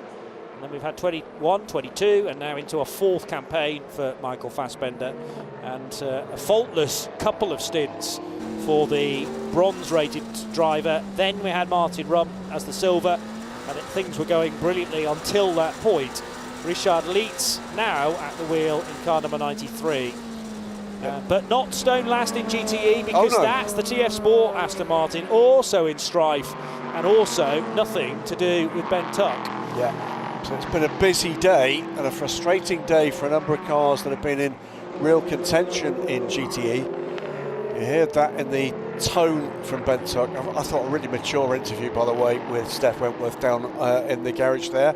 Described it perfectly, expressed his frustration, didn't lose his temper. I can't say as I'd do the same. I'm not sure he knew which of the LMP2s was the instigator at that particular point, but we know now, because car 47, driven by Jose Maria Lopez, has been shown up on our race control messages. Still looking at that incident for the time being. Malte Jakobsen, I think, is going to be in either 2 or 3 laps from what is 5th place overall, 3rd in the Pro-Am division, and that is going to then trigger a whole load of pit stops, including for Neil Jarni and Joop van Houten, likely to be in on the very next lap after Jakobsen peels away.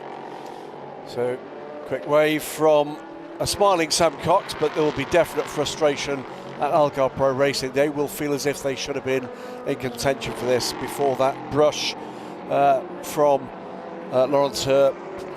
Disappointingly clumsy, I thought, that one. That was a young driver trying to make his way forward and show what he's got. Picked the wrong moment to do that, I'm afraid.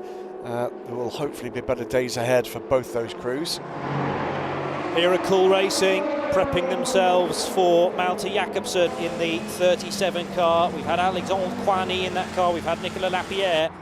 Will it be Jakobsen retained until the finish? Now, we talked a lot about Malte Jakobsen. Let's talk a bit more about him. He is the reigning LMP3 champion, and good afternoon. So I'm sure you're watching Mo Smith and Mikey Benham. Shared the Cool Racing ligier to the title with the young Dane last year. It's fair to say that anybody that's watched this young man's progression into and through the sport is excited by the prospects of what lies ahead. Look at the quality of the drivers just ahead of him. Joop van Houten in the Palace Racing car, under pressure from the extremely highly rated, correctly so, Ben Barnicoat. And who's there in the mirrors and closing on them? It's the tall team from Denmark, Malte Jakobsen.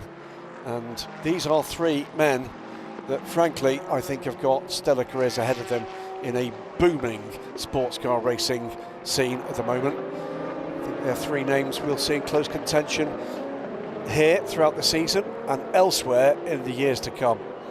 And if not, I'd like the answers on a postcard as to the reason why, because they've all got absolutely fantastic talent.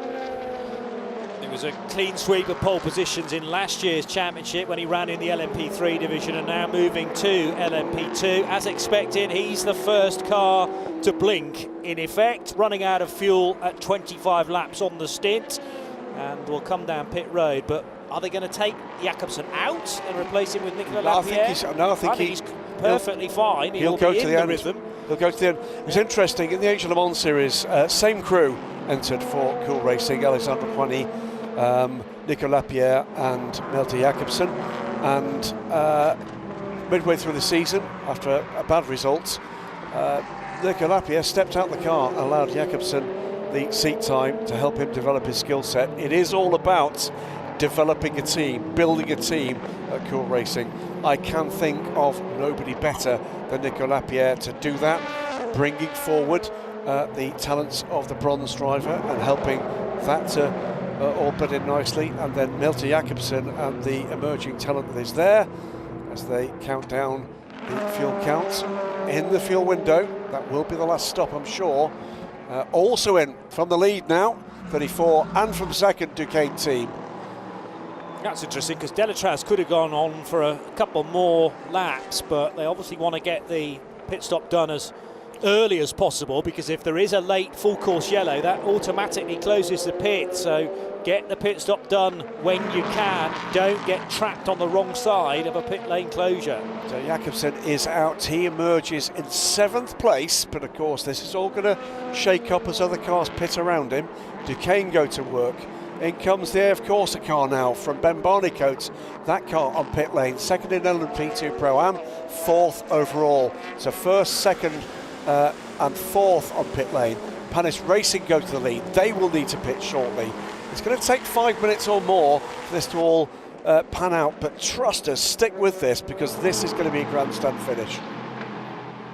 Joop van Uitert is really pushing the envelope to the maximum, because Neil Jarni pitting at the end of 26 laps. It might be about the same actually, another 26 lap stint for the Dutchman, but you will be hard pushed to go much further than that in an LMP2. We have stayed green throughout all of the current stint. Oh, he says actually there were 5 laps of yellow at various points during Joop's stint. So we had we had a very quick full course yellow, probably to recover Martin Rump, and then a further brief halt in absolute speed to deal with another incident on track. So it does give them a little bit of mileage here and there. I wonder if they put tyres on for Malte Jakobsen. That was a 1 minute 23 on pit lane for Malte Jakobsen. 1 minute and 2 seconds for Racing Team Turkey.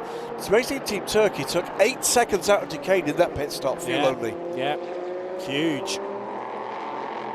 And you think you're fighting for tenths, 1/100ths of seconds out on the racetrack, but then you lose whole seconds with maybe just something as simple as a strategy call. New tyres will mean that Jakobsen loses time in the moment, but then will have the performance potentially to really up the pace. Here comes Joop van Uitert. And running down pit lane from the lead, the 65 car. Took a race win last year and showed a rich vein of form. Panis Racing, 47 goes to the lead. It is Pachito Lopez, leads on his LMP2 debut. There may be some dramas to come though for this car, involved in incidents at the final turn, and he is driving this thing hard. Just 2 or 3 times I've seen big black lines as he comes through one of the sweeping turns, and someone's off the road here. Who is that emerging from the dust? It's a prototype and it's an LMP2 car. It's a United Autosports car. Was it the Euro International car further back that had just gone wide? No, it was the United car.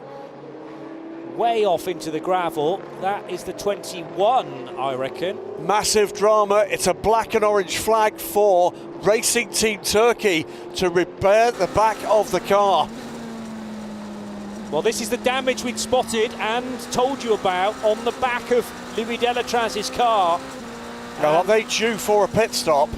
They are due, aren't they? No, they've just had their pit stop. They came in early and presumably did not address that.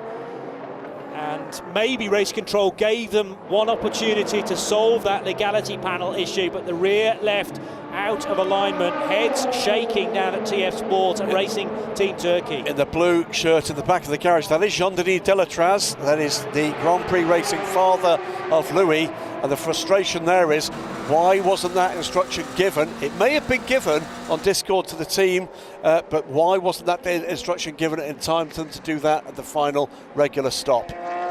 It's easily solved this, because by the way, just take the whole of the rear clip off and put a new one on. But it's 30 seconds. You're down pit lane for 30 seconds to do that. Yeah. That's the point. They've just been down pit lane. We don't know what instruction has been given to the team privately for them to do that, but it's now a black and orange flag. They must do it. That has just lost them the race. At the moment, on track, in contention with Jose Maria Lopez, still needs to make his final stop, by the way. So on countback, it is Louis Delatraz leading the race with the Cool Racing car ahead of him, just ahead of him, still needing a final fuel stop, but that is going to cost them dearly. How much time do you think they would have lost if they'd done it in the pit stop? 20 seconds. 20 seconds. So they're still. It would have been nip and tuck, wouldn't it? And they were hoping really that a blind eye would be turned to that by race control. The answer is it wouldn't have been nip and tuck in their class. Well, because no, of course it's the overall race win, yep, and it's the class win. Jean-Denis Delatraz nerves are jangling here. I think hiding not very well. A little bit of anger as well. Bits are coming off that car, the 34. And Delatraz looking for a way past Lopez. I think there's a point to prove here. And he's going to make his way past Lopez. Or is he? Not quite there. But it is... Lopez comes to the pits. I mean, the term given for that part of the car is a legality panel. It carries a tail light, it carries the rain light, it carries, I think, when you hit the speed limiter, the flashing warning to everybody else, so it needs to be present, and often the ACO say by the time of the end of the race, the car needs to be in a suitable state. So they've given, effectively, the team its final pit stop to address that. And as you say, we're not privy to some of the conversations being had internally via the Discord channel. But either that wasn't picked up, or they've hoped that they will get away with it, and that is not the case. I would expect, and I'm perfectly happy to be corrected if I'm wrong on this, that will have been an impact between one of the United cars. It is sporting matching damage with one corner, and that's either happening in traffic or it's happened as we came into caution. But either way, that is horrible luck for Racing Team Turkey. So Delatraz leads for the time being, but Neil Jarni will take the race lead. But the big question mark for the Pro-Am race leader is how quickly can they get this car in the rear fixed or exchanged and then back out again? How many places within Pro-Am are they going to lose in the process? Still, Jean-Denis Delatraz is deep in conversation with a number of people in the Racing Team Turkey garage. He's not happy. No. He's not happy at all. And there will be, as always, multiple sides to the same story of frustration palpable in that garage, and I'm sure the same is true, and I'm sure Louis Delatraz is talking to the team and saying, you know, what do you want me to do at this stage? Time is counting down within the last 30 minutes. Full course yellow speeds of car 24, that's Nielsen Racing, and car 35 are under discussion. 35 is the ultimate car. They are not cars in overall contention. So as things stand, let's put this into context, Johnny. 34 leads the race in the hands of Louis Delatraz, but will have to at the moment pit to change the rear clip of that car. Neil Jarni leads LMP2 in his second overall for Duquesne team. And has made his final stop. Edek Sports, Paul Chatan is 8 seconds back. And pits as I say that, so he will drop back. Probably going to come in at the end of this lap, and does do. Yeah, Job van Uite then will inherit third place overall, second in LMP2, after frankly a really good double stint, but is 30 seconds back, will not do that on pace. That is the change. Ben Barnicoat. Has he just gone ahead of Job van Uite? He has, hasn't he? So that is second in LMP2 Pro-Am. Any kind of fumble on pit lane by Racing Team Turkey, it could be an amazing win for them in LMP2 Pro-Am. But that is Ben Barnicoat going through to third overall. There's also a little bit of damage on the front of that 83 AF Corsa P2 car, but it's a dive plane which is flapping around, and that's less of a drama than the rear damage on the Racing Team Turkey car. Side by side between the Cool Racing LMP3 and the 16 GTE Porsche, which spent some time earlier on in the piece out front when Ryan Hardwick was at the wheel. It's back in the lead now with Alessio Picariello and has a 4.7 second advantage. No, considerably more than that actually. It's 21 seconds back to Conrad Lauersen for Formula Racing. Absolutely third at the moment. Still JMW Motorsport. They're not going to win this get any further on pace, but it's been a good run from them. Looking at the pace of the leading cars here, Ben Barnicoat matching Louis Delatraz's pace, and they're phenomenally quicker than anybody around them. 134s 2 laps ago. Barnicoat took 4 seconds out of Neil Jarni. He's taken a further 2 this time around. So, well, the gap is under 30 seconds. We've got under 30 minutes, though, to go. Things are going to have to happen for Barnicoat to have a chance there up the inside and just in traffic from the 28 car. Replay here, side by side for 2 of the LMP3 cars, 17 on 13. That is for second place. Marcus Siebert goes past White Bricacek. Antoine Ducan, it is that leads the race for the 31. I have a feeling, does that 31 still owe us a stop? I think it does, The Cool Racing car of Marcus Siebert? No, the Racing Spirit Le Mans car. Racing Spirit Le Mans were last in. Has it done its 2 big stops? Well, they're 16. Ducan's 16 laps into his stint, Siebert's 15 laps in, and I think they all done. They would have all done their stops. Right. Bear in mind the long stops have to be done before we enter the final 15 minutes of the race. They wouldn't be leaving it this late. And all 3 of the top 3 cars have done long stops last time around. You'd expect that to have burned the final one. Racing Spirit Le Mans certainly with what looked like a delicious triple chocolate muffin there. Excellent. Seemed to be in very good spirits. Again, a race-winning team from yesterday. We talked about Team Virage, Racing Spirit Le Mans winning on their GT3 debut in the Michelin Le Mans Cup yesterday with their brand new Aston Martin. It is the black and orange flag confirmed for race control for the 34 car. 26 minutes to go. And could this be a famous win for Duquesne team in dramatic circumstances? They've got 32 seconds. This is all about Racing Team Turkey have told Louis Delatraz, absolutely hammer this and try to give us enough time to make the gap so that change can be made. I don't think it can. Team manager car 95, that is I'm sure to do with the Ben Tuck episode. We heard that was under investigation, the clash with the 47 of Jose Maria Lopez. That we still haven't heard the result of. All sorts of things could come here. Go. This here is it. Comes Louis Delatraz. Now he's got a minute's advantage over the second place car in Pro-Am, who is Ben Barnicoat, who's just charged his way by Joop van Uitert into turn number 10. So the 34 on pit lane, the 30 is at turn 10. That is the second place car overall. Calling it for the overall position.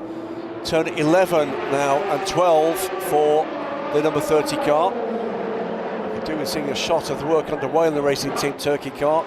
Turn 13, turn 14. It's away already.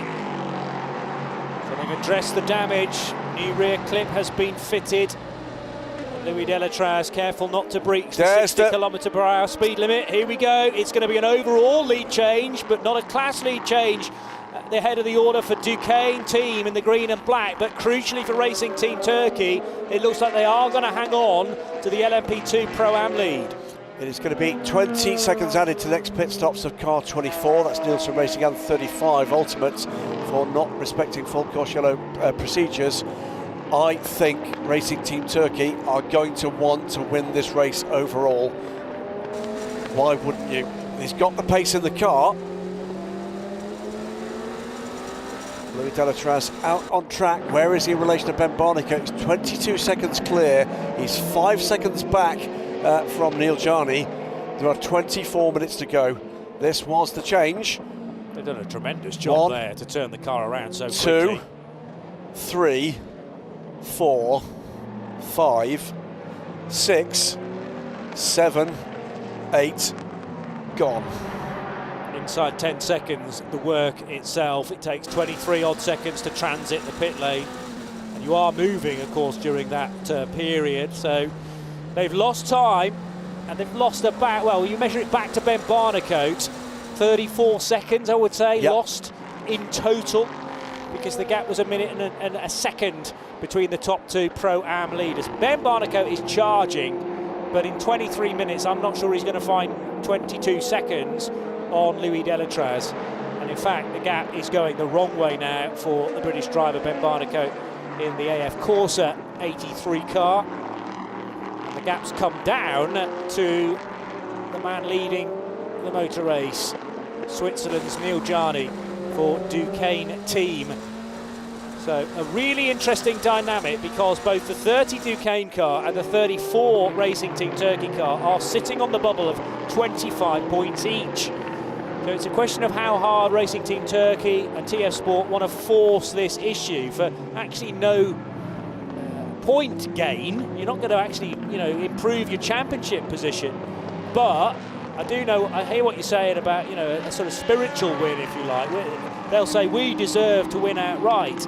But at the same time, the car's got to pass post-race scrutineering, and I'm not sure it would have done with that damage on the rear. There you go.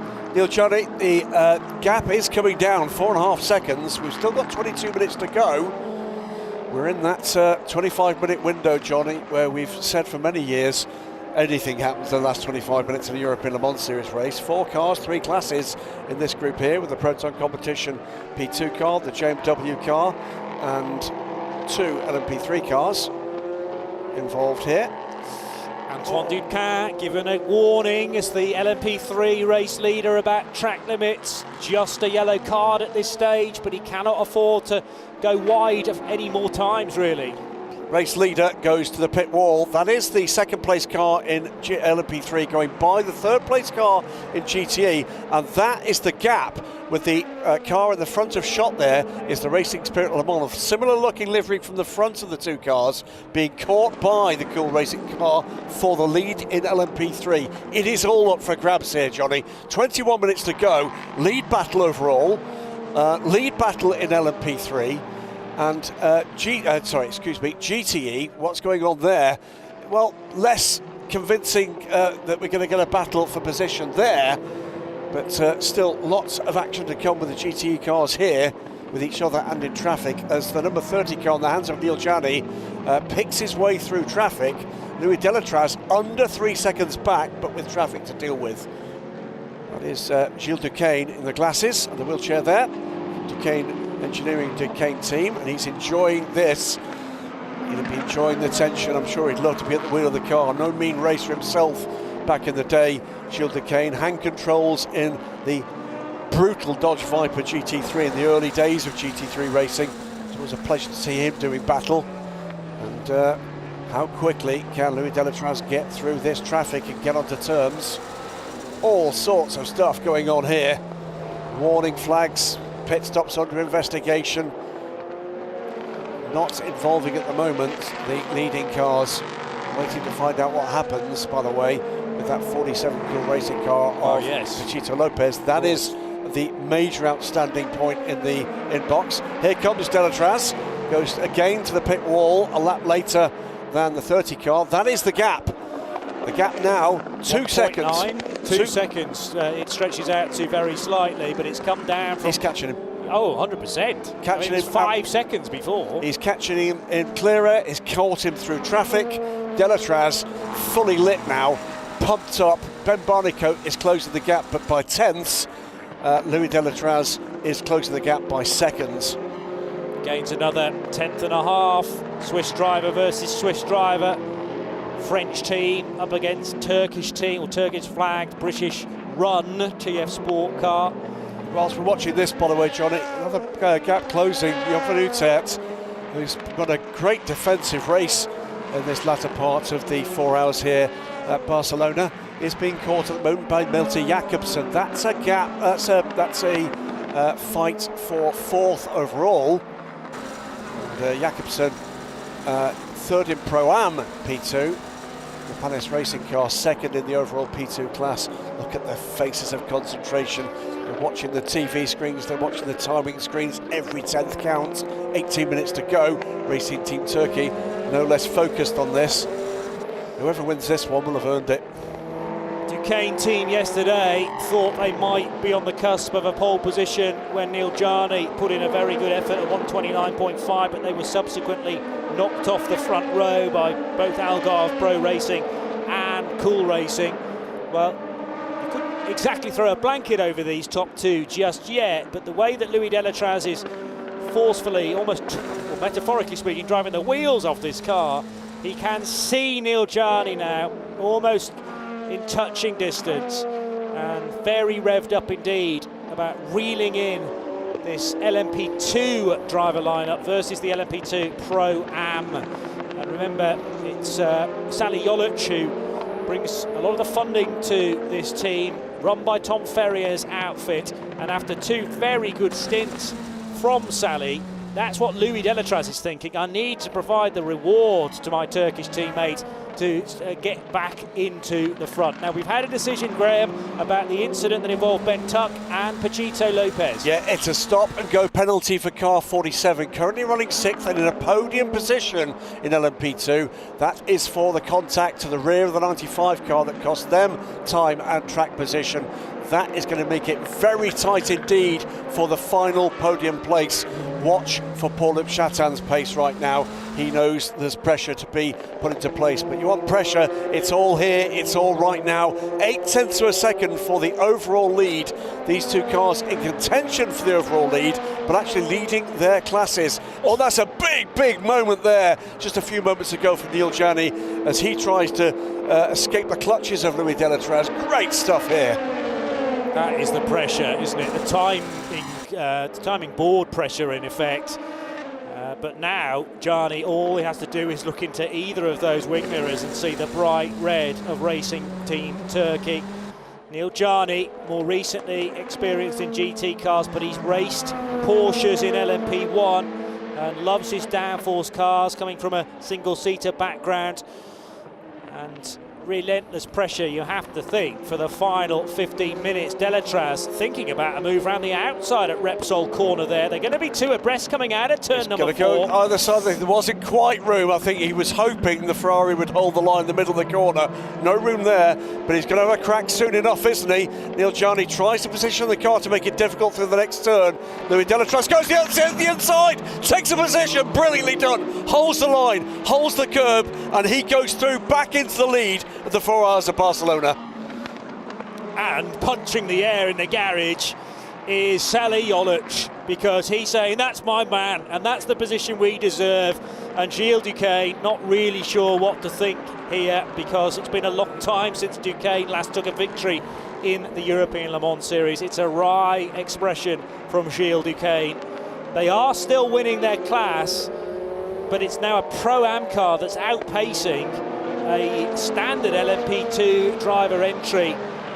We didn't quite expect the first race to go like this.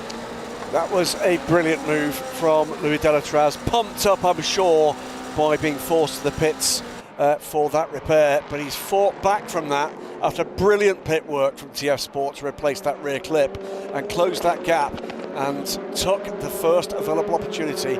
This, by the way, this is Milton Jacobsen having a crack at Job van Uitert, but that didn't quite work. The cutback worked for the Dutchman. The Dane will have to try again a little later. And this is the battle for LMP3 and the overall lead. So 2 cool racing cars, one in LMP2, one in LMP3, involved in meaningful battles, Johnny, in the last 15 minutes.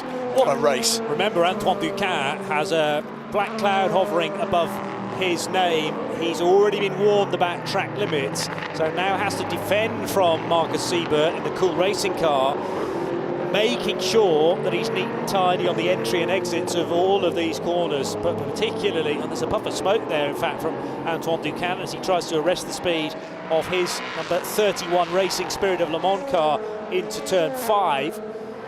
But we know that a real flashpoint is the exit of turn 14. This was the overtake for Louis Delatraz. It looked actually like he was going to just follow Neil Gianni through, and at the last possible moment, very similar to Charlie Eastwood's manoeuvre in the same car early on in the race, darting up the inside. That is not an easy thing to do, especially when you've got Ulissi de Pauw in the Ferrari trying to, the best he can, stay out of the way of this incident. I would say that Gianni was slightly compromised into turn 5 because he was having to avoid the Ferrari and a snap on the exit. And I mean, the way that this car's been set up, the 34, on the tyres and also on the suspension, Delatraz could hit the brakes with full confidence that it would stop and it would just stay on rails. And you're right, that's what it's all about, is having confidence in the car you've got underneath you here, the setup of the car on the brakes. It's been nailed all day, hasn't it? It's a superb performance from Racing Team Turkey, superb. Whereas, for me, the Duquesne car's just not wearing quite as well, and Neil Gianni, every credit to his talents, has had to deal with the odd snap from the tail of car number 30. But disappointment again, it would appear, for Gilles Duquesne and his team. They're going to have to make do with a second-place finish. Ben Barnicoat is still charging hard, but he's 20-odd seconds further back in the second-place Pro-Am car, third place overall. On pit lane, by the way, the 47 car, I think, to take that penalty. Key thing here is he going to get that car back out and running at full speed before Puluk Shatan gets through? The answer is no, he isn't. Shatan goes up into a podium position, so that incident with Ben Tuck has cost the Cool Racing 47 car a podium place as things stand at the moment, with 12 minutes remaining. Out of Catalunya corner goes the race leader. Full sunshine now here at Circuit de Catalunya, Barcelona. And a fantastic way to finish a race that started in such a bad way with several damaged cars. Unfortunately, still got 11.5 minutes to go. but the positions in LMP2, both across Pro-Am and the more standard lineups, starting to become more secure. Yeah, absolutely stellar stuff in the last 20 minutes here, and there's still more to come. Closing in on the final 10 minutes, Racing Spirit Le Mans lead LMP3 here, with the 17 car there. That is the battle for the overall win in LMP3. White Breaker check, by the way, 7 seconds back from this pair. Got to keep it clean. Any delay for either of these two, any contact, there could be 3 cars in it. But at the moment, it is Antoine Ducan. Had horrible luck with Cool Racing, I think it was last year. And it's Cool Racing chasing down the Frenchman at the moment. Their car at the hands of the Argentinian driver Marcus Seibert, who put the car on pole for the race today. We are 10.5 minutes from the checkered flag. Yeah, Antoine Ducan running in all 6 races for Cool Racing in the LMP3 category. This is the battle for 4th place overall. It's the 2nd place car in the LMP2 class. The blue and Dayglow red orange car. There you go, 65 car of Job van Uter, under pressure again from Malte Jacobsen. Jacobsen, the young Dane in the 37 Cool Racing car, sitting 3rd in the LMP2 Pro-Am class. If this is confusing, you're joining us late. Identical cars, difference in the way the driver squads are made up. The LMP2 Pro-Am cars with the light blue number panels, have a bronze ranked driver. Why these cars mixed up as they are? Because we had an early safety car period, which meant that a lot of the bronze driver time was eaten up. And frankly, the bronze drivers at the head of this field, Johnny, drove impeccably. Some of the stints from people like Sally Jolic and who started the 83 with Francois Perrodo. Perrodo did well. Yeah. Kwani kept it clean. Yes, you can say the safety car has definitely had an influence, but it was only 15 or 16 minutes of safety car. Kept everybody bunched together, but then coming out of that, we had a good spell of green flag running all the way to the 2-hour mark, just about. And that was when Sally Jolic was doing the hard yards and Francois Perrodo was doing the heavy lifting. And every credit to them, because I don't think I expected this mixture of Pro-Am and standard P2 lineups in an overall top 10 by the end. Whether this is just a sort of unusual race or whether this is something we've got to become used to. I'll tell you what, it's a corking race because it's had bits and pieces of everything. It isn't done in P3 without a shadow of doubt. It should be done for the overall win in P2 without absolute drama. We've got 8.5 minutes to go. There are still cars behind these lead cars going very quickly. Ben Barnicoat is racing along, is taking time out of Neil Jarni. I don't think he's got time to do it unless Johnny is on a set of good years that are about to fall off a cliff in performance terms. There's no sign immediately of that happening, but it's been a corker. Just can't wait for the rest of this season. We've said it before, I'll keep saying it, the field is amongst the best I've ever seen in a sports car race. Yeah. And the great thing is that we can enjoy different phases of the race. So you have bronzes versus bronzes, and that's where the biggest differential in speed is to be found. Malte Jacobsen in the number 37 car, darting to the inside, and Job van Uter can't react in time. Through he goes, the young Dane, 19 years old. Tyre pickup being thrown into the face now of Job van Uter. Doesn't feel like too long ago we were calling Job as the future talent. Well, now he is definitely a name to be conjured with. But Malte Jacobsen, how high can this kid go? Well, this I think looks like Job van Uter's tyres have finally given their best. That was a cracking move though from young Malte. It's been a great performance from Job van Uter. Nothing bad to say about that, but clearly the Cool Racing car had the better brakes underneath it, the better tyres underneath it at this stage.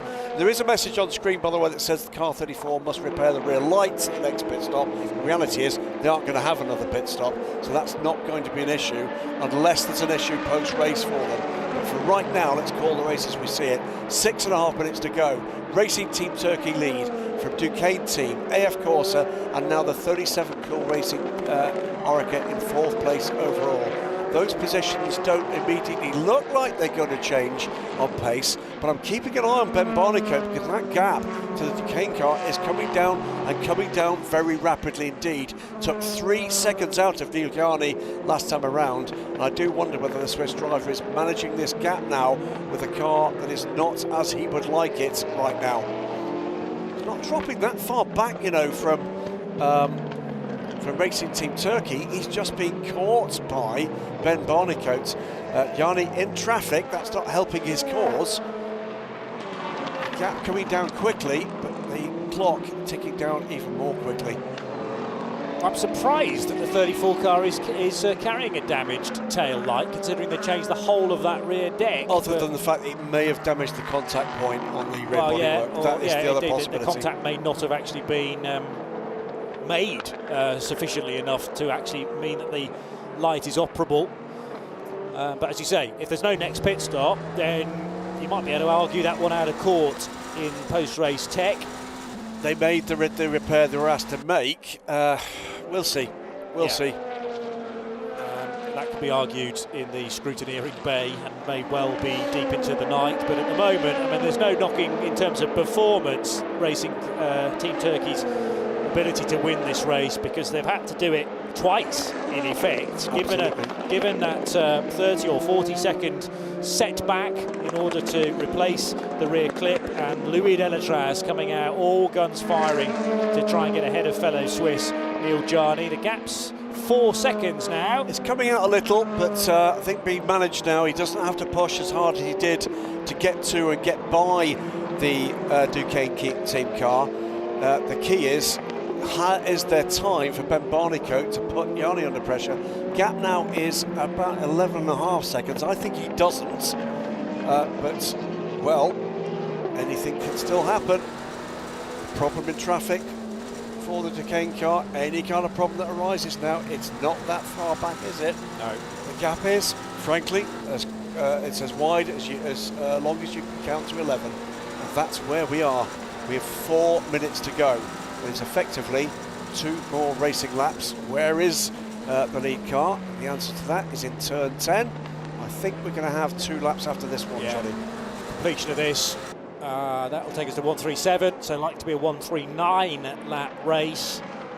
And then we'll look to the other classes as well, because where Louis Delatraz is in relation to the LMP2 race leader, Neil Jarni, the LMP3 race leader, Antoine Duquesne for Racing Spirit of Le Mans, and the GTE leader, who is Alessio Picariello, the Belgian, for German squad Proton competition. They will be able to work out in a moment or two how many laps they need to complete as well. 3:25. I think we might even get to a lap 140. Actually, it might be 3 laps here. Yeah, because he's not got time to manage that gap to the point where he could comfortably lift off. It might be this plus 2 more. Now, could that make life interesting in terms of the battle for second? Slightly more time on the clock than 3 minutes and 14 seconds, which would be 2 laps from this point. So again, the teams need to factor that possibility in. What it will do is give us even more racing time at the front of the field for LMP3. Bear in mind, all these smaller prototypes have been racing for the better part of 4 hours. They've had to do 2 longer stops plus the really short one, and decide where they were going to take that short pit stop. But when all of that is done and dusted, you've got a gap of half a second after 3 hours and 55 minutes of racing between 2 drivers, very equally paced it would seem, Antoine Duquesne and Marcus Siebert. Stop and go penalty, by the way, for car 8. That is the Team Farage car lying in 8th position in LMP3, but we'll worry about that later, because this is a cracking battle, and this is for the win. 18th position overall at the moment, the 2 battling LMP3s. Whilst LMP2 has had drama all over the place, LMP3 has just been it's grinding away, isn't it, at this? 2 teams that have run pretty much faultlessly. Racing Spirit Le Mans here in the European Le Mans Series again as a result of the win in the Michelin Le Mans Cup last year.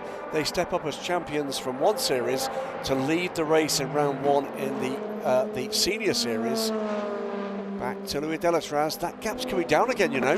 2.5 seconds between Delatraz and Neil Jarni. They're just heading into Repsol corner now. And there was slightly more than a lap time left on the clock as they crossed the line. So they'll finish this one and have one more. And as you say, Delatraz nowhere near a position where he can rein back the pace to ensure this is the end of the race. This is tense stuff up and down pit lane. Ben Barnicoat, by the way, not in this, 12 seconds back, and he's holding that pace. He's got nothing to offer in terms of catching that pair. But well, he brought it down from about 20-odd seconds, though, so that has decreased. Yeah, but in the last 2 or 3 laps, it's remained at about the 12-second mark. He's not taking the big bites out. Keeping an eye on what's going on behind that. There's nothing else in the LMP2 class of note that looks like it's going to change here. It is about, we are presuming, he's holding this gap and driving a conservative pace, knows what he's doing here. Hold the gap to 2.5 seconds, so it's reasonably comfortable. Where are we with traffic for this pair? And the answer is the Proton competition car is ahead of them here on the road, and then beyond that there is traffic that may become involved in Sector 1, Sector 2. Another 4.657 kilometres then for race leader Louis Delatraz in the cherry red of Racing Team Turkey, leading the LMP2 Pro-Am category, but more crucially for that squad, leading outright the 4 hours of Barcelona. Neil Jarni leads his class, but we really expected far more LMP2s to be in front of Pro-Am lineups. And what about this Dyson LMP3? Massive pressure on the shoulders of 18-year-old Marseille man Antoine Ducat. He was an Asian Le Mans Series champion at the start of 2022, but had a real troubling ELMS campaign last year for Cool Racing. Antoine Ducat changing teams to Racing Spirit of Le Mans, but Marcus Seberg now racing for Antoine's old team, Cool Racing. Massive pressure from the Argentinian to try and get through, and can he use this United Autosport P2 as a way of creating the gap? Well, the good news for the lead car is the United car has cleared both of them before they got into turn 1. This is cracking stuff. Antoine Ducat in defensive mode here. Just keeping an eye on what's going on with the 34. He's making his way through that batch of traffic that I was describing. Is this going to allow Neil Jarni to have any kind of impact on the result of this race? We've got, it is the last lap. It is the last lap. 34 coming out here off the final turn, Johnny. 140 laps, and what a story this is. Racing Team Turkey take victory in a Pro-Am entered car. It's the 34 of Louis Delatraz who takes the checker, Charlie Eastwood and Sally Jolic, who has seemingly taken this victory in his stride, but the nerve levels must have been sky high through much of that, particularly when the team was asked by race control to pit to refit or replace that rear deck. It's a Pro-Am car that wins the first round of the season. Yeah, the 30 car Duquesne team comes with a class win and second overall, with the overall podium being completed by another Pro-Am car, the 83 AF Corsa car. This is the 16 car coming home to take the win, and a great win it was too in GTE. We wait for these battling LMP3s. What a great display. Clean as a whistle, this pair. Is it going to stay that way into turn 14? Just about. Racing Spirit of Le Mans 31 car Antoine Ducat will bring home the win in LMP3 from the 17 of Cool Racing. Great display from all involved there. Not the time for heroics from Marcus Seberg. There might have been the slimmest chance of getting up the inside of the 31 car, but the last thing we want is cars colliding at the final corner of a 4-hour race.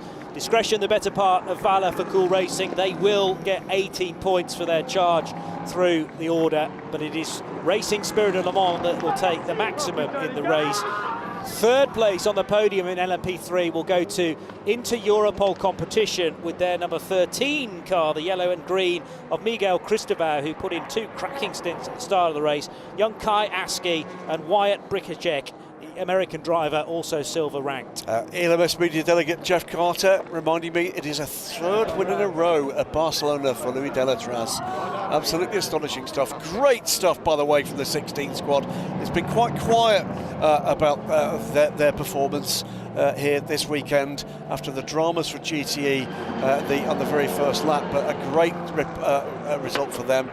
class win, as we said, in LMP2 for the 30 Duquesne team squad. The number 30 squad led that race, were chased back down after a late stop was enforced on the number 34 overall winner eventually, with the damage to the rear end of it, and a fabulous run to the flag in LMP3. And here's a man who deserves some luck, Ryan Hardwick, because you think about how his World Endurance Championship campaign has started.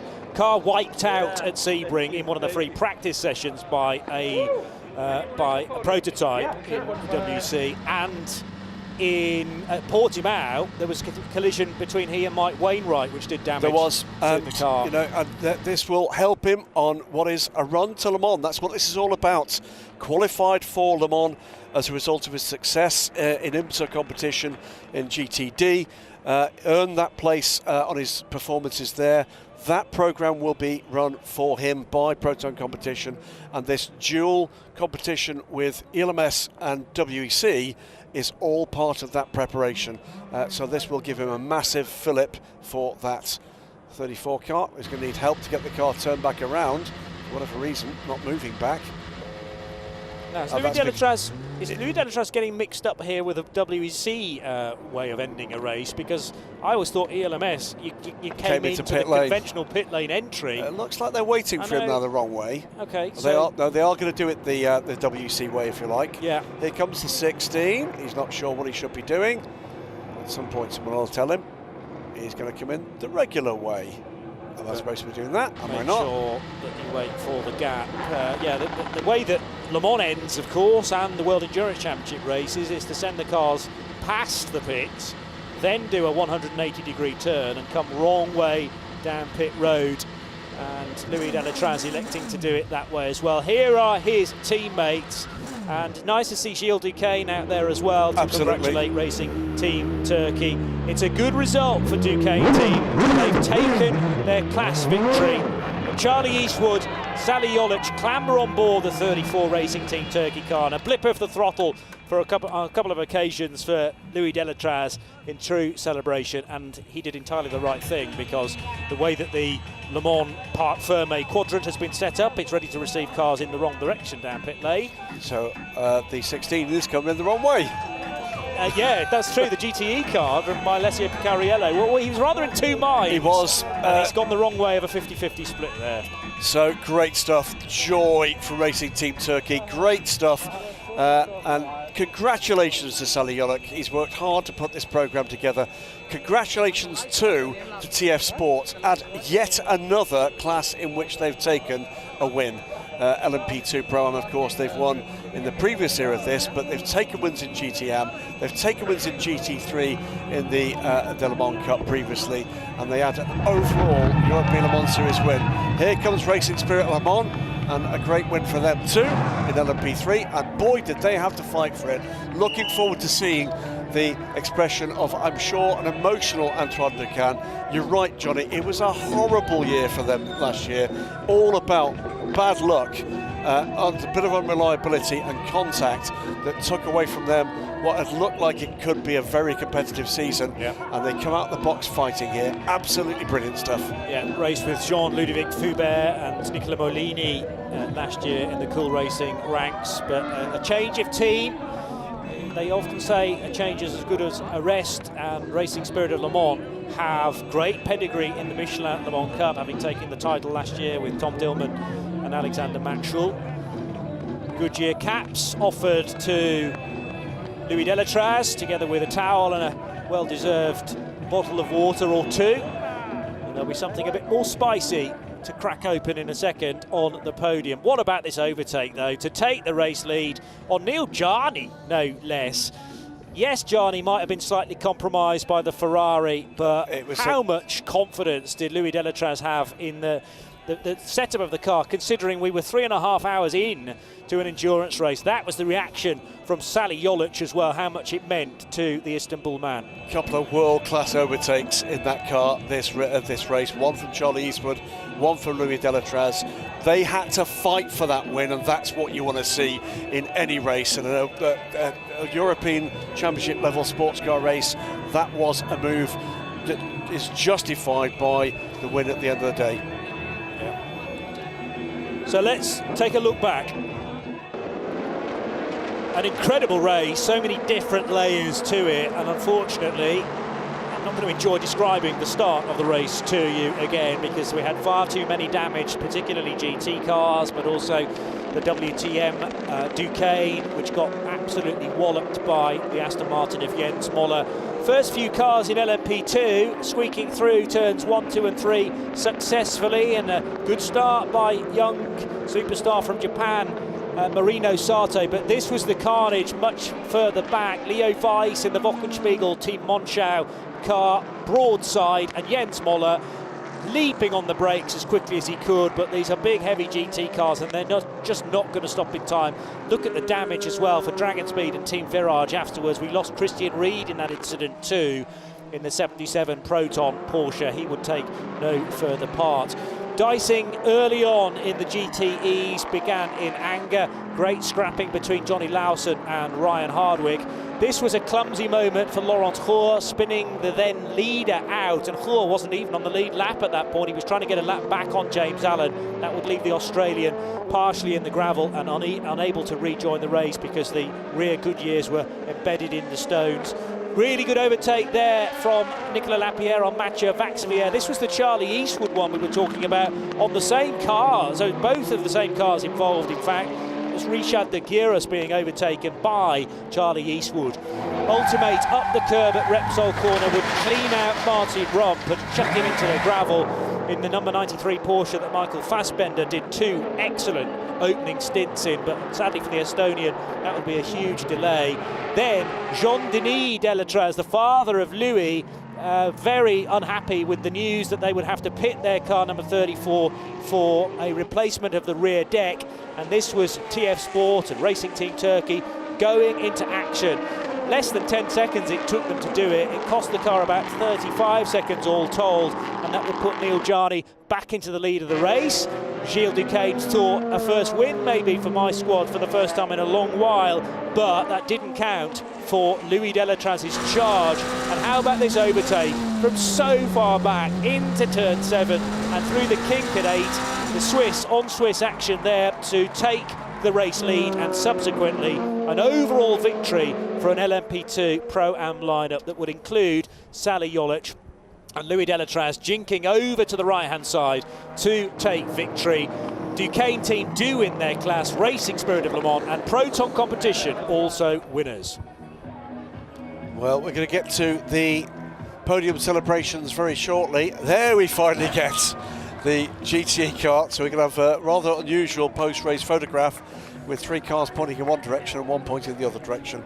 No, they didn't reverse to the line, but that's just a bit of a miscommunication around post-race procedure. That could be a quiz question in future years, can't it? What, name the meeting. But great stuff from the Proton Competition 16 squad, richly deserved that. Let's go down though to have a chat with Steph Wentworth down in the pit lane. She's got Louis Delatraz.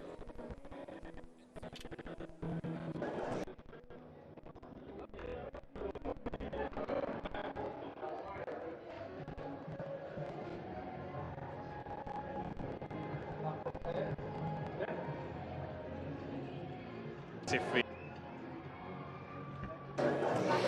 you. Thank you. Sadly, we didn't hear that one, I'm afraid. So hopefully you did on the stream, and thank you for joining us. Okay, I am with the winner, not just of LMP2 Pro-Am, but the overall race winner, Louis Delatraz from Car 34 Team Racing Turkey. Wow, it was a difficult final stint for you, but congratulations. Thank you very much. First of all, I want to say a big thank you to the team and my 2 teammates, because they gave me the car in the lead and everything was going so perfect. We've been strong all weekend, and I think we made it clear that we come here not to win Pro-Am, but we want to win races overall. And we didn't expect to do it straight away, but honestly, it's fantastic. And yeah, in the end, obviously, Di Resta hit me on the full Corsiero. 3 laps down, I honestly don't know what he was thinking. Big damage to the car.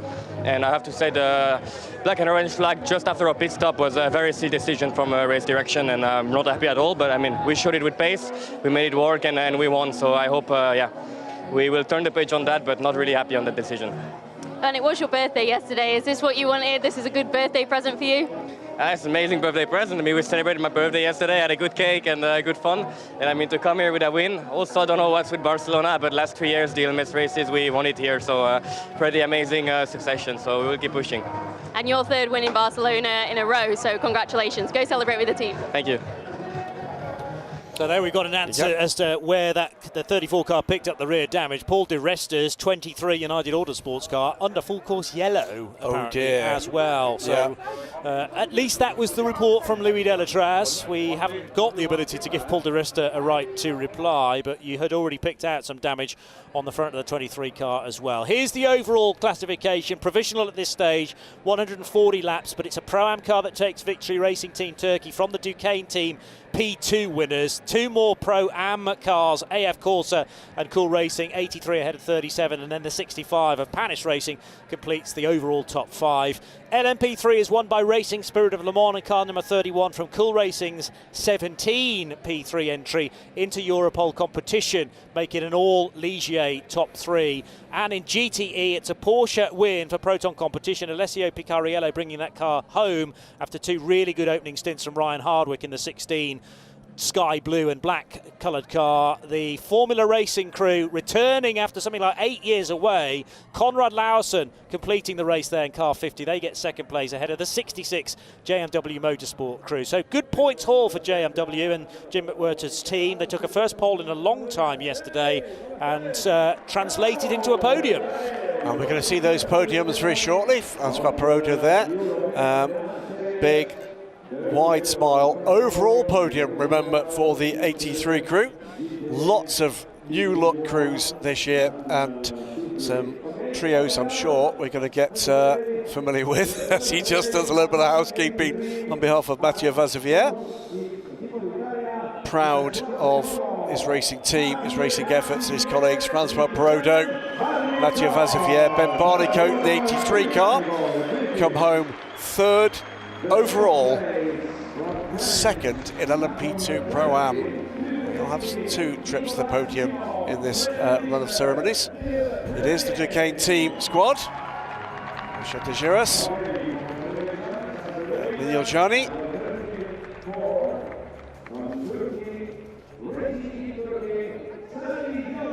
and of course Nico Pino, who drove so well in the start of this race. Louis Delatraz, Charlie Eastwood and Sully Jolic will take the top step in the 34 Racing Team Turkey car. And most important of all for Sully Jolic, we're about to hear the Turkish national anthem.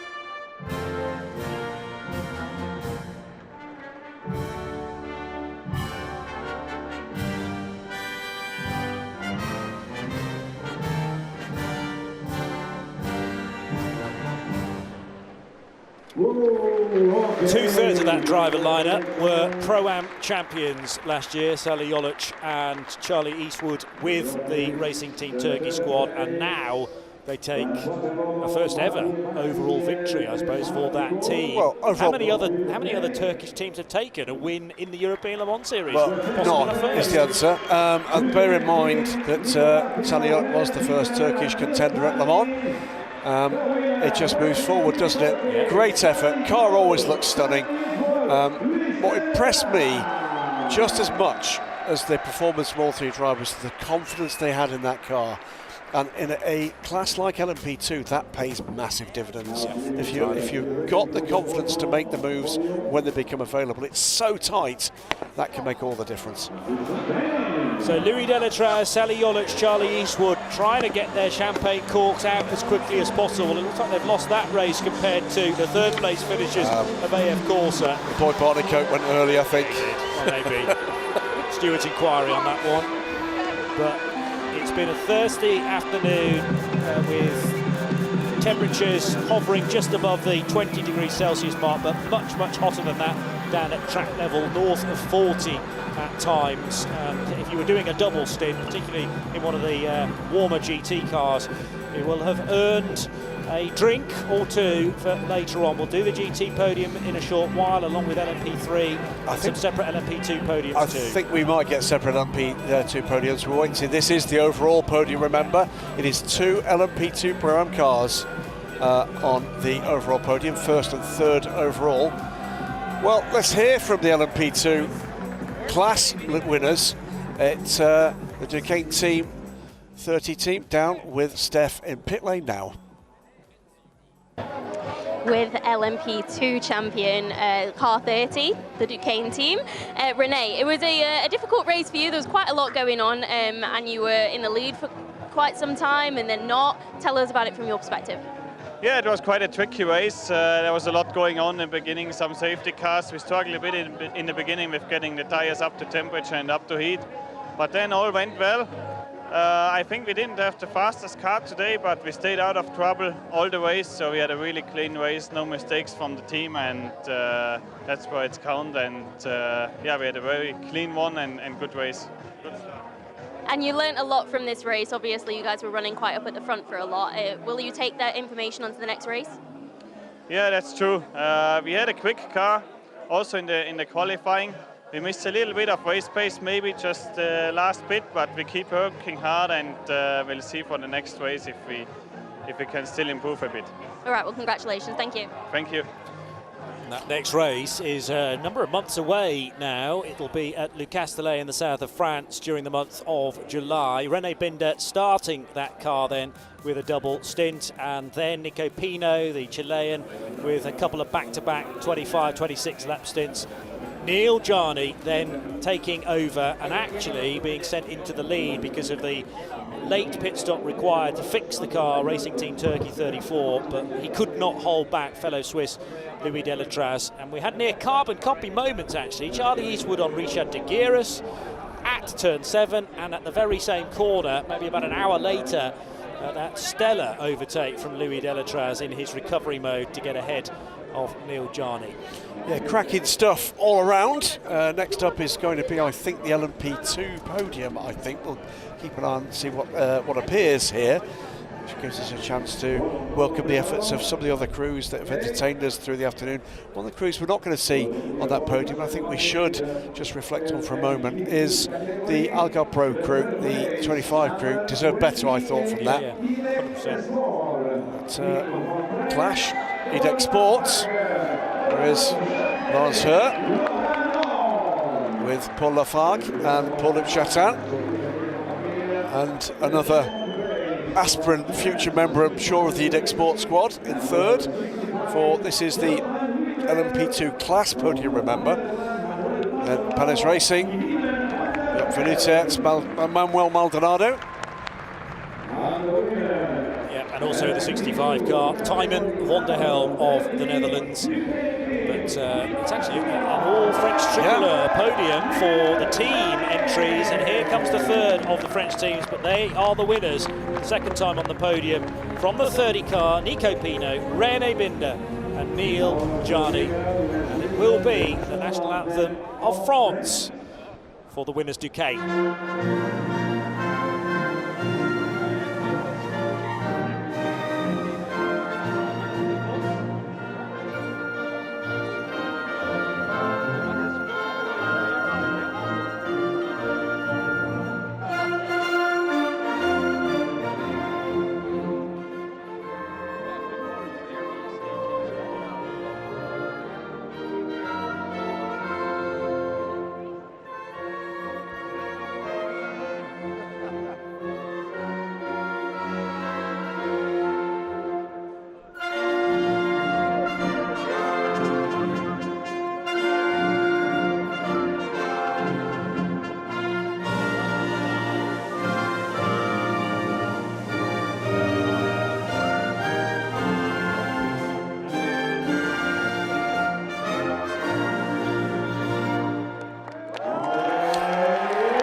Chatin Jr., presumably, I there, think in so. the arms of Paul Loup, and maybe a future racer there as well. I do wonder, there's a quiz question somewhere about the driver that stood on the podium and heard the most different national anthems. Neil Yarley must be up there.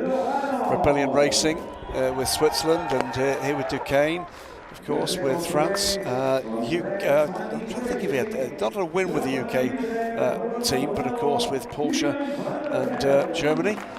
There's one for you out there on the internet. Discuss that one between now and July. It's an interesting question, because that's the testament to whoever your employees may be at any one time, I suppose.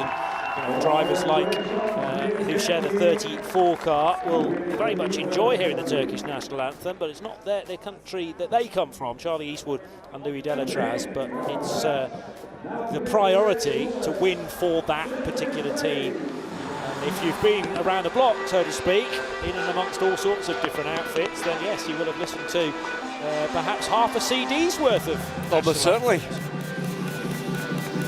So good to see, as well as some familiar faces on the podium. Some making rarer visits to the top steps. Got Vanutet there. So here, as we split away the LMP2s exclusively, this is the championship for the LMP2 Teams Trophy, led by Duquesne on 25, Panis Racing on 18, the 28 EDEX Sport crew on 15, then Cool Racing 13 points, they took pole position, remember, Algarve Pro Racing, car 25 with 10, and United Autosports with 8 points. The car we're missing from that is the 43 from Inter-Europol competition, did not finish the race. Neil Jarni, Nico Pino, Rene Binder will be leading the ELMS by the time we get to the next round at Le Castellet at Circuit Paul Ricard in the south of France. A number of months to wait, and of course we have to do Le Mans as well before round 2 of the European Le Mans Series. Many of the teams from the ELMS will be present at the 100th centenary event of the 24 Hours of Le Mans. It's about 7 weeks or so away, the celebratory weekend. Now a chance to catch up in the GTE world with Proton competition and winners there. And now with the LMGTE winners, car 16 Proton competition, congratulations. Let's talk about the start of the race to begin with, because there was safety cars, there was a lot going on, wasn't there? There was a lot going on right off the bat in turn 3. I was just fortunate. I was able to get around it to the right side, and unfortunately, man, it caught up several other cars, and including our sister car. It's a shame to see, but it enabled me to have a little bit of breathing room, so that bit was nice. And yeah, just a clean stint. Can't thank our team, this Proton competition team. They definitely know this Porsche RSR, because it was an amazing car to drive. Just nice and smooth, no mistakes, and it's a great way to start my first race experience here at European Le Mans. Fantastic. And you echo the same stuff? It's a nice car to drive? Yeah, absolutely. It's been, we worked a lot the last couple of days, and obviously this track has crazy tire degradation. So it was trying to manage that as best as possible. And, Ryan basically gave the car to Alessio and I in a perfect spot, and we just kind of had to bring it home from there. And Alessio, it's not over till it's over, is it? It's very difficult at the end of the race, but you managed to hold on to that victory.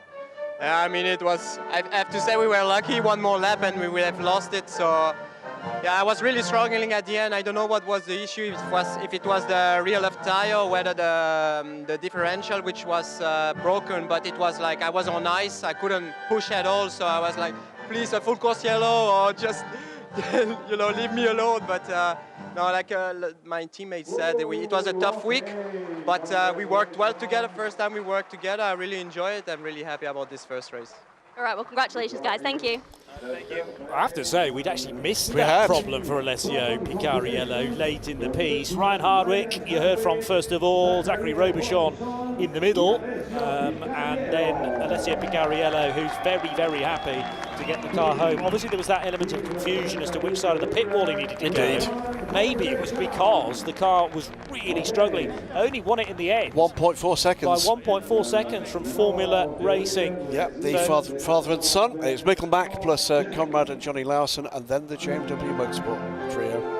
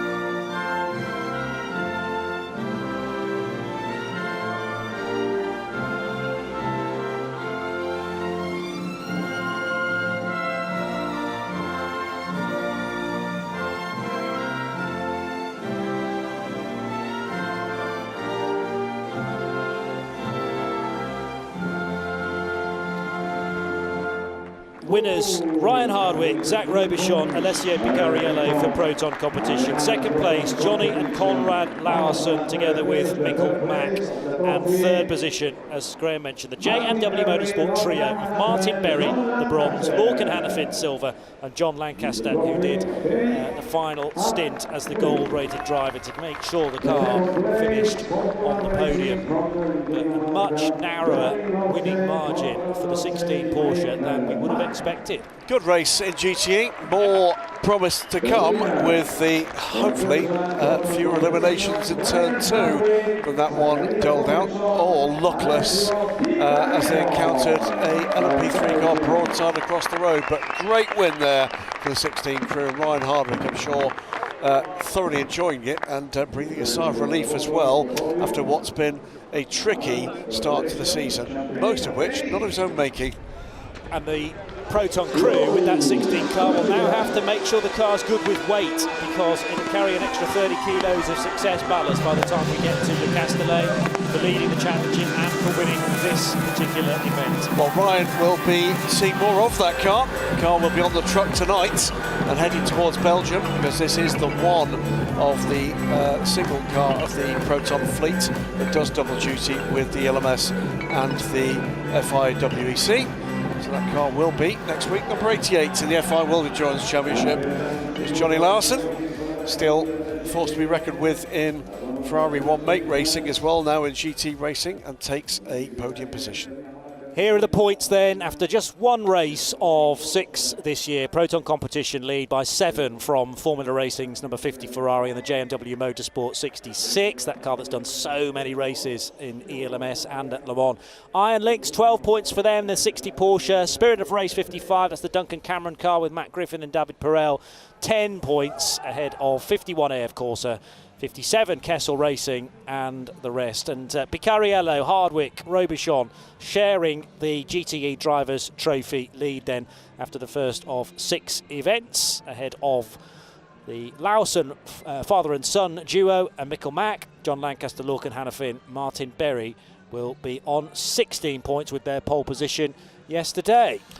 Yep, good stuff. Loads more to come from GT, as we said, and some cars that we would expect to run in the top group out the race very early there, so be a bigger depth of competition for sure when we get to the second part of the season, post Le Mans now, with the cancellation of the Imola round. All that means is we get to enjoy more of it in the second half of the year, Johnny. Yeah, absolutely, there is certainly that. So we're holding back a touch for ELMS, but it means a very rear focused, rear loaded part of the 2023 season. But after Le Mans, from July through to October, pretty much a race a month, with another visit to Spain to come at the end of August, with the first ever 4 Hours of Aragon, which will be a Saturday night race, following a month prior the 4 Hours of Le Castellet, and the trip to Spa in September, and a double header at the Algarve International Circuit at the end of the year, a Saturday and Sunday race there for the ELMS. We should still have 2 podium ceremonies to come, LMP3 and the LMP2 Pro-Am category. It's going to be LMP2 Pro-Am first, with third on the podium, the Cool Racing number 37 squad, Nico Lapierre with the beard, Alexander Coigny with the other beard, and Milte Jakobsen without the beard. Here comes Francois Perrodo in the 83 crew. We've already seen him on the overall podium. Mathieu Vaxivière joining him again, along with Ben Barnicoat. And nice to see handshakes all round there between the third and second place cars. But it will be a chance again to hear the national anthem of Turkey. Charlie Eastwood milking it for all it's worth, very unlike him. Sally Jolic and their teammate doing on the hard yards in the closing stages, Louis Delatraz. So a Pro-Am LMP2 podium and another chance to hear the national anthem of Turkey.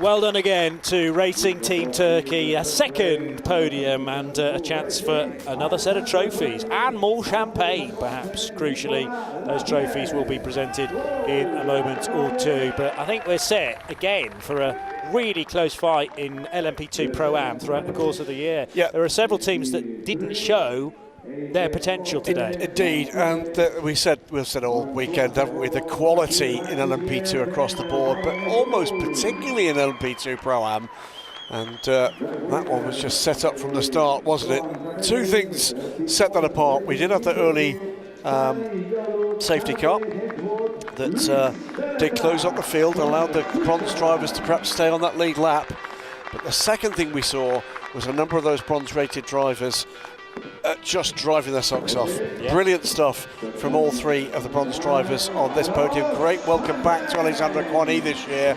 He's taken a couple of sabbatical years out. Francois Broder's not been away, but is clearly enjoying his time this time around in LMP2. And then Salih Jolic just coming into his own. We talk a lot about bronze drivers in perhaps GTE-AM, less so in LMP2. I think we're going to be talking a lot more about them. So it's going to be an 8-point lead for Racing Team Turkey because they took the pole position yesterday. Salih Jolic putting that difficult qualifying session behind him with the pole position as well. So maximum points across 2 days there, with AF Corsa, an 83 car on 18 points.